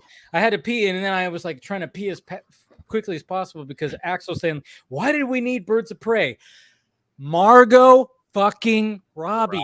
That's why they put it out there, because she was up and coming. They knew the value of her. Of course, it didn't work that well. Obviously, now it's like, well, Jesus Christ with Barbie, but that's why they did it, because of Margot Robbie. Wait, but it wasn't leaving all the shits and giggles out there. Like, but we know that criticism doesn't work with any movie, because if you say, why do we need that? Why did it happen? You can say about any movie. But like it was in a time of like those DC movies that we were getting D-list character. I like the Birds of Prey movie, but like we had that instead of a Man of Steel 2, or they did not, because Walter Hamada is a petty little bitch.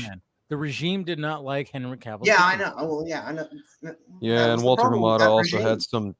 Walter Hamada also had that guy with the ball cap whispering in his ear of what maybe to or not to do. They thought, oh my god, his fans are fucking terrible. Holy shit.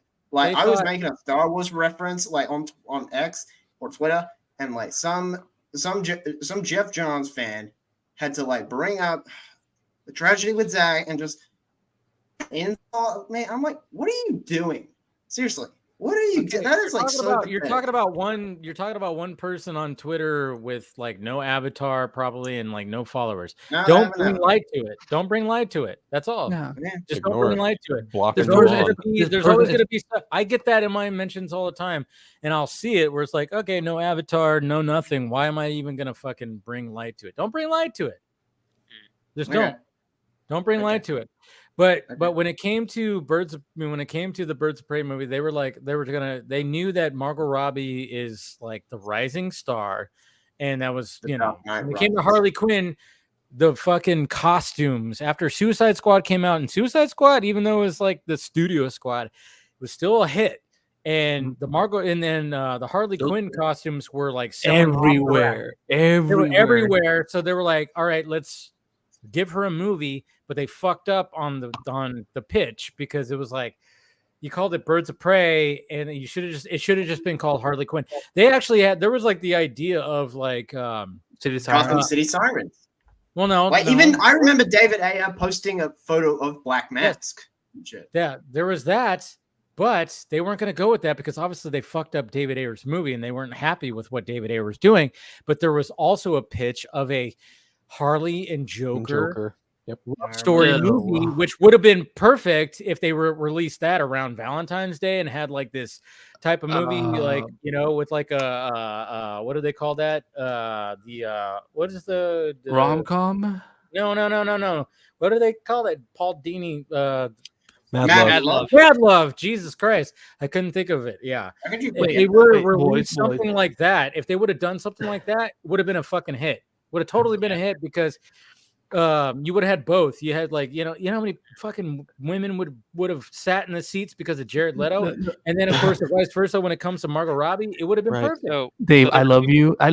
So sorry, but I have to say, Dave, I love you, but what happened in 2017? 2016. What he started? No. What happened? What came to life? What came to life in 2017? He started a cult. The Me Too movement. You could not have put out a Joker Harley Quinn movie after that because that relationship, it has become. I mean, it is problematic as fuck. But you could not have done that right after the Me Too movement. You totally could have. You're telling me that women would have been, yes. I'm sure some would have liked that, but there would have been a lot. They would have wanted to see a woman like get out. It would have been controversial, sure. That would have added to the marketing. Yeah, there's two things as well. The one thing is that I feel that the regime, just like they were with Henry and Superman, I feel like in general they weren't really on board with Leto and Joker because his reception was negative from that version of the movie. Granted, I think he could have done a good job because the Snyder cut at the end there, he was Joker. That was the Joker to me. But regardless, not seeing that, just looking at that time, the other problem is that now, granted, the original, from what we know of the Ayer cut, was supposed to be her getting over Joker, leaving Joker, and going, I think, with Deadshot by the end of the movie. That's pretty consistent. But as it was with Studio Squad, they make up by the end, and they kind of tried to do more of a Bonnie and Clyde thing. Not only this, but they also sold on the idea of that full frontal with their marketing and their selling the stuff to Hot Topic, which was everywhere. Harley and Joker, you had statues, you had the I mean there was a cool thing where they recopied the tuxedo and they did the thing of Alex Ross. It was a Jeff Johns thing. There was that one scene where they're in the helicopter. I don't mean to cut you off, Paul, but like there was one scene in the helicopter that was changed, like because like in the Ayer cut, like Joker was mad at Harley, but like in the Studio Squad, they're like, "Oh, let's get some champagne or some shit." Grape soda or something. But something something stupid like that. They had done this whole front about selling this Bonnie and Clyde angle, and now if they were to do, I'm assuming if that was the case, Mad Love, they now have to do it where, and that's the thing too, is like Warner Brothers is. A lot of it is, to put it into a phrase, is they kept pussyfooting around a lot of this stuff because they were like, even with R ratings, they were too afraid to make a movie about an abusive relationship and Harley getting over that abusive relationship and moving on. And I think even Margot Robbie is in the camp of promoting pretty much like with the animated series, like her and Ivy becoming an item and like going and developing that relationship, because granted they're both villains, but it's still a healthier relationship for her than the Joker, obviously. But yeah, I think there was all those different complications on top of the fact that the studio just didn't want to commit to a darker story. A lot of the problems they wanted the MCU basically. They cut all that stuff out, like in the beginning of Birds of Prey. They just said, "Oh, we just broke up," and like, I'm like, and they went right to her being her own independent character, and then making her. They skipped over that arc, which really annoyed me. Yeah, that's one thing. I mean, like, I think the movie's fine for whatever it is, but there's all of these issues that I have with the outside of how they handled it and stuff like that, and just the fact that it should be Gotham City Sirens, not Birds of Prey, if she's in the team. So it's like, it definitely should have been Sirens. Because I was excited to see. I was like, let's see her with Poison Ivy and Catwoman. Like, I felt that was one natural direction to go after Suicide Squad. For me, I'm like, first of all, as much as I love Birds of Prey, I'm like, why the fuck is Kathy talking? you know, because I mean, Cassandra Cain. Why is she talking? Yeah, first off, she talks in the comics. That kid is not, to me, is not Cassandra Cain. No, she's well, I mean, they gave her more of the personality of Harper Row from the New 52. Yeah, well, what just then let her be Harper Row, not Cassandra. That's what I'm saying. It's not the actress's fault at all, but like it's the writers. Like whether it's the writing or the executives, you basically just had we have this random kid character. What's a random Asian kid character? Cassandra Cain, cool, and then they throw it on there, not putting any context to what the character is supposed to be, or at least that's the beginning of the Warren kids and these DC movies, and then you had the one in Black Adam. Fun fact, just stupid aside. That kid, the girl, is the niece to Dante Bosco, who was Rufio and Hook. Yes. So anyway, wow. That's Ella J. Bosco. Yeah, that's pretty crazy. I didn't even know that. That's cool. Yep. Wow. Yeah, I chalked that. You know what I just remembered? One of the best things about Birds of Prey. Wow. You know, one of the best things about Birds of Prey was just seeing Kathy Yan absolutely destroy Gary Randolph. Or disgrace Rudolph, as I call her. Yeah. I remember that when that happened. Yeah. Yeah, when there was leaks of I remember hearing leaks about the diamond and stuff. Like,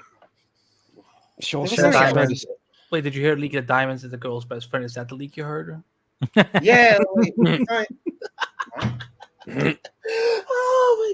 You really wait. You never heard that involved. What? Google. Go tweet about it. I don't even know what's happening. But yeah, I wish we could have had Gotham City Sirens. Like, it would have been. And Google it. I meant tweet. That would have been better. I think if they were gonna take an approach on a Harley Quinn movie, like a Harley Quinn centered movie, don't make her part of the Birds of Prey, because guess what? She's not part of the Birds of Prey. And make her part of the if you were to team her up with two other villains. That's how you do it. That's how you do it right there. That's, you don't team her up with and Catwoman and Poison Ivy are more iconic than. I'm sorry, but they're more iconic than. Yeah, nobody knows. Yeah, nobody's gonna know. They're not gonna know who the Birds of Prey are. And I had explained it to people who the Birds of Prey were. I mean, people know who Black Canary is. I mean, because she's just not either. Us here in this room know who Gail Simone is. We know what she did with Birds of Prey. We know these things because we're comic book nerds, but the general audience has no fucking clue. Yep. Like, they have a general idea that maybe Black Canary. Oh, because I saw the Justice League cartoon when I was a kid. I knew who Black Canary is. You'd have to explain to them who the fuck Oracle is. That's a whole side story. And Jason Todd. And Huntress. Yep. And then depending on what type of Huntress you're going with, because you can go original Huntress, who was the descendant of Batman and Catwoman, or you can do the Helena Bertinelli, which is the version that we got essentially. And, I believe that was Greg Rucka's take on the character, was the Helena Bertinelli. Yeah, and that would have been fine because that was already established to a degree with the cartoon. I believe that was her origin in that version. So the Helena Wayne one I could never really connect to, because I was just like, this is just so weird in my mind. But, I feel I like Huntress more as an independent character who. I mean, in the New 52 Earth 2, that she starts out as a Robin. But when she's teleported, Axel, we don't talk about those. We don't talk about those comics. I do. It's okay to bring up and talk about the history, because. But then we all know that New 52 had was definitely like an experiment, to say the least. Yeah. New 52 was a mixed bag and a mixed result. I did not like the Green Arrow stuff. That was shit. The Green Arrow stuff was bad. The ones that really fired from the ones that stood out were essentially the Jeff Johns stuff and Scott Snyder doing that. I know. Yeah, I'm just saying that's what it was. Yeah, I know. Jeff Johns' last good comic was Darkseid, in my opinion. The Darkseid War, I could see that. But you had Aquaman and was his last? Was Darkseid his last thing he did? No, I think he's still there doing shit. Flash. He did a Flashpoint Beyond. Yeah, which no one really asked for. Oh, oh my god, we need to retire. We need to retire Flashpoint. Like as a Flash, I am tired of Flashpoint. He also did. He's doing JSA now, right? Yeah, he's doing JSA. He also did. There was one other book. I'm trying to remember what it was. He did Justice League of America, and then he also did. I know what one just came to mind. Doomsday Clock. Because that book is a fucking mess. Yep. No, I said I was also making a point that he did JSA, and now he's doing JSA again because of what he wrote in Flashpoint Beyond. So it's just he's going in essentially a big circle a lot of the time at this point. So it's like, time is a flat circle, repeating yourself. But well, he never learns from his mistakes. Like he could have been at full circle. Yeah. Anyway. I think not. Oh well, now it has come full circle, hasn't it? But it really has. But anyways, I think this is a good way to wrap it up tonight. We've gone 4 hours, or at least I've gone 4 hours. What? I was like, that's fair. No, it's a good way to. I mean, it's going to be interesting too, because I mean, even when it comes to Margot Robbie and Harley Quinn, it's like they better hold on to that. I mean, obviously, it's like, but at the same time, it's like, I mean, after Barbie, they're good. I mean, after Barbie, like they better fucking sign. Yeah, but at the same time, it's like it's not the same though. It's like Harley Quinn is the opposite of a Barbie. Can they afford Margot Robbie at this point? She's going to replace that too. They can afford her if they can make profit back. True. That is very true. Yep. I mean, I will be happy if she comes back as Harley Quinn, but I'm just like, it's just so the continuity. Oh, sorry, go on. The biggest thing again, guys, I have to keep reiterating. I know we're getting excited about whatever future we like the prospects, we like the timelines, or where is this going to go? But Superman Legacy, if that underperforms, everything we're talking about, it's going to get retooled or out the window. Like, to me, I'm not even getting invested until we see how that does, because that's going to determine everything else. So what Paul was saying, if that underperforms, will Gunn say, "Oh, that's not canon"?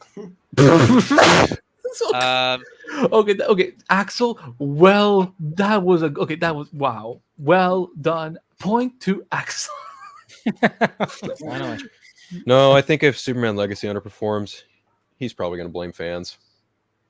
Oh yeah, he said, but you guys asked for Trunks." Remember that? He might. I don't know.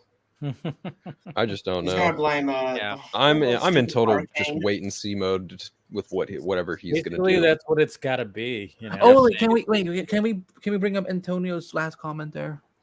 Listen, comments. Oh, okay, yeah, she's a production deal. Yeah. Lucky chap. It wouldn't shock me if. But you know what? I mean, it's such a weird thing because I mean, her as Barbie is like, again, it's not the same as Harley Quinn, and then not to mention we have another Harley Quinn type that's going to be coming out next year, R-rated, Lady Gaga. Oh, right. Also, right. Joker 2. That's probably what's going to be a Harley Quinn that people like, at least like people like us were like, yeah, we wanted this like dark R-rated Harley Quinn. Are we going to get that with Margot Robbie, as perfect as she can be with Harley Quinn, which we've seen? She doesn't seem to want to do a serious Harley Quinn, so that's Wait, Dave. I think if Joker 2 does as well as Joker 1 did, I could see the one part that could happen. I could see an R-rated Harley Quinn movie happen. Where maybe Harley Quinn becomes like the franchise with Collins in front of it. Harley Quinn, Gotham City Sirens, Harley Quinn. Something, Harley Quinn, something. Again, and like if Joker 2 does well, is it confirmed it's gonna be R-rated? What? So. Joker 2? Oh yeah. The first one's R-rated. The second one's gonna be R-rated, of course. Well, again, it's Warner Bros. They do stupid shit all the time. I'm sorry, I have to ask. I get that, but when the first one makes $1 billion R-rated, they're not gonna refrain from that. At the same time, they are messing over Aquaman. So. James Gunn has come back to social media, so he hasn't said a damn word about Aquaman 2. Nope. Which I find very strange. I know, Paul. And I'm like wondering what the hell, because I mean, again, when he announced the DCU, he brushed right over it. Hasn't mentioned anything. Hasn't talked about it. It's such a weird thing because his partner is fucking the producer on it, which is right. he doesn't even like. You wouldn't even need to say anything. Like if his accounts or whatever would just retweet the trailer. That's all you need to do. You don't even need to be like, go see it. Like just like if you hated the movie and just share the trailer. Like that's it. That's all. Yeah. That's all it require. That's what I thought he would do. Like at least retweet the trailer. But he has not even done that. It's weird. It's just weird to me. Like the certain thing. I mean, he promoted all the other ones. He retweeted the trailers for Shazam, The Flash. I mean, he really praised The Flash and Blue Beetle and praised the Blue Beetle. He didn't really praise Shazam that much, which we get. Is it because like James Wan is essentially the only remnant of the previous timeline? Like, or I'm wondering if there's a stipulation in his contract. There's got to be something. There's got to be a logistic thing in the contract. And that's also what I even about what it's being produced by the Saffron Company or something. I don't know what the. There's something weird about it because, like, again, even going back to Black Adam, and I know that was when the whole he hadn't had the job yet or anything like that, but his wife was in that fucking movie, and he didn't even. Same with Shazam. Yeah, she was in Shazam, but he did promote that. Both projects, she appeared in as secret cameos. So, how would he promote something like that? No, I don't know. It's just being part of DC. You would think that in the fact that he's a name and he's got a following on social media, he would anything DC, he would just at least go as far as a retweet, and that's it. Yeah, not that he has to sit there and freaking all every day and just be like, go see the movie, watch the show. A retweet, that's it. It just takes a click and it's done. But do you think? Oh, sorry. No, I'm just saying. Yeah. I mean, but the fact of the matter is, he's done that for the other 3 movies this year. Nothing with Aquaman. It's just weird to me. Do you think he's maybe just now fully ready to just be like, I don't want to promote the DCEU in any I think there's something I think there's some kind of contractual thing, to be honest. I think there's got to be something. No, he cannot promote it. Like there's maybe this is what I'm thinking, because Aquaman was not supposed to come out this year. It was supposed to already be out for a while. Yep. So I'm wondering if under the old regime, just like Black Adam, maybe that's why. And maybe like the movies that came out this year, like Shazam and all the other ones, were in a different category when it came to something in a contract. So he was able to do it, but he can't do it for certain movies. Like he couldn't do it for Black Adam, can't do it for Aquaman. That's my guess. It's just, again, you would think being the DC, like the co-CEO of DC Studios, you would want to promote the movie that's coming out this December, and he has not. There's got to be something in his contract that was because this movie was supposed to come out already. It was supposed to come out like probably a fucking year and a half ago. I don't know how many times. Should have come out ages ago. Supposed to be out last March, I think. Yeah, so I think that's what's happening here. There was something in the contract where, when it came to the other movie, that's just my theory, because it's too weird. It's too weird for me, like that he's not touched it. I don't know, but I feel bad because I feel like it's gonna I didn't hate the trailer, but I just feel like it's not gonna hit what I needed to do, and I feel bad because I'm like Phil, like I really enjoyed the first movie, and I feel like someone's gonna go off with this one or something. But it's just that feeling of the Warner Brothers regime more than anything, not so much James Wan or Jason Momoa or any of the cast or actors in the movie. Yeah, my coworker Craig is deathly terrified that Aquaman 2 is going to end in a very similar fashion that The Flash did, and I honestly wouldn't put it past WB to do something dumb like that. I wouldn't be surprised if it literally coordinated with the ending of The Flash, and he goes to meet Barry like half drunk or something. I would be shocked. I will bang my head into a wall if that happens. Because I'm like, that was the stupidest post-credit scene of all time. And again, we know what was the point of that scene? Was that? I don't know. But you know what? I've seen. What was sad? It was like I saw people go like, "Jesus Christ, James Gunn at it again." I'm like, no, that was filmed originally with the shoot. That was not a James Gunn added thing. James Gunn added George Clooney. That was it. But when it came to that scene, that was originally the actual production of the whole thing. So that's wild to me. That's so wild. Some people think I remember that was added by James Gunn. That was not added by James Gunn. That was originally before. It was before James Gunn. Yeah, I guess you could say that. It was Christina Hudson who made it happen. Probably. Could be. Probably. I mean, that's the thing. It's like some people don't want to accept that, but I'm like, I remember seeing that. I'm like, no, it was actually revealed like that was shot in the principal photography right there. That wasn't added. That was the principal photography. Even in it. Oh my gosh! I don't know. Shits and giggles. And he got paid probably. I don't know. Yeah. But anyway, I don't interrupt, but I know Dave, you wanted to wrap up like 10 minutes ago, so that's we probably yeah. All right. Well, I don't know. I didn't want to. Yeah, that's good. No, I mean sometimes that happens, but yeah, we'll wrap it up right now. This has been a great conversation, of course, as per usual. Thank you to Casey for showing up, and thank you guys for joining us. We'll go around the horn right now and see and everybody promote what they're doing and promote everything. So, Phil. Thank you again, my friend, for always having me on. It's a blast getting to chat with you, Paul and Andy, and of course Droga and Casey, of course. If anyone wants to follow me unfiltered on X, Instagram, now Blue Sky. I'm on Blue Sky now. Andy followed me earlier today.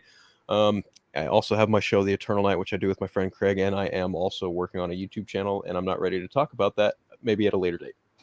All right, Axel. Again, thank you, Dave, for having me on. This is it's always fun as usual, just to say fun shit and like talk about movies. So you can find me at X by Axel R. Droga. Find me on Instagram by Axel Droga. What else am I doing? Yeah, that's it.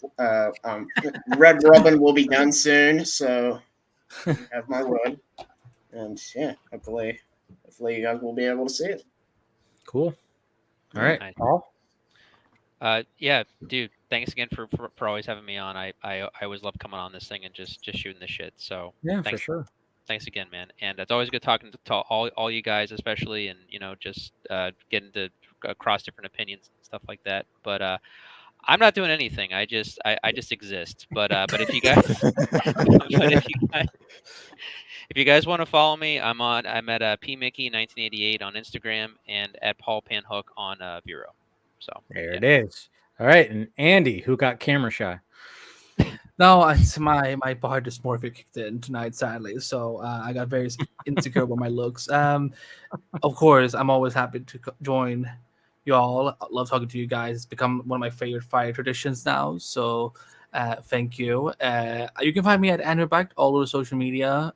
I'm still gonna call it Twitter, y'all. I don't know why you keep enabling. Yeah, I'm never gonna call it X. That's Stop dumb. enabling Elon Musk. Just call it Twitter. At Anwerback all on social media. I'm on the Flash podcast. We talk about. We're trying to find ways to talk about the Flash, but either way, we talk about everything else. We just came out with an episode yesterday. We talked about all the strikes. We talked about Steven the Scab Amell, who apparently has lots of defenders, apparently, and being like, you should stop attacking him. So check that out. I'm the editor-in-chief of Multiverse of Color. I write a screener. Although next week I'm off. I'm on my little mini vacation from Screener next week. So, but yeah, go check out my stuff if you can. I'm on Twitch. I'm not good at Valorant, but I will play it and make fun of myself for hours. So go check me out there. And yeah, as always, thanks for having me. And go see Blue Beetle. There you go. Yeah. Yep. Well, you can watch it on digital now. Yeah. Yep. Axel, have you seen Blue Beetle? It's on Apple TV. Hold up. It's gonna be on Apple TV. I don't think it's gonna be on that. I think it'd have to do a VOD. Better chances of Amazon. But he meant like Apple TV. It's like you can buy the movie from. Oh, okay, yeah. Oh, yeah. I can pre-order it. It comes out on... You can pre-order it. You still can't even for $35. Wow. Wow. Jesus Christ. Yeah, like Australian dollars. Apparently. Okay. Right here. It's like, see, now I can see his screen. Well, yeah, that's because I was showing stupid stuff. What else? Pre-order. When does it come out? All right. Zola doesn't have a picture. Just sad. Yeah. James by the way, you can check out my reaction of this episode 9 of Cobra Kai from season 4 on Chainsaw Reacts channel. fuck, I was not ready for that episode. I was like, why is Jordan so excited for me to like? Why is this an episode I have to watch with them? And then I'm like, poor Miguel. Oh yeah, I know what you're talking about. Yeah, it's a good series. Definitely is. Looking forward to the last series. That's the last. And now they can probably start writing it again. They're probably writing it again now. Oh yeah, I hope so. Everything's back up and running, which is great.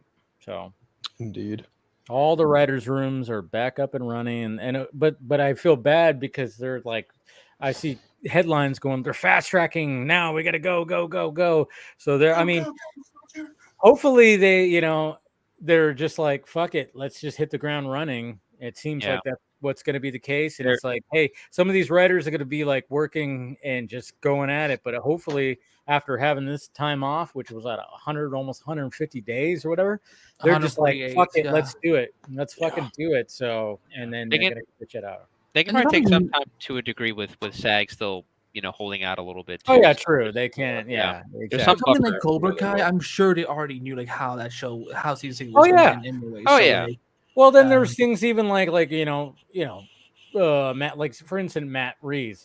Hopefully that during this whole time he was fine tuning the Batman Part 2 and 3, like because it's not like you can't write. It's not like they have a fucking bug on you and you're like, you better not touch your. Well, no, I mean, I think the only that he probably would not have touched the script is because, like, what if he writes a script and then, he gets studio notes from saying that, no, we can't do it as under this budget, then he has to go back and retool. So, it would be time wasted if he was writing it during the strike and then find out. Sure he was, though. Come on. Yeah, him and Tom every writing I'm sure he fleshed out ideas. I don't think if he maybe he wrote on the treatment as opposed to script, but that film is probably gonna get delayed because there's no way they're gonna be filming it in November. Oh no! God damn it! I know. No. Oh, that sucks. Anyways, all right, guys, hit that like, thumbs up, subscribe to the channel, hit that notification bell, do all that stuff. Thank you, guys. Thank you, Phil. Thank you, Axel. Thank you, Paul. Thank you, Andy, and of course, thank you, KC. We'll talk to you guys later.